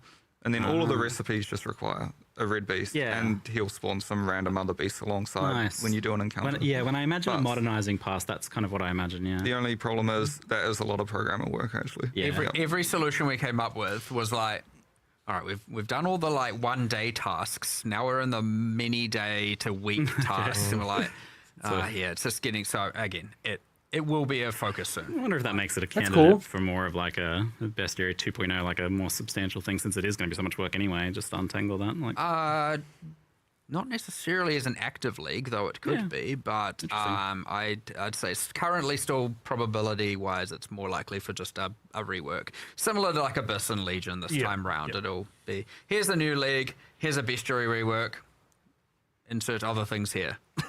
Nah, do we've it got some 2.0. rapid fire kind Like of you did quality of Keepers of life the and Flame for technical Breach. questions here. EU servers seem to be having some major You like issues. Invasion each league of the launch and first maybe one, some beyond shit that, like from that? what I've heard. Any news on sources of that issue or potential improvements on the horizon? None of us three know about that, unfortunately. So, Jonathan handles that with our more live ops and sysadmin team. So we just don't know, honestly, Yeah. what's going on. Like, I'll ask him about it then. Yeah, that is the better thing to do for sure. I'll get on it. I'll get on it. We talked about the tooltips. Excellent. In-game price checking was added to POE2. Is that something you're planning on adding to POE1 as well? Almost all of that. Well, yes. Don't know when. Same with like price checker, build planner, which I guess is a bigger build thing. planner. Yep. There's some complexities No build planner around for this it. league? Like we are trying to as from the helper text thing. We Did just got that POB2 ever so we're update to where slowly export putting the stuff build over, file? but often the best person to Stop do it is the saying person POE2 that implemented before I it, got to right? It makes that's with sense it. to port it. But those people are working on POE2, big upgrades. So we've got to find these like windows where they're like kind of Fair between enough. tasks where they can migrate it over and make it work. Otherwise, you're having someone who doesn't know that code base at all, trying to maneuver it over, and they don't understand the, parts of it that are less important and more important necessarily. And they can figure it out, but it would just take a lot more time. So we try and find these lulls between major tasks for them where they can go and port stuff back. Yeah. And we just need to do some of that, really. So. And those are the sorts of things that work towards the goal of like, you don't really have to install third-party software to play PoE if you're a long-term player. That's ideally the outcome there. And that got me thinking about that. There's two features of Awaken Trade that would keep me using it, even if you had the in-game price checking that was working just as well. And those are /hideout macro, the ability to like return to your hideout quickly. And the second one is the control scroll wheel your stash has without being moused over it, because that exists in game, but you have to mouse over it, which kind of defeats the purpose. Interesting. So I'm just wondering if those are things that could just become /hideout's behaviors. not The natural latter one, I thing can just though. go and talk to some UI programmers and see whether we can do that. Both are fully feasible. Please do. The first one I'm I less certain mean, of. if y'all want Where did to it- wait until well, no, after it's just- stream, I I'll think do in it. PoE2 But there's a return to not hideout button gonna if you go to jump on someone's right hideout now. to trade. I don't know You if guys that's have in fun, though? PoE1 currently. So that might be just like a little gap also to fix. similar to how we bound use town Yeah. portal. Like we Yeah, can have it could be a we could hotkey, have a right? return to hideout. It's That would be awesome. amazing. Or just a go to hideout. Obviously it won't always Awesome. work. Like if you're in an area where hideout doesn't work, sure. it won't work. Yeah. But yeah. Yeah, awesome. And maybe then do one Yeah. for like, / King's March or whatever the one is that brings you to King's March. And all Yeah, those. that's kind of the one I use the second most if I'm playing that. Half your keyboard just teleports you. Yeah, we got a lot of hotkeys, but these could be optional ones, I suppose. There's some are more used than others, right? Yeah. So we'll start with those ones before Yeah, we add a whole ruckus of. Oh, that'd be amazing. If the control scroll wheel's possible as well, that'd be awesome, because that's just like when you're transferring stuff from your inventory, you're moused over there. You don't have to mouse over to change tabs and then back and forth. That'd be awesome. Oh, great. Awesome news. The Tota event caught me by surprise. Trial of the Ancestors. I think it caught a lot of people by surprise. How did that one come about? And just kind of like, just quickly, kind of, what are your thoughts on it? Any useful takeaways? Learn some useful stuff about Well, the we wanted to league? just have like a variety of different events we can run, and it was like we don't want to just keep doing the same thing, and so it kind of was like, okay, we've had this and this. Like we even discussed at the time, going, could Mercenaries be an event format? And then we went through all the different options, and then We're gonna do it tomorrow. I think there's been a bit of a for it? because Hell Trial of the yeah. Ancestors effectively got dismantled after the league. You all go to the Yep. tree together and hold And it hands. was like, That's so it's gonna be so much cute. work to bring it back. Turns out, wasn't that much work. Yep. It Took a programmer The power like of 1 day to revive friendship it. will prevail. ended up being way quicker than Heart. we had expected. So we were like, well, let's just do it, run it as an event. I know people have been craving it, but let's actually see if what they it's think. more nostalgia fueled or otherwise. But yeah. It's one that I see, like, some people just like they tried it here and they're like, nah, I don't get it, I don't like it. But then I see other people, like I was reading a thread about it today, and they're like, I love this. Like, Just I give me want to make batch it cool. notes. Like, this I wanna seems to- some search people for really cold fall dot. in love with this mechanic. So, is it something you want to make core at some point still? We're on ultimately we were like, do we keep it as like a kind of event thing? And that way certain people play Let me it search because cold they dot love while it y'all and others talk. won't, or yeah, I guess there is still the room to integrate it into core and do a bunch of stuff around that, as long as it's obviously you don't have to do it, right? It's like, if you like that, similar to say heist. If you are into heist, there's always a crowd that loves these different things, then you can go do that. And if you don't want to do it, then just ignore it. So as long as it's in that format, because it is quite specialized content. Yeah, super. Like it's just totem rugby. The most of anything, I Yeah. think, the most specialized. So, it has a place. We just need to talk about it and figure out where we want it to be. Yeah, could we scroll down a little bit, production, just so I can see those questions down there? Do the Ducats increased intangibilities? There's some random chat questions we have here. So Depends on the Ducat. Yeah, every Depends. currency is just set by myself as to whether or not it does or doesn't. There are a lot of lower level currencies that you would use at lower levels more frequently don't. So like an alchemy orb doesn't increase intangibility, but things that you're using when you're finishing an item often do. So like an exalted orb, for instance. Can replica unique mods become vestigial unique mods? Yep. Yeah, that seems like it would be legal unlike the other Those ones. are legal. Yeah, because they're just they are just a unique. There are some interesting things you can do because you can take a replica That is kind of unique, cool. Oh, and then it can roll into the non-replica version of the unique, and then it can, in some cases, it can have basically 2 of the similar mod. interesting. On the same That level. is Wild. interesting. I High imagine stocks you go can't up. create a replica unique though, because they're from a specific piece of content, same as boss drops. Yeah, we didn't want to do the You don't want to cheat that. getting all the boss drops and no one's even killed the boss yet. It's no good. Later. The things it can create are the things you can ancient orb an item into. Nice, that makes sense. Can we get log into hideout or so like that? This would be a way to get Logs mage you bloods. back into your Just hideout throw and go belts through into them? it. I hope it comes out as much a mage no one's blood. gonna like the answer, no. They're logging into town is important for us. Yeah. And probably for reasons people won't like. But ultimately, like just to express it, it is ultimately we want the game to feel like a multiplayer game, and we want you to log into a hideout and see other players and be part of this universe where there are other players. And as soon as you can just bypass that, and again, I know people aren't going to like that answer, but that's just where It's we kinda stand whatever. on it. And not to That's fine. I'm fine with that. say It's it. a I used to say minor it like more, but inconvenience. my answer is kind of deal with it. Deal with it. Which, but I know that's not going to be a popular take for sure. Will we eventually be able to switch out gear in the recently teased Animate Guardian UI? The teaser has locks in the UI indicating that we can't take items out. Interesting. Yeah. Well, the Animate Guardian we sort of just got that in like a week or 2 ago. So at the moment, it's just very bare bones. You can right click the icon and you can see what items are equipped on your Animate Guardian. Yeah. You still have to go through the really jank process of dropping the item on the ground and using Oh, the skill on no. it to actually equip it. Yep. We do want to actually change that so you can just drag and drop items. Yeah. But I'm not sure if we'd want to allow you to remove items that are on an Animate Guardian. No, that's fair. I imagine it'd be like I mercenary. You can wouldn't put want to over. do that, Yeah, fair enough. I think that's. I'm not gonna use it until I leads can to drag my and drop. final question of today, which is ExileCon is fast approaching, and I think in many people's eyes, it's a lot about Path of Exile 2. Like, it's a big event to announce the big stuff for POE 2, but. Is there some stuff that POE1 fans should be excited about for ExileCon? Is that a focus? Is something sure. happening there? For sure, it's not PoE 2 con, it's ExileCon, right? We've got Hell yeah. main games, 2 titles, right? And of course, ExileCon will have a You thing should for blink PoE twice 1 if you're in and for trouble. PoE 2. And I actually saw some people just before the stream was started. I saw a few people going, "Last PoE 1 patch for the year." And I went, "No, it's not. There is a 330. It will be before the release of PoE 2, and so." Ooh. It's crazy to think there's that many expansions. I in know, the right? free I was series. talking about this with Jonathan earlier. It's like there's been 30 expansions in. So that'll be since the November? free series, right? Yes, we will Yeah, have so another PoE 1 November, expansion. late October, early November. Already cooking up some awesome ideas, Excellent. and I'm Or sure maybe- the maybe release. late November. I'm sure next This is how they Saturday wanna for us. position around, like, we will Path of be able to Auto. nail it down mostly, but yeah, some pretty cool stuff in the works, or to be in the works fully since these guys are wrapping up. But yeah, should be epic. PoE 1, PoE 2, big end of year for us. Like absolutely monster of an end of year for everything Path of Exile related. Yeah. Absolutely. Excellent. That's fantastic news. Exactly what we want to hear. Well, thank you very much, all of you, Andrew, Octavian. Does that mean Mark, notes are coming? Thanks very much for the Q&A. No. Thank you very much. Notes. And awesome job, you two, Notes. by the way. Notes. Yeah. Are they gonna make me stuff wait are you 18 minutes? Oh, thanks. Oh yeah. Drop notes. Drop notes. It's a Kieran, it's a post banger of a notes. patch.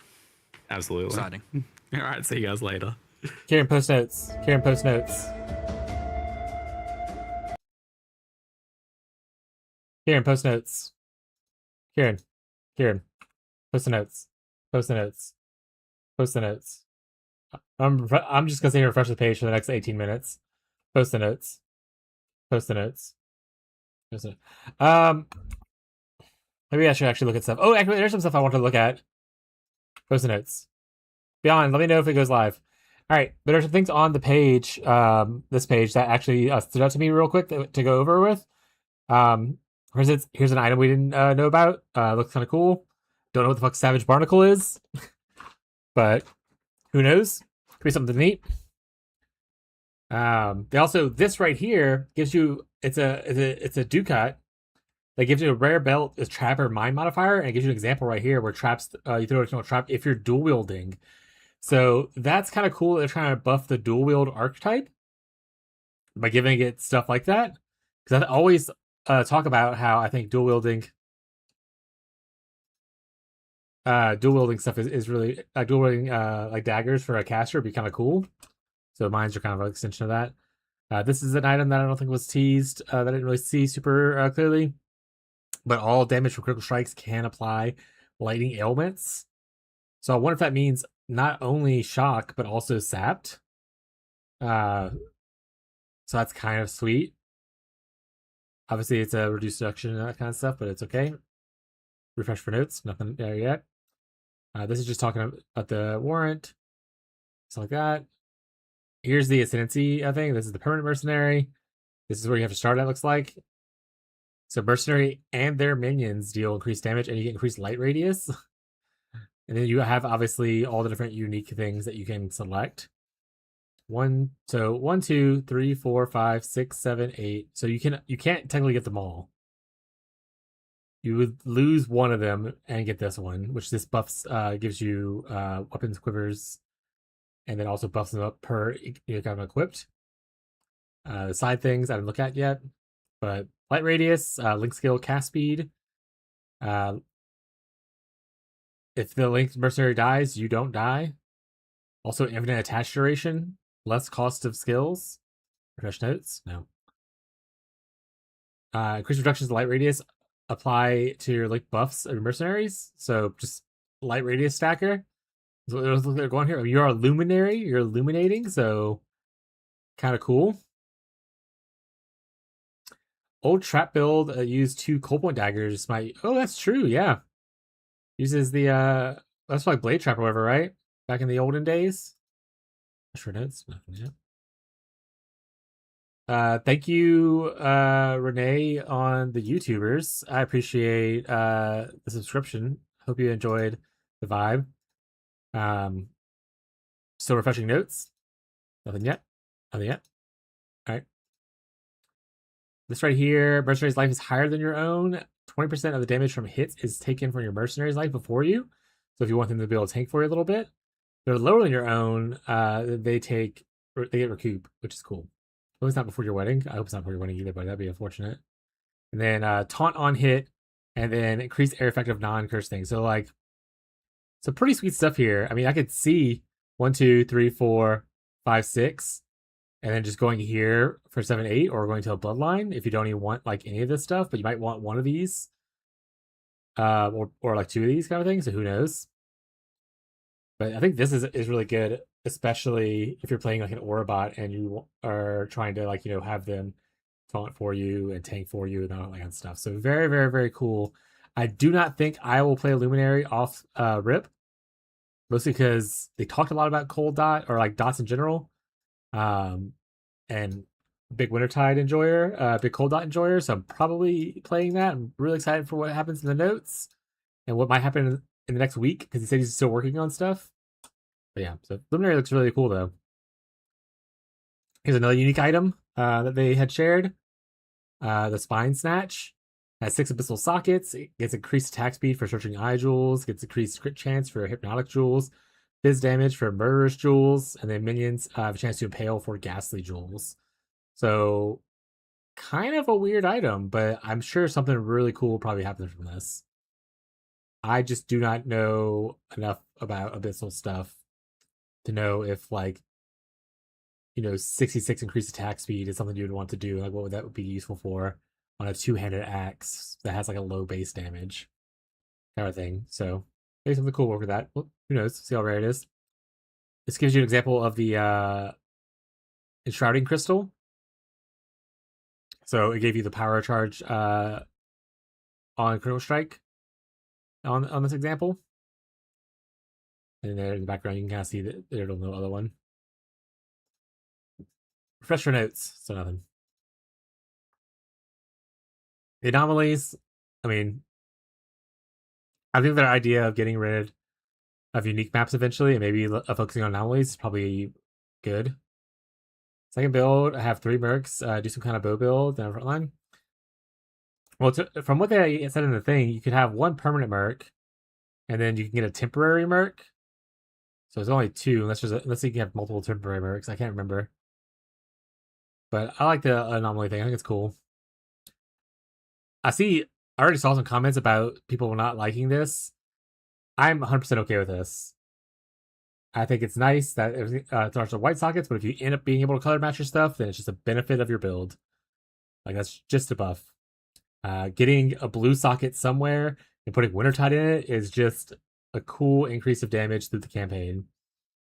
And then obviously you get Diala's, not for Wintertide, but the Diala's thing, you get 50% on a green skill gem or support gem.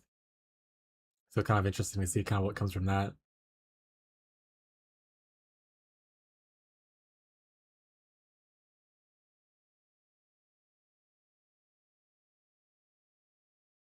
This gives you the chrome effect. And this is the pariah that they buffed. I actually don't know what the pariah was before because I never really utilized this ring. We can always look it up, but it gives a lot of life per red socket. I assume it's per on the item. But who knows? I imagine it's per item. But like, it's a lot of rarity if it's white, a lot of flat energy shield, kind of cool stuff. And they show here only one of them, I think, which is the base critical strike chance of spells equal that of the main hand weapon, which is actually pretty good on an Inquisitor. That's pretty huge. I would say that's really nice. But Sign can have 3. I don't know how many are permanent, but I thought the number was 3. Let's go back up. The buff based on the color? Got it. You can hire a mercenary permanently. Damage. So it only says 1 here, and then he talked about being able to hire a regular one, like temporary one, like ZD in his playtest practice. He talked about it. Kind of interesting in a quiz. Yeah, quiz is kind of interesting. But like I said, I want to see more changes. Patch notes. They're making us wait all the way to the 6. Those punks. But I want to see more of the changes. But that's pretty good. I wonder if anything else changed. We'll see. Like I said, it could be good. Spellcaster skill buffs. This is the Pact of Gore. This is something that could be potentially really interesting for our brand. Empowers the next 3 non-ailment damage over time spells you cast. Empower to deal 40% more damage over time. We cast. I mean, assuming brand skills work with this. If not, then maybe we switch to like Vortex or like that. Dripping Frost kind of thing. And then it triggers a fizz damage over time thing, which makes me think like Exsanguinate. Obviously, it's gore, so Exsanguinate, Reap, that kind of stuff is buffed up by this ×2. So because you're getting an extra fizz dot on top of it that occasionally triggers. So an Exsanguinate or a Reap could be good with the whole new Reap of I don't know what it's called. The new Reap trans gem though could be something sweet. And it scales with modifiers to spell damage, just like Reap and stuff does, and just like Wintertide does. And this is the Mana Infused staff that they showed, which honestly looks a little strong and kind of interesting. Look at that Exsanguinate they just had on the background there.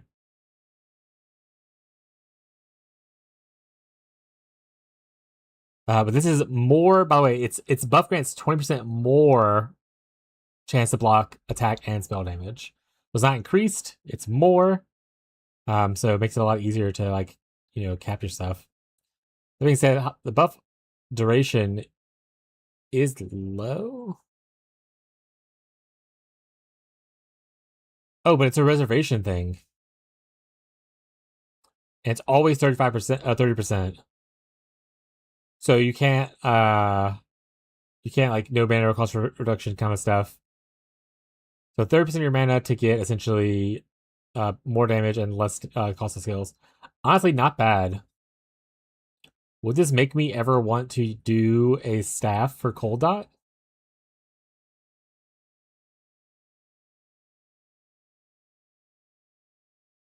Who knows?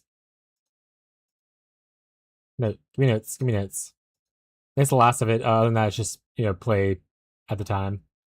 Download press kit. I don't know what press kit is, so I'm just gonna leave that alone.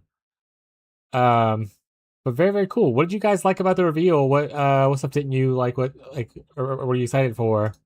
Refresh notes. Damn. We're gonna play this again. Y'all can't hear it. I'm just gonna pause it at points that. Oh, not this one.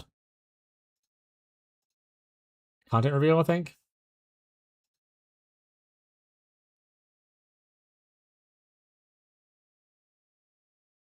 I'm just gonna find places to pause it while we refresh notes on another page and talk about things that we saw.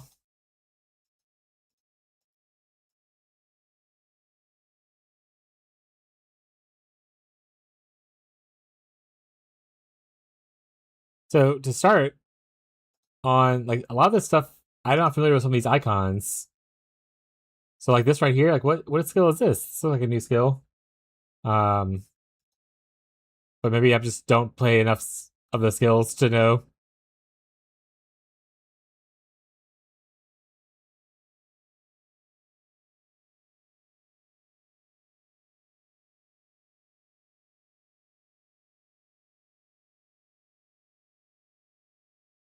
All right.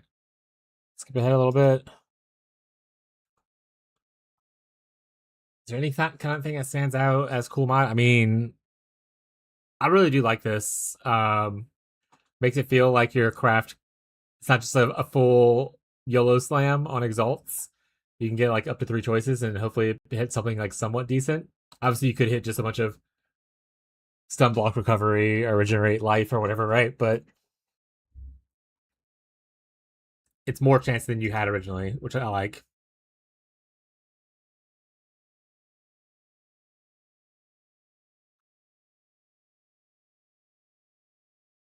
Four minutes to potential notes. All right, let's look here. I think she's already done a react to this, by the way.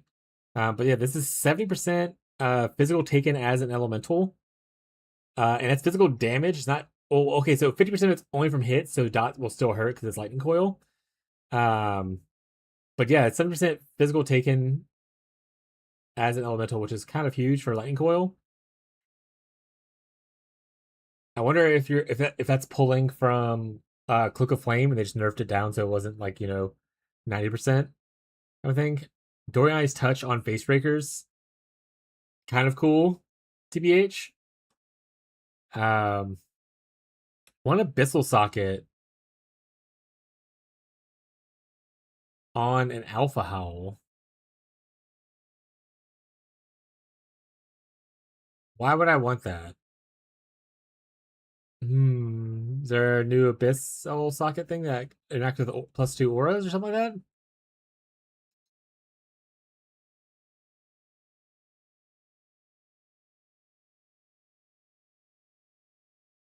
Whatever that skill was is kind of cool. The one with the red orb floating around. I think it's like next scene. This right here. Like that looks kind of like Soul Rend-ish. But it's like it's auto-procking while you're moving. It's a new pack skill, so giant meteor.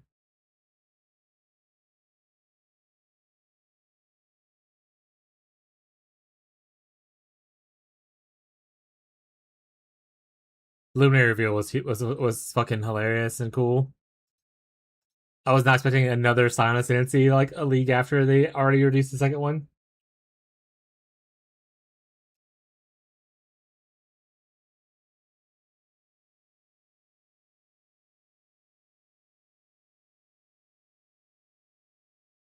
I'm also interested to see what this skill is.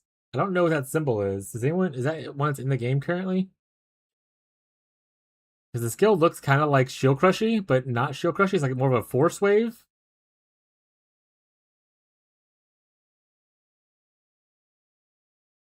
Kind of interesting.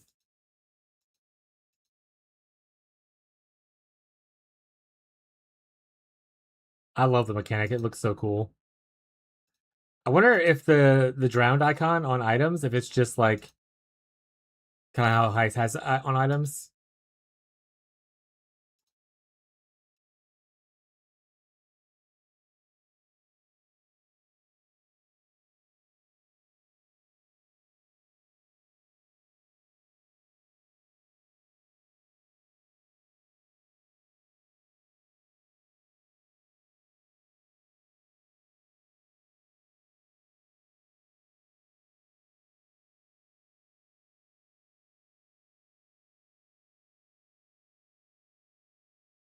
Okay, this is just want the map mod. It's not craft stuff.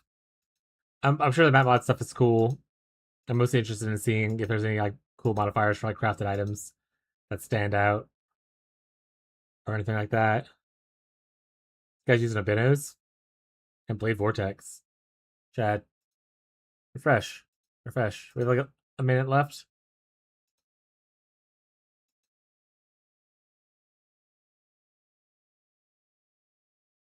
All right, 6. Give me. Hey, it's there. All right, we got him. Fuck this. We got him, chat. All right, first thing, Wintertide. Hold. Damage. Over. Damage. Over. Time.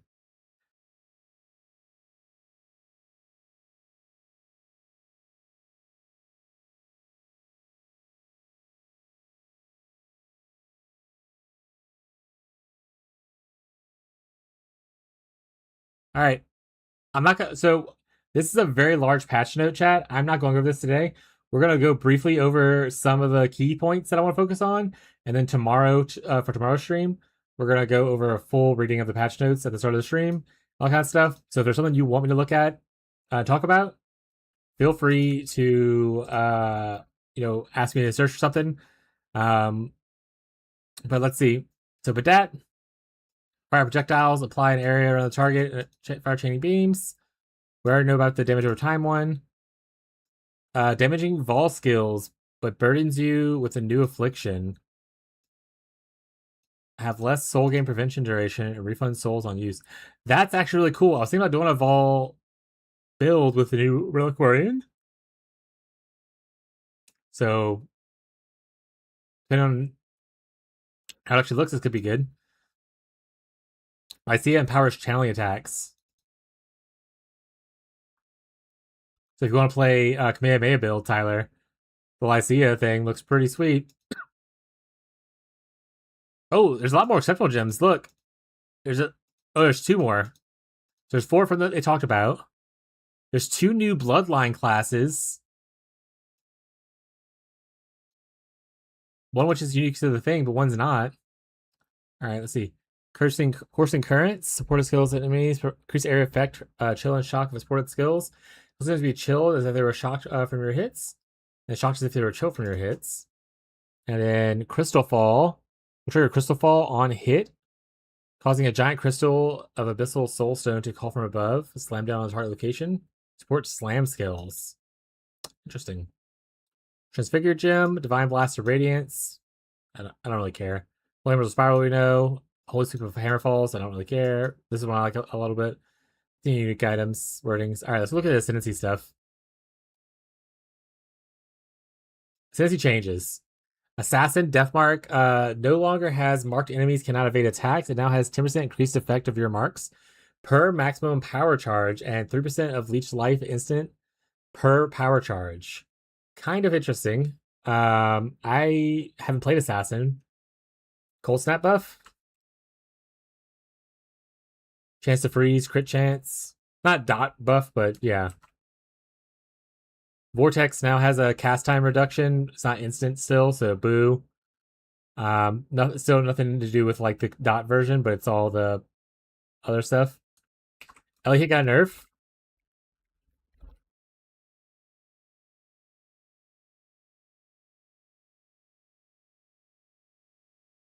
Oh, Ellie Spectrum is not affected, so the bow build idea I had still in play.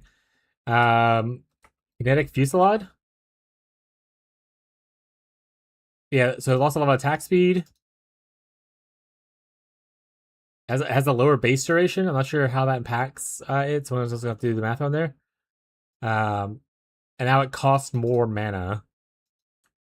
What was the other thing that we were looking at? Oh, Minion Pact has been reworked. Is now called Communion Support. It supports spell skills that hit enemies and cannot modify skills of minions. It adds damage for each permanent minion at a gem level 3. Oh, so it doesn't consume anymore. It's just the more minions you have, the bigger your spell thing it is. Okay, that's fine with me.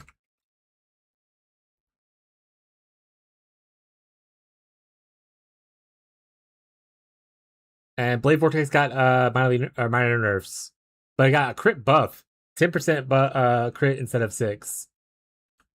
Did Flicker get changed, or you're playing Flicker now because Elliot was nerfed? Got it.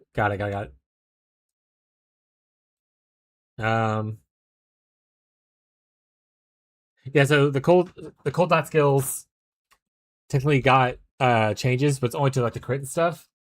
He said he's working on some dot based things and plan to release them in the next week, so we'll kind of have to keep an eye out for those. But yeah, if you're a crit based, cold skills got buffed. Looks like across the board.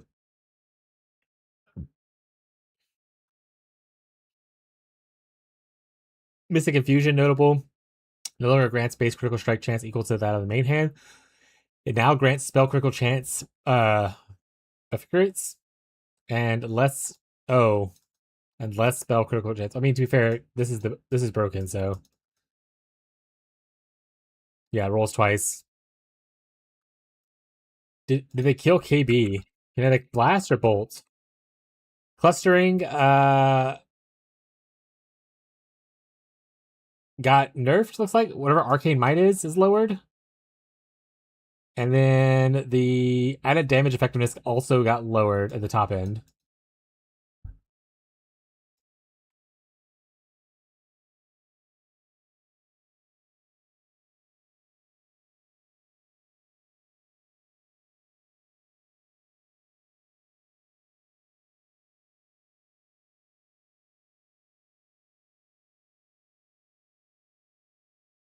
Okay, that for him for who's he's an ad. I didn't want him to miss out on it. I'm not gonna read that. Hierophant got changed a little bit. Awakened passive now gets 2% more damage per summon totem instead of 5, so this is a little bit of a nerf. Probably also to connect Fusillade totems. That's 2% per totem, which is probably, and it's more damage, probably pretty good. Inquisitor. Oh, that's one we talked about. This now grants, this is the other one that changed.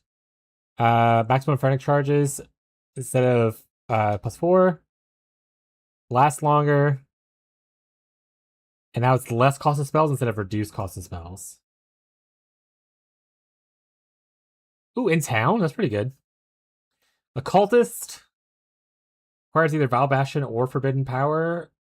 Causes you to gain Spirit Infusion every second of channeling. So I don't really care for this. This doesn't help me with any of the... I don't channel any of my cold dots, so... I don't think this is super important. And it's added a new notable, so all the old notables are still there. So Occultist is pretty much the same for cold dot. Aquarium we already know about. Interesting. Okay. Any other... Well, I'll wait for ads to be over first. We have like a minute. But for anyone who's not in ads, is there anyone... I guess I can type in brand. Brand!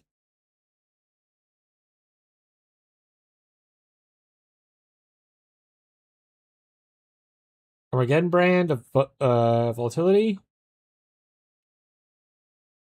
was nerfed. Oh, the base damage is buffed. The damage effectiveness is nerfed.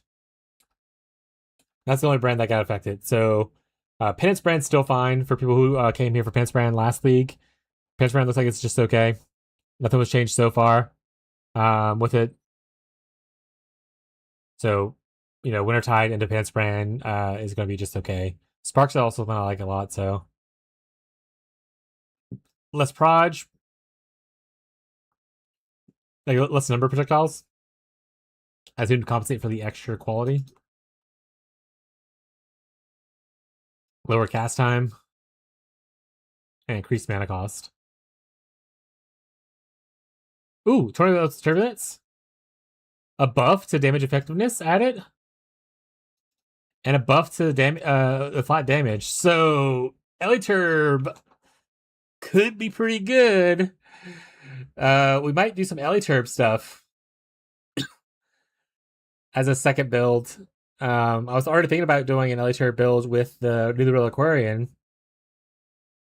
So the fact that this gets better damage effectiveness and better base damage is actually kind of huge. Log in. Yeah, I'm going to make at least 17 million characters this league. Probably not Spark, though. Spark's out. Let's see what the roll magma nerf was. Lower damage effectiveness and add damage at general level 1, but has more at higher levels. So they nerfed early game, it buffed later game. To make people, not be crazy with it. Let's see if there's any skill that stands out that I care about. Yeah, I'm sure some of these might be cool. I'll read them tomorrow. But like, if there's a skill that I like, I'm interested in this skill. Ice Storm. Tyler, Dancing Queen now has 8 storms now instead of 5. Dancing Queen.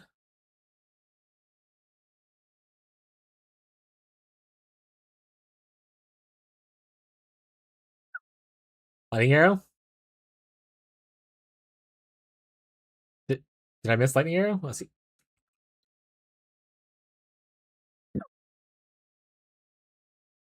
Are you just saying you're logging in because there's no changes to it and you like Lightning Arrow a lot?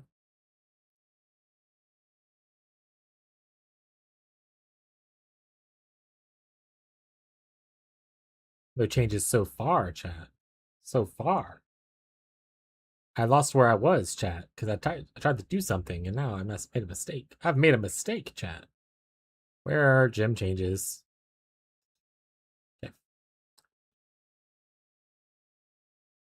Shadow theme physical skills and pure cold hit spells have a higher crit chance.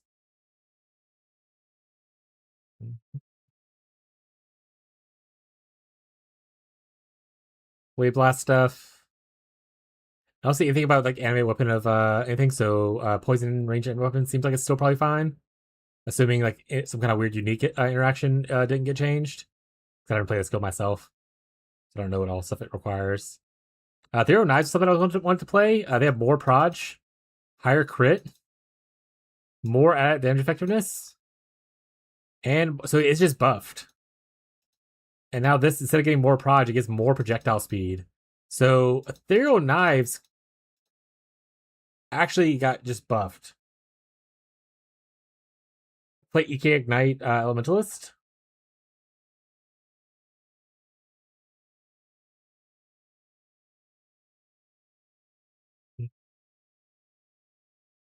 I like my main bow once I get +3 arrows and axe. I thought you would start with Elite of the Spectrum, but obviously it requires you to get a trans gem, so. So we're into Reaping, decent buffs, way more proj. They capped the ward break thing. Well, at least now we don't have a reason to go farm Excision, probably.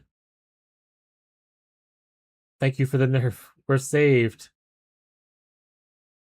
The second build ever, EK Ignite. I never actually played it, but last league when I was doing the Penance Brand thing, people were like, can this be EK Ignite? And I was like, I never played it. Maybe, probably. And now it's a buff, so maybe we'll play it.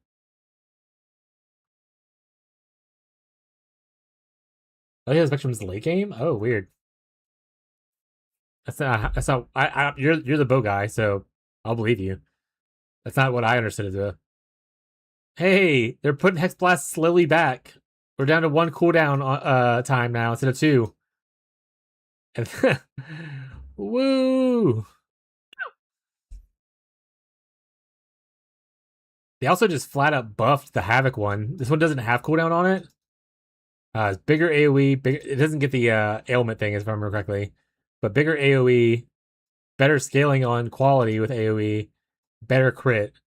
So my Hex Blast of Havoc idea that I was working on could also be good. No, I have too many things I want to play now. The next week of getting more stuff fed to us. Be fun. More damage effectiveness. And so Incinerated Venting just got buffed, like all the way. Wasn't this already a strong build by like Connor or something like that? Was only Incinerate of Venting? Just a straight up buff.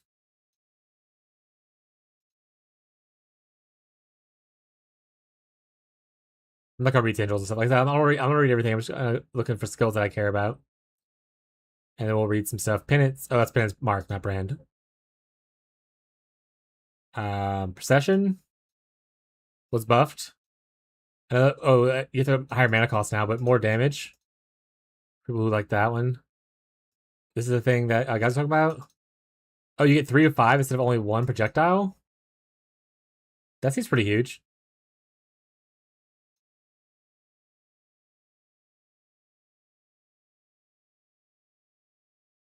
LA turd looks good.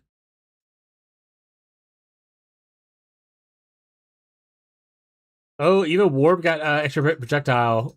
There's a Warp buff. People would love more crit on Warp and more damage on Warp. People love Warp.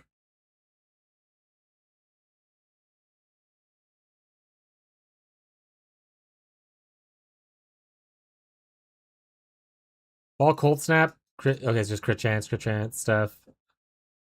Nothing in here with. There's like 2 Vol skills I was talking about. Vol Blade Vortex was one of them, this is just a buff. The other one was Vol, one of the poison skills, and I don't see that on here. I forgot which one it was though. Supports.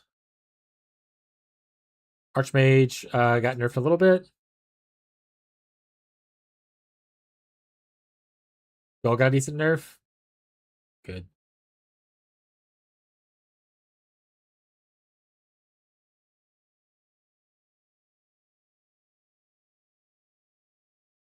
Companionship got changed. No longer gives more life, they just take less damage if they're on your minion.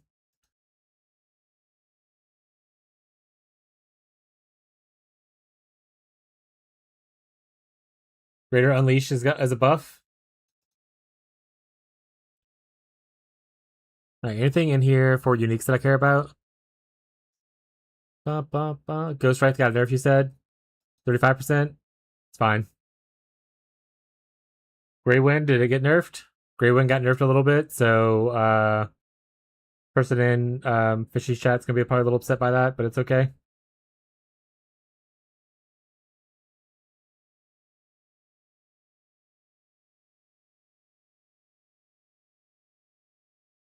So the duration, technically you can still get up to the same duration. The effect's what you cared about, and that was nerfed. Got it. Jaquanis. Got a nerf. Jaquanis get a nerf too. 31 to 53. 24 to 35 now.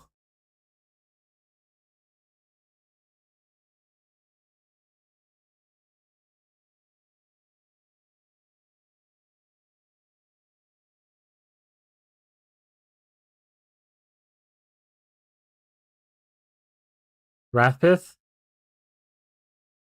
Also ate a nerf. Both were 5%, now they're only 3%. The life stackers are a little womp. Same thing with Fileborn. Same thing happened there.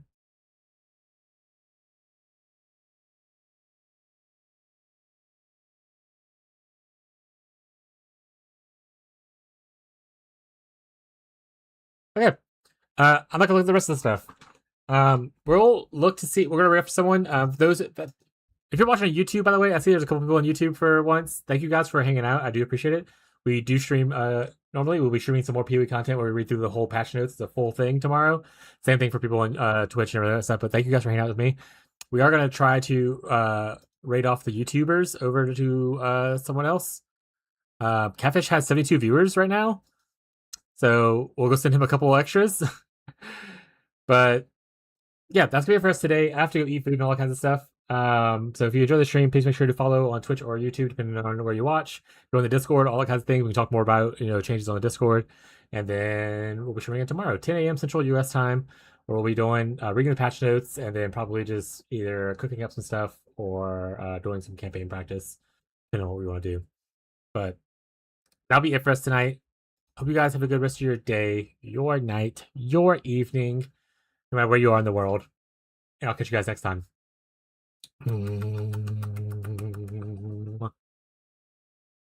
Bye, chat. Got it. Thank you, Gazi.